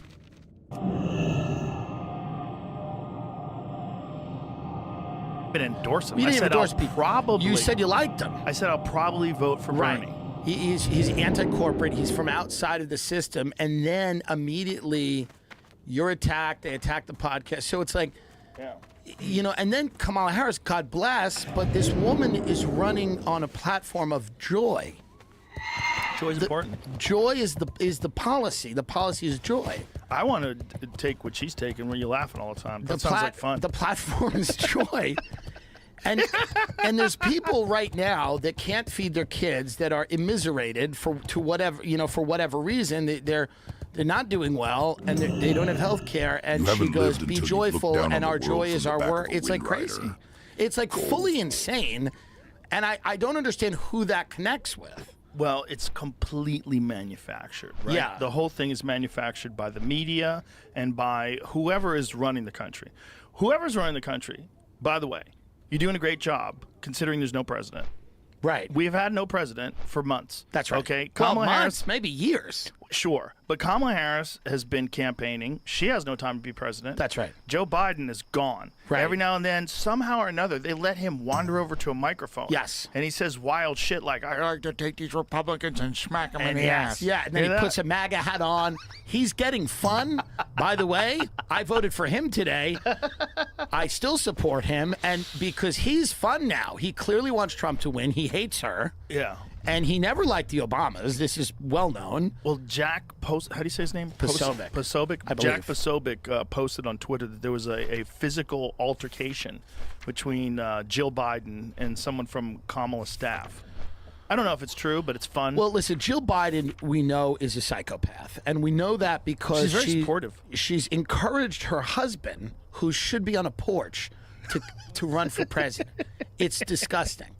Jill Biden is one of the most, I think sometimes he's not, I think he doesn't do good in the bright lights. But I bet behind closed doors, he's sharp as a tack. She's a woman who claims to be a doctor. She's not a doctor.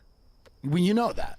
Why? You know is Jill she a Biden. chiropractor? No. You know Jill Biden just has a doctorate.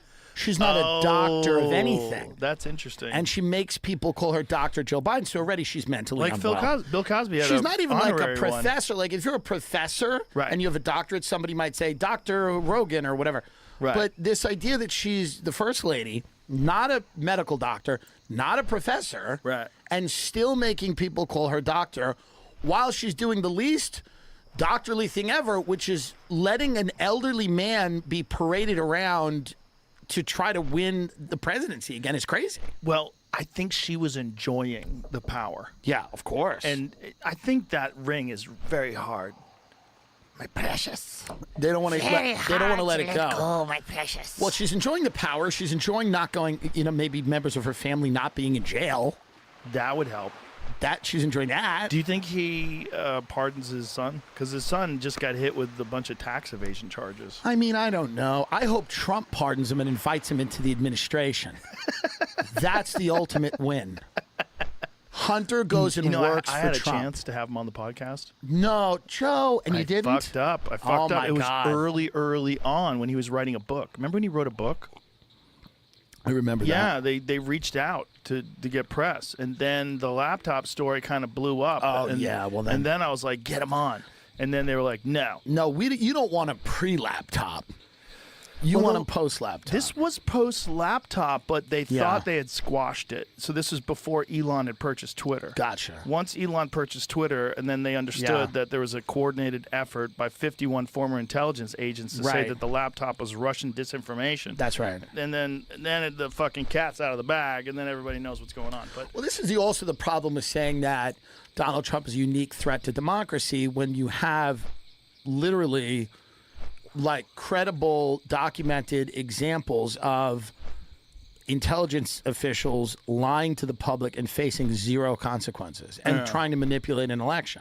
Yeah. I mean, that's a huge problem. Well, Google's doing that right now. You know, have you ever seen Robert Epstein's work? Robert Epstein has compiled all. I'm familiar with a different Epstein's work. Yeah, different one. Ephemeral interactions with Google, like Google search engine results, and what you're shown on your homepage of Google News, and how it influences people, right? And how you can sway undecideds, like in a significant way, right, towards one candidate or the other, depending upon the search results. But one thing that people are pointing out on Twitter today, Jamie, let's see if we could replicate it.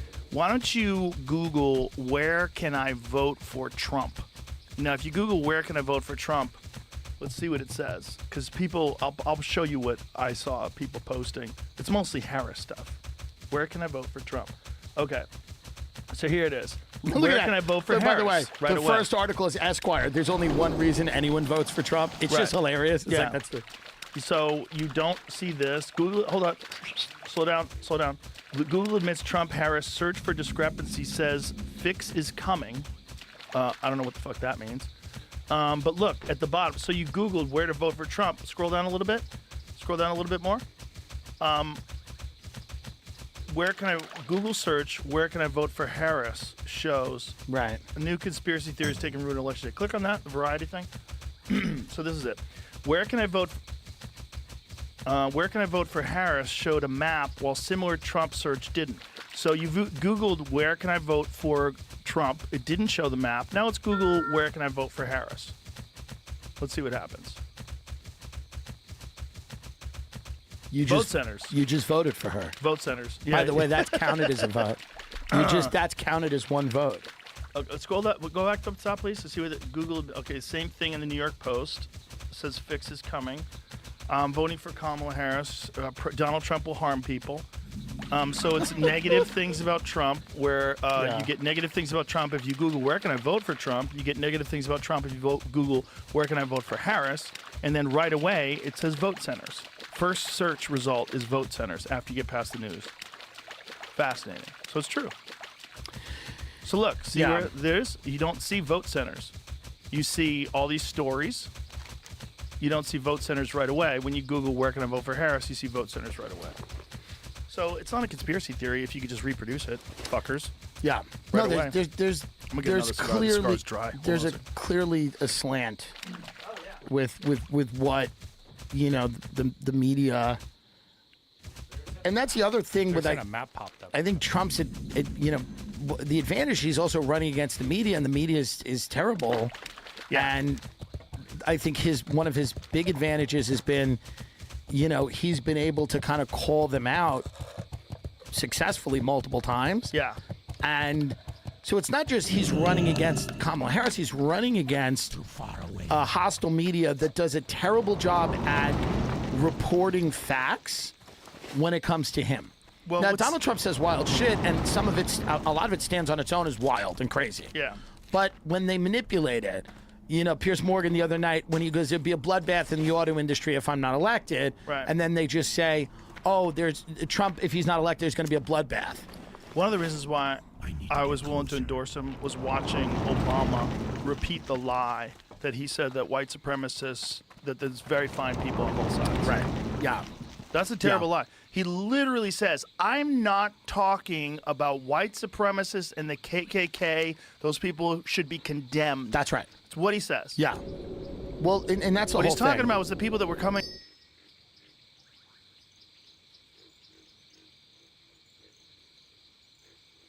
You're putting what you're calling the alt-left and white supremacists on the same moral plane.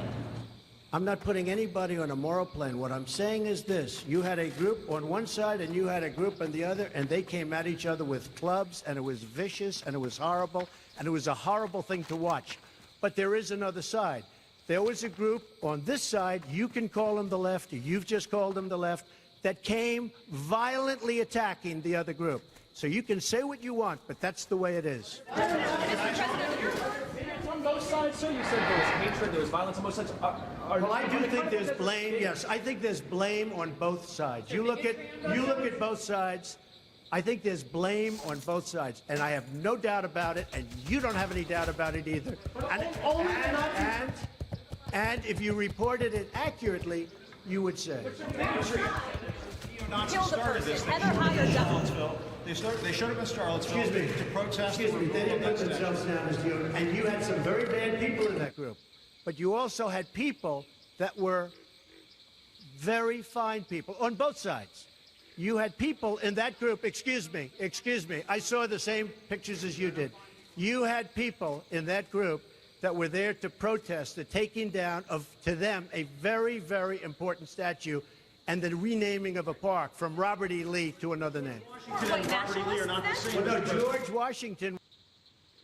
To protest the fact that a statue is being taken What's down. interesting about Trump Wasn't that what it was? He was the first guy. Yes, he was the first guy in Palm Beach.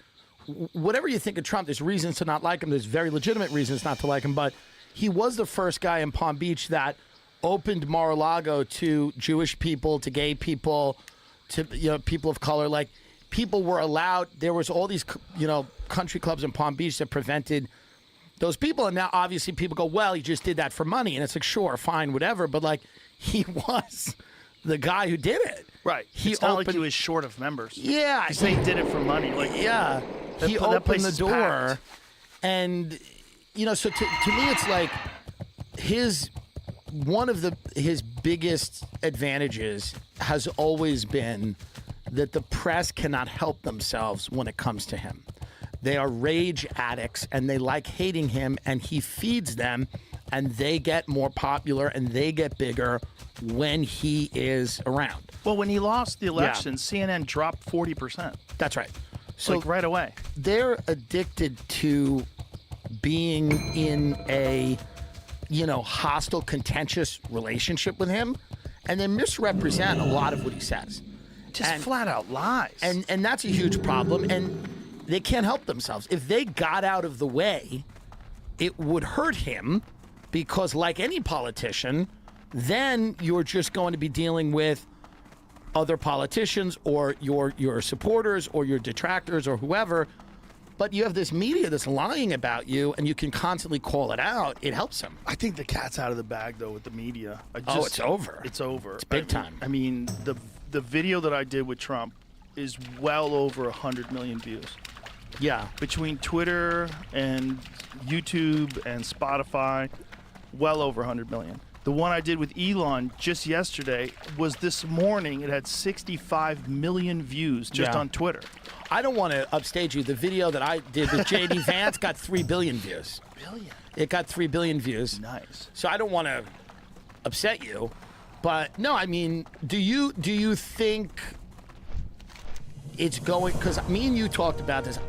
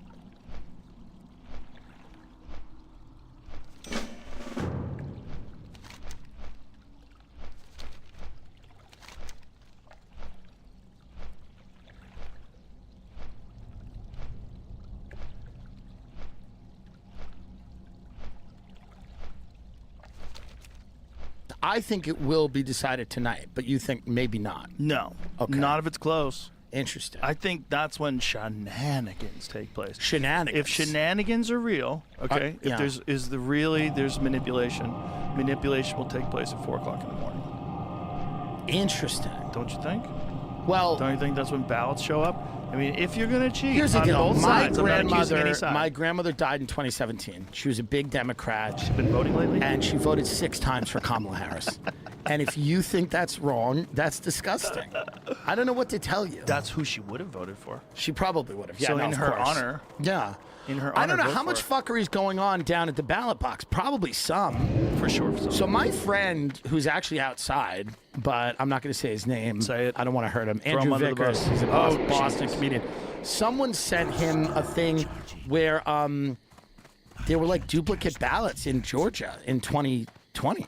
Like weird stuff. Oh, there's weird stuff. Like really weird. Now, I was a guy who was like, I bought the idea that I was like, Trump lost and people wanted Biden and whatever.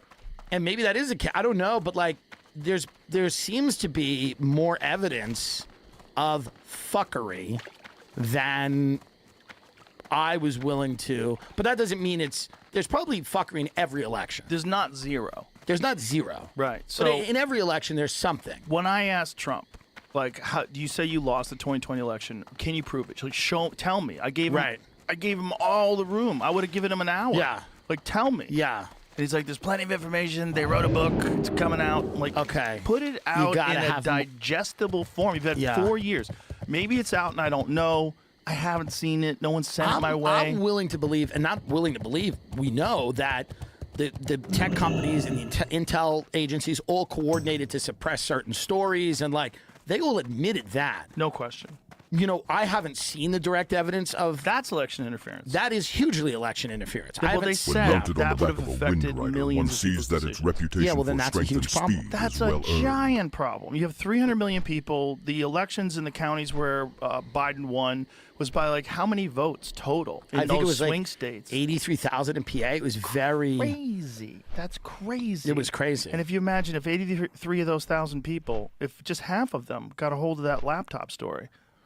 Yeah, and listen, I think a huge problem is that the intelligence agencies are completely unaccountable. Yeah. Meaning that there's been no accountability at all for anyone who suppressed the laptop story. I mean, where is this Kim Cheadle woman who, she's the head of the Secret Service, the craziest thing in the world? The sloped roof lady? The sloped roof. I've taken gravity bong hits on acid on roofs that have more of a pitch than that. And I didn't fall off. I'm not exactly a Navy SEAL, and I was able to do it. They had snipers on a similar roof that had more of a pitch to it. The whole thing is as shady as humanly possible. He was cremated. The house was... In 11 days, the house was professionally scrubbed. Professionally scrubbed, and then nobody talks about it. Well, did you see the cell phone data that shows that someone... was meeting up with him at FBI or close to it? Close to the FBI offices, was meeting up with them on a regular basis? Where is this woman? He's in a BlackRock commercial. The whole thing is weird, and then beyond. It's beyond strange. It's Lee Harvey Oswald 2024. It's fucking crazy, and he has no digital footprint. Crazy. There's not one. There's very few people that age that have no digital footprint. Right. And then if you talk about any of this or you say anything, people write it off as sort of a QAnon, whatever. But it isn't. It's valid, legit, and people. Normies, people that don't think like this, are even going, that was fucking weird. It's just weird that they never had a press conference. They never had a toxicology exam that was released. Yeah. It was not like someone wants to shoot the president. Wouldn't you assume that person's out of their fucking mind? Maybe they're on meth. Maybe we can find some sort of a reason while we feel a little bit better. And then the next guy was a guy who, like the Three Stooges, a barrel of a gun is going through the bushes on a golf course. Yeah. Like something out of the Marx Brothers. And that guy was a guy that like CNN or MSI, I forget which one, had been speaking to about like the Ukraine. He wrote like a song about the Ukraine and how important it was to support the Ukraine. And he was being like interviewed by the news, like a cable news, and they had a relationship with him. And imagine if Fox News had a relationship with somebody who tried to assassinate Obama, Biden, Harris. Right. That you would have never heard the end of it. Right. Exactly. Most people hearing this maybe are hearing this for the first time, but like this was like a source or this guy that they kind of profiled, and you know, it came out that he was, and then his kid got busted for child porn. Wild. Just like Stephen Paddock's brother. Yes, that's what's wild. I'm just saying. Hey, how much do you know about the Vegas thing? Is it true Not that enough, there's but that's 3 never women stopped that were me checked before. into the room with him? I was reading this thing the other day about how there's 3 unaccounted for women that apparently checked into the room with him. Interesting. I don't know that, but what's that, Jamie? Never heard that. You never heard that? I've researched a lot. I mean, there's cell phones I think that were found that were unaccounted for. He had a girlfriend that wasn't there that I think he sent to the Philippines or something like that. But that's right. Mary Lou Danley was a girlfriend who went to the there. Philippines. Jamie's controlled opposition. He is. Point, you know, you can't really. He's a depend. Reddit mod. I mean, he's a guy. He doesn't. Who knows where he's? He's getting texts from Netanyahu. This guy. Kamala Harris is on speed dial. Yeah, I don't know. It's an interesting day because everybody has a weird tension. Yeah. Not here. People are friendly here. But I was just in a car accident. Everyone was friendly. And the cops were, everyone was kind of friendly. But Did anybody recognize you? No. Did you wear the glasses?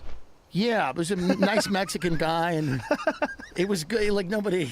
My friend, you from the Tim Dillon show? Yeah, no, it was all very nice, and it was nice. And that's the thing about car accidents; it can be nice. And it wasn't my car; it was it was kind of a rental, and it was just kind of nice to meet people and be out. But you know, it is a weird. There is an interesting I think people just want this to be over. 100%. They need to move on. Yeah, it would be nice, no matter who wins, if we could all just take a breath. Let's imagine she wins, and one of the things that she has been very good about during the whole campaign is changing her opinions based on what people think. Well, Absolutely. If we can influence the president based on popular opinion, isn't that a good thing? Joe, I'm great at lying. Get ready. I hate ice cream. Like, what she's been able to do, which I respect, is look at the American people and lie to them. And that's good. Or at least adjust her opinion. She's adjusted. It's like a visitor. Must be an I agree. adventurer. Listen, I'm for We don't get many tourists down this way. I'm Grab very a chair charitable. and a I don't drink, think she's make like the yourself worst. comfortable. I like her. Say, I think she's you look fun. like you have some I meat think on she'd your be fun to bones. sit and have You a thinking drink about with. competing in the cage matches? I was wishing that you would too. I mean, it's just the options were fly to her and meet for 45 minutes, and I was like, that's not what you do. It's, you know, Elon said it best yesterday. He goes, you really find out about people in hour 2 and 3. Yeah. Yeah, like you can bullshit people for 45 minutes, but hour 2 or 3, something's going to come up. Well, the great thing about your show is that it's not scripted talking points where people don't come on with an agenda and go, here, I want to say this, that. And the other thing, you sit there for hours, you talk to them, you have a real conversation, and what they really think will come out. But here's the thing, I'm going to be nice to you. I'm going to be nice to Kamala Harris. I would be so friendly to her. I wouldn't try any gotcha bullshit. I'm not interested in doing that. I genuinely wanted to know like who You'd she shoot is. guns with her? as She has a person. Glock. Sure, let's go shoot. I'll take her to if the she range. was on this show, getting high, oh my God, smoking weed, and then waving a gun around, well, she didn't have to wave the gun. then I vote. That's, you know, that's bad gun handling. Of course, but I gun understand. safety is important. Don't point guns. Sure, but it's even when they're fun. unloaded, Tim Dillon. Yeah, but it's fun. It would be fun, but here's the thing: if she did come on and just had a little cocktail, yes, her and I have a couple of whiskeys, Yeah. talk a little shit. I bet she's fun. She's not much older than me. Yeah, no, she's You know? probably fun. She probably is surprised. She's pretty by, hot when she was younger. Yeah, I'm sure she's. Listen, attractive lady. She's probably surprised that she's running for president because they told her. You know, she probably wanted to. There's reports that she was like, "You're not going to pass me over," because they wanted to. Is that what she said? Yeah, they didn't want her, and Does she really have that kind of say though? Yes, because she would have thrown a fit and said they overlooked a woman of color, or had a press conference and exposed a lot of shit She about how could the have machine works. Whatever she could have done, they didn't want to deal with that. And she's been a careerist her whole life, and she wanted the job. And what I heard was that Joe Biden kind of forced her in. No way. What I heard was that they were going to have a primary, but that Joe Biden said that he endorsed her. He endorsed her, and then it was this weird situation where they got to kind of like run her. Interesting. By the way, I'm hearing this from fucking We're random all hearing people it from in random people. alleyways. We're all hearing it. I think she's a very motivated, strategic person. Is there any evidence of that, Jamie? Find out if Joe Biden endorsed her and whether or not they I were going think to. he was made to endorse her. You know, he doesn't. I'll check that, but there was 3 women supposedly with Oh. Stephen Paddock. Oh, also. good. I just checked this in. But, Oh, there was. Yeah, sorry. Stephen Paddock's hotel records show. Oh, you controlled opposition. There Gets we fucking are. fact checked by Community It's also Notes. 6 years old. But. Well, still, the whole story's 6 years old. Stephen Paddock's hotel records show 3 women registered in his room. Interesting. But they could have been hoes. Yeah, it could have been Probably. anything. Like, this guy was a But crazy riverboat gambler. Do you register a hooker to the room? Fuck yeah. If you're Really? wild, man. If you're wild, man. You give them a card. Especially if you don't want those ladies stealing your Rolex. That's a good point. You got to You know, trust them. ask Show on them Skim. trust. Ask on Skim. That's Shit gets right. wild. Oh, really? Somebody took his Rolex? Yeah. Well, you got He to had be a careful. lady and she drugged him. He was probably showing her the Rolex. He probably was that dumbass. Yeah. Look, if you show her this the is my Rolex, Rolex. it's probably not Hey, good. this is my dick. Right. Hans is probably not so slick. It's a But if you wanted to make Yeah. sure that they weren't stealing from you, you have ID to get you have to have ID to get into the room. That would be like, yeah. Because this guy's a riverboat gambler. This guy's Yeah. a wild dude, right? He was a professional Yeah, gambler. sure. Professional gamblers. I think hookers and professional gamblers. Yeah. They just fucking. And also, he had they no go track together. record. That's the other thing that Paddock was interesting. He just kind of he's emerged. Right. That's interesting about these people. Steve, he might have been a gambler, but they gave him credit for being like a video poker. That's where he made That's all of his where he money. made all and his it's like money. if you ask people that are really into gambling, like no one makes a lot of money video poker gambling. Really? Well, It's not. there's You all kinds of could- you reports could, about but that's that not it was some weird Saudi coup, that they locked down the country in the days after. I don't really know enough about it, but it was a very strange thing. that just doesn't make any sense. has never been fully. I mean, Why is he just shooting yeah. at a concert? Like what? Supposedly he lost his mind and then he just wanted to kill everybody. And here's the thing, though, that's real too. That's real too. That's real too. And if you really wanted to make a splash, and you knew you were going to kill yourself, and you were some fucking psycho, and you just wanted to gun down a bunch of people, Yeah. and bang. Oh, Let's see what's next. It's one of those things where it disappears, and then the thing about all of this is the news moves so quickly, and so much is going on. You can't. It gets hazy. The recollection of it, like the Trump shooting, even the recollection will get hazy. In a few months from now, forget a few years, even in a few months, the idea of it being a slope roof, people don't remember. Right. People just remember a guy climbed on a roof. They don't remember it was 120 yards away. The Secret Service didn't clear the roof. He was walking around. People were telling them there's a guy walking around. He's creepy. He flew a drone over the area. He had a rangefinder. Yeah. All of those details that are very important. But the rangefinder's nuts. Like, It's anybody crazy. with a rangefinder should be arrested. Right. If you have a rangefinder and Yeah. you're walking around an area where the president or a president candidate is going to be, You should be arrested. detained, yeah. Someone should find out what you're doing, what you're up to. And You didn't he a have explosives in the car? Yeah, he had explosives, and they're sophisticated with radio-controlled devices. He had remote-controlled explosives. Like, how is he getting that? He's 20 years old. Yeah. Like, what Google search do you have? Like, Yeah. where are you ordering these things? Are you putting them together? Yeah. Had someone manufacture it for you? Who'd you buy it from? Where's the investigation? Nothing. There's one thing where his father is leaving a Costco. There's one video, Jamie, maybe you could pull it up, where there's one reporter and his dad and someone in a mask are leaving a Costco or BJ's or something like that.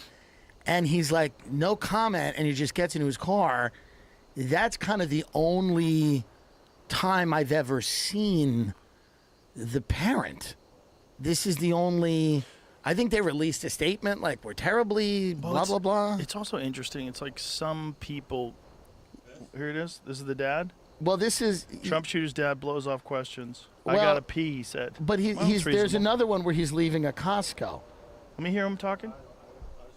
That was the correct video, even. Yeah, that's him talking. Let's hear what he says. Is there any statement you'd be willing to share with us right now, Mr. Crooks? I gotta pee, said Forrest Gump quote.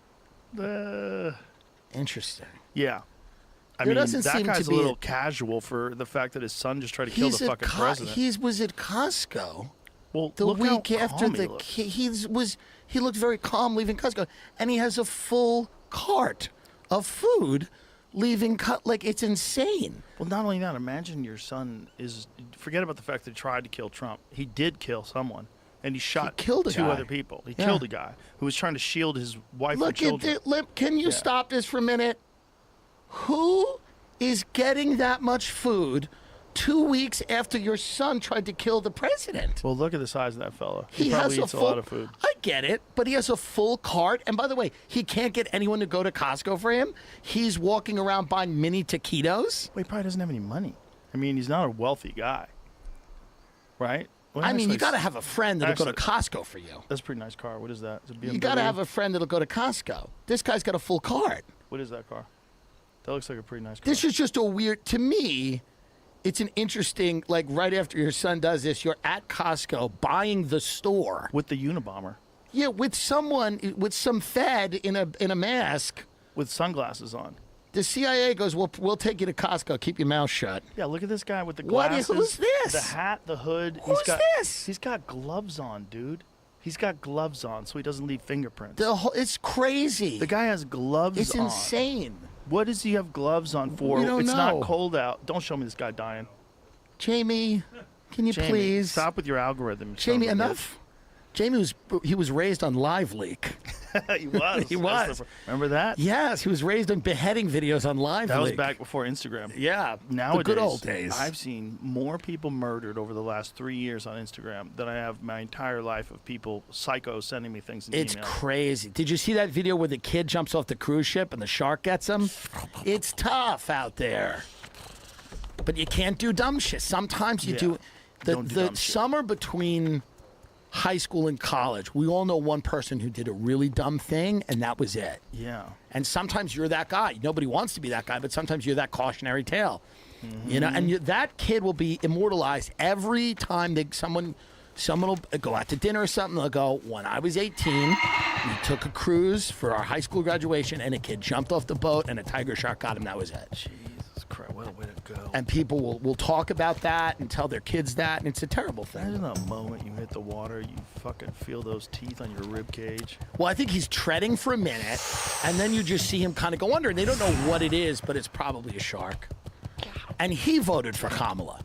So if you're telling me he's not even racist. Well, Oprah, last night I'm watching a rally, and I'm watching Oprah's out there, and she goes, if you don't cast a ballot for Kamala, you may never be able to cast a ballot again, which seems extreme.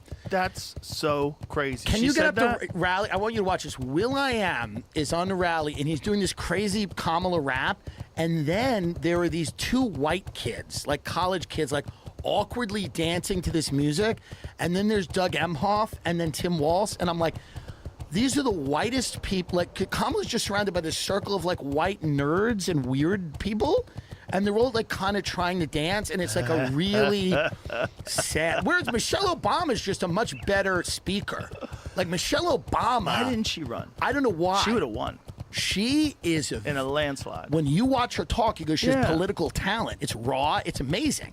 She can deliver. She can deliver. She didn't want to. She went with it through her husband. Fuck doing that. I think she's like, fuck this. It's probably a shitty job. Not only that, you don't make as much money as you do being an ex-president. Yeah, I think if Trump didn't have the rallies, he might not want to even do it because it probably sucks once you're in there, but it's probably fun to be able to go on the road. Like, he goes on the road like a comedian. Right. And he's able to kind of, I bet once you get in there and you realize, oh, this is how it all works, and this is how many deals everybody has that are pre-existing, and if I touch this, this happens. If I touch that, that happens. Yeah. I bet it's probably not that fun. Well, I bet it's probably fun. Well, first of all, Trump is almost 80 years old, right? He's been famous most of his life. Yeah, that's a right? good Most point. of his adult life. And at this point in time, he's not on The Apprentice anymore. How's he get his jollies? Right. You gotta have fun. He's performing when he goes out and he does those. He kills. He has bits. He kills. People love it. Yeah. Yeah. He's just funny shit, man. And here's the thing: and Andrew Sullivan, who's a writer from the UK, who's again not even he's voting for Kamala, but he lives in America. But he said the thing about Trump is like you can't say the rallies are not democratic. They're the most democratic thing. It might be. He goes, it's America in its foulest glory. Like, listen, it might be crass, and it might be certain parts of it might feel, vulgar or whatever, but it is democratic to have people come out to speak directly to them and then have them vote for you. That is, in essence, democratic. Well, you have the same thing on both sides, right? Yeah. You have low information tribal voters. Right. So you have low information tribal voters on the left who really do think Trump said there's very fine people on both sides and really do believe in the Russia hoax, really do believe in all that stuff. And then you have people on the other side that are like ready to fucking shoot liberals. That's right. And they have their signs, their Trump signs electrocuted in their front yard to make sure people don't steal them. And there's people that are off the rails tribally. When you have a group, and this is why I try to just, if you make a group and anybody could join that group, it's going to be infiltrated by idiots. Right. 100% of the time. Yeah. And then those people are going to do radical things in the name of your group, and then you have the Proud Boys. Yes, and then you have the extremes. You have people that just drift towards the extremes. Yeah. And the whole premise of political life in America should be to keep people from drifting to those crazy extremes. 100%. And That the more should be you it. meet people in the middle, the less they're going to do that. The Yeah. more you're reasonable, instead of attacking people in this fucking crazy way where we know it's not true. I used to think Obama was the best president ever. Because Obama, I think, still to this day, the best statesman. He was the best example that you could take this guy who is from a single family. It's not like single mom. Right. He didn't grow up with great privilege. Obviously a brilliant guy. Obviously very smart, great orator. And hey, we elected a black president. Maybe racial tensions can relax a little bit in this country. Realize anybody could rise based on the merit of what they can do and who they are and what they stand for. I was like, he's the best. Right. Finally, I felt really good about America when Obama was the president. Right. Honestly, I wasn't paying attention to politics back then. That I didn't understand about. He was one of the worst presidents ever in terms of going after whistleblowers. Like, that was a part of the Hope and Change website, was that they were going to provide safety to whistleblowers. That's not the case at all. It was one of the worst. No, Obama was an extension in many ways of the national security policies of George W. Bush. Yeah. Which was a, kind of zero tolerance policy for whistleblowers. And it was the government has proprietary information and, if there was two things that were passed during his administration that should terrify people. One of them, I think NDAA was passed during his administration. And the other one was the CIA's ability to use propaganda. Right. That the intelligence agencies are now legally allowed to lie and use propaganda and fake stories in the interest of national security. Yeah. The problem really is when you take on this behemoth, this thing that we've built, it's very difficult to make inroads. And I wish Trump luck. I wish anyone luck that is trying to take this blob on, this also unruly, unelected, unaccountable. You don't know how to do the job. You've never done it before. And they don't tell you how to do the job until you get in there. No one explains to you what the fuck really goes on until you're behind the closed doors. Yeah. That's why you got a guy like Putin. He knows how to run Russia. He's been running Russia for 25 fucking years. Yeah. This guy knows how to do that job. Yeah. He's really good at it. Like, he's very good. If you take a comic on the road with you and he's got to do an arena and he's only been doing comedy for 10 months, you're like, hey, buddy. Well, Putin's job is to just mediate conflicts between oligarchs, which is what he does very well. And I think that's what people misunderstand about Russia. I've read a lot about Russia. And poison rivals. He's really good at He's got, people get sick, Joe. They do. I was so mad they all got Russian money. They gave Tim Pool and all these people Russian money. I've been defending Russia for free for 2 years on my show. Not a dollar. How did they get that money? What is the actual story behind the Russian money? I don't know, but it was a front group that was, I guess, Russia was giving this group money, and they were sponsoring these media entities that were. I don't think they even knew. I don't think the people knew that they were getting Russian money, but some of them might have been able to sniff it out. I don't really know. Here's my question. Yeah. Isn't that a way that they could compromise you without compromising you? Sure. Just say you're connected to Russian money. It doesn't matter what your opinion is. Like, say if your opinion is counter to the narrative, but they sponsor you. Yeah. And they give you the money, and then it leaks. 1,000%. That could have been it. It could have also been Russia doing it. It could have been us doing it. They could have killed Navalny. We could have killed Navalny. There was no reason for them to kill Navalny. He was in a Siberian prison. We had a very... But he was an enemy of Putin, right? But he was in a prison in Siberia. Navalny Putin just wanted to get him whacked? No, because Navalny was never widely popular in Russia. This is a lie. Navalny was a very, anti-Jewish, like kind of really right-wing character, and a lot of his early writings were about that. Then he took a trip to Germany, and then he came back incredibly progressive and very enlightened, talking about Western values. Really? So he met someone somewhere that said, actually, this is better. And he came and said, okay, and they're like, tamp down the Jew stuff. So then he goes back to Russia, does all the things. He makes these documentaries that all the Putin's oligarch friends have big houses. Can you imagine that? People that are working with the government get really rich and have big houses? This is crazy. This is only in Russia. So Navalny does this whole thing, and he shows all the corruption in Russia. And then our good government people go, look how corrupt Russia is. Putin's cronies get all these big houses. And Americans go, oh, my God, it's so corrupt over there. And then, listen, they try to poison him. I'm not defending you, saying Putin's a great guy. But this idea that, we like to look at other places and identify things that we are also doing here. Well, that was one of the things that Trump said that people get very upset about. Remember we kill that? people here, too. Yeah. So I don't want to live in Russia, and I don't think Russia's a better place to live. And I think the childish admiration for Putin among some people on the right is a little silly, because they wouldn't want to live there either. And it wouldn't be good to do a podcast in Russia. That being said, why are we spending billions and billions of dollars to try to drain the Russian military over a land border with the Ukraine? We have zero. And the reason is BlackRock and all these companies are being promised a lot of land in the Ukraine. They're being promised Ukraine's a breadbasket of Europe. There's tons of agricultural land. A lot of it has a ton of value. There's minerals. Yeah. Lindsey Graham, I mean, Jamie probably has that quote where Lindsey Graham literally said the quiet part out loud, where he said they've got all these minerals. We can't let Putin get that money. He says, Lindsey Graham, we can't let Putin get that money. And he says it. He's my favorite. And he says it, and he's saying it out loud. And so a lot of people are just like, listen, and the Navalny thing happened when we had a bill that was, I think it was a $60 billion bill for the Russia-Ukraine war that wasn't incredibly popular. People were getting sick of it. And then when Navalny died, and again, I don't know who did it, but when he died, there was a renewed, look how bad. Don't you see why we need this money? Look how terrible this person is. So it would have been a weird time for Putin to kill him. It wouldn't have made any sense. Right. Putin's aware that we have a bill on deck.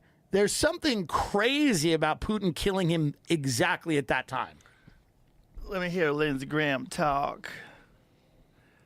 Let me hear him talk. Ukraine. I am for Ukraine support. We can't pull the plug on Ukraine, let Putin get away with this. We need to be all in with the goal of allowing Ukraine to evict the Russians. Pause for a second. Tell me you couldn't picture that guy with a ball gag and like leather type that's the bikini least on. of what he has.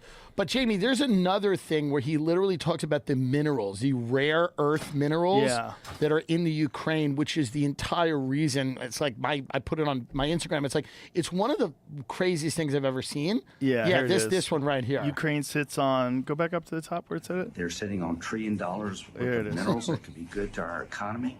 So I want to keep helping our friends in Ukraine. They're sitting on $10 to $12 trillion of critical minerals in Ukraine. They could be the richest country in all of Europe. I don't want to give that money and those assets to Putin to share with China. If we help Ukraine now, they can become the best business partner we ever dreamed of. There we go. Pause. How crazy is that guy? And Crazy. how crazy is his job? Yeah. International fuckery.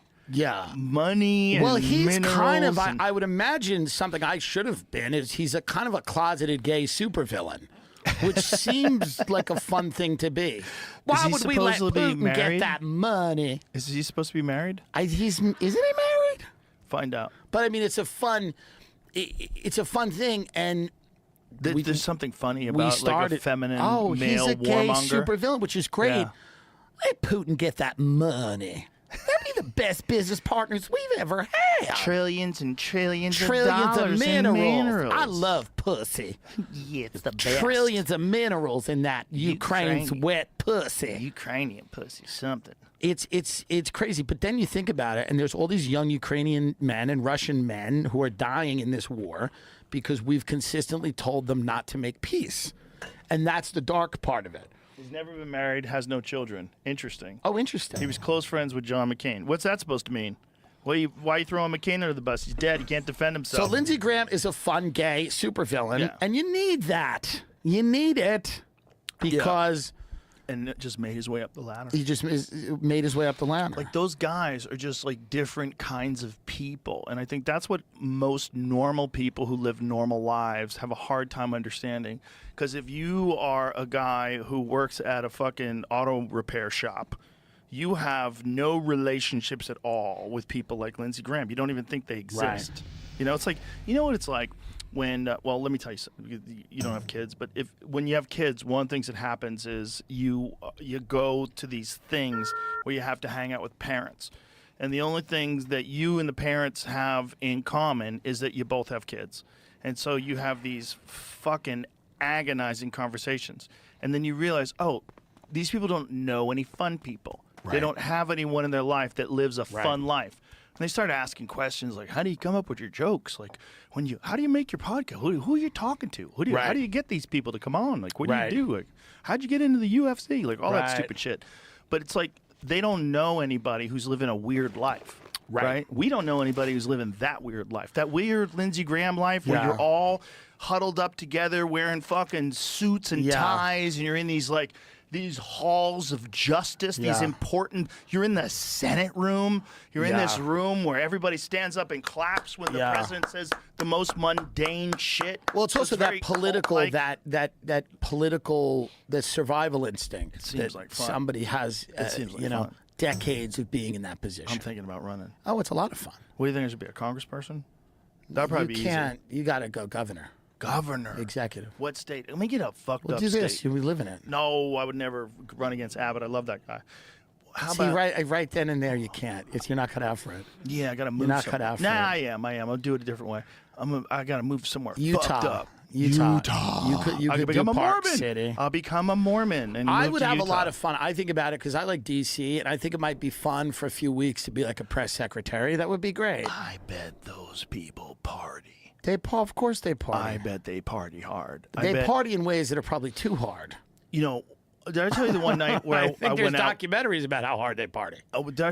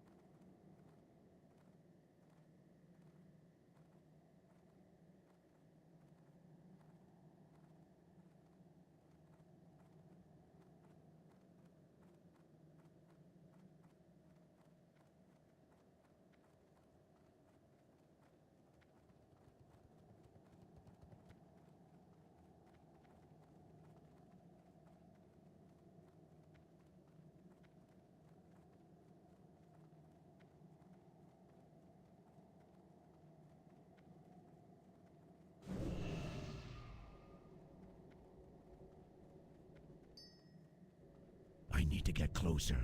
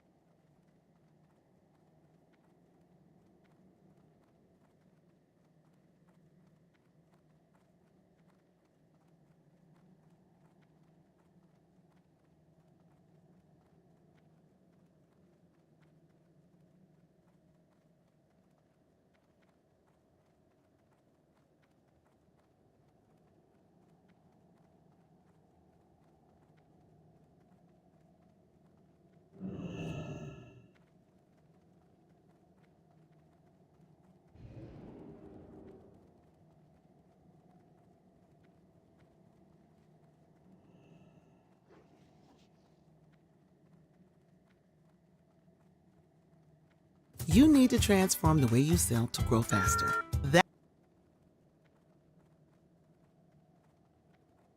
I tell you one night that I went out with Dave Chappelle in Denver. Ever tell you the story? Yeah, it was like the wildest thing ever. Well, it's like he knew these after hours places. Yeah. It was like a scene in John Wick. Right. We went through an alleyway. We went through this big door into some like fucking warehouse. And then there was this bar, this beautifully appointed bar where the guy was wearing like a fucking a tuxedo shirt with a vest on. Right. And the woman was beautiful. And there was no one in the bar. Right. There was me and Dave Chappelle and a few other people. Yeah. And they kicked us out because Dave sparked up a joint. Oh, that's so funny. And then he took me to another place that was crazy. But it's like he knows places where you can go and be private because he's stupid famous. Of course.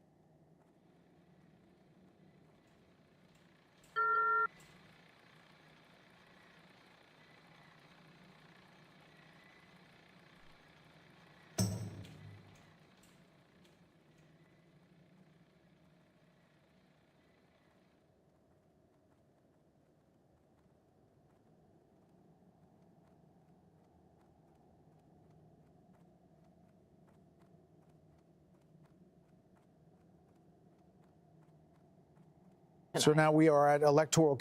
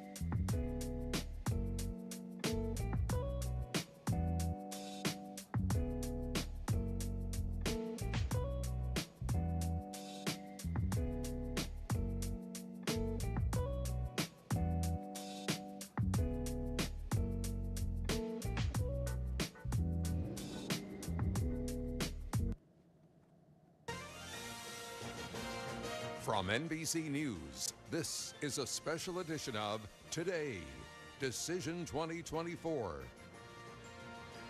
Good morning. We're coming on the air early. We've got a special edition of Today. Savannah's getting a little rest. She had a long, long night. She'll be back with us at 7. Craig and I are here.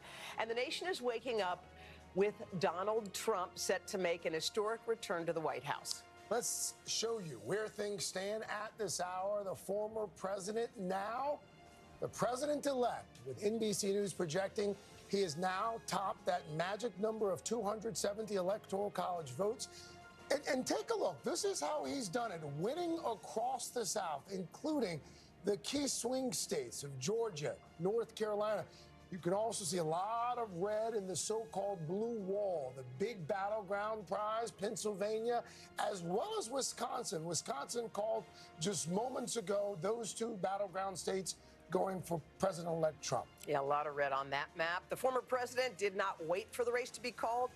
He claimed victory during an address to supporters in Florida. Trump saying voters have given both him and his MAGA movement a, quote, powerful mandate for his agenda. And to that end, another major storyline, Republicans set to control the Senate after flipping several seats in the upper chamber. The House, though, still up for grabs with votes and some key races still being counted at this hour. Yeah, we're going to walk through all of it with you this morning. Let us begin with NBC's Garrett Hake, who's covered the Trump campaign every step of the way.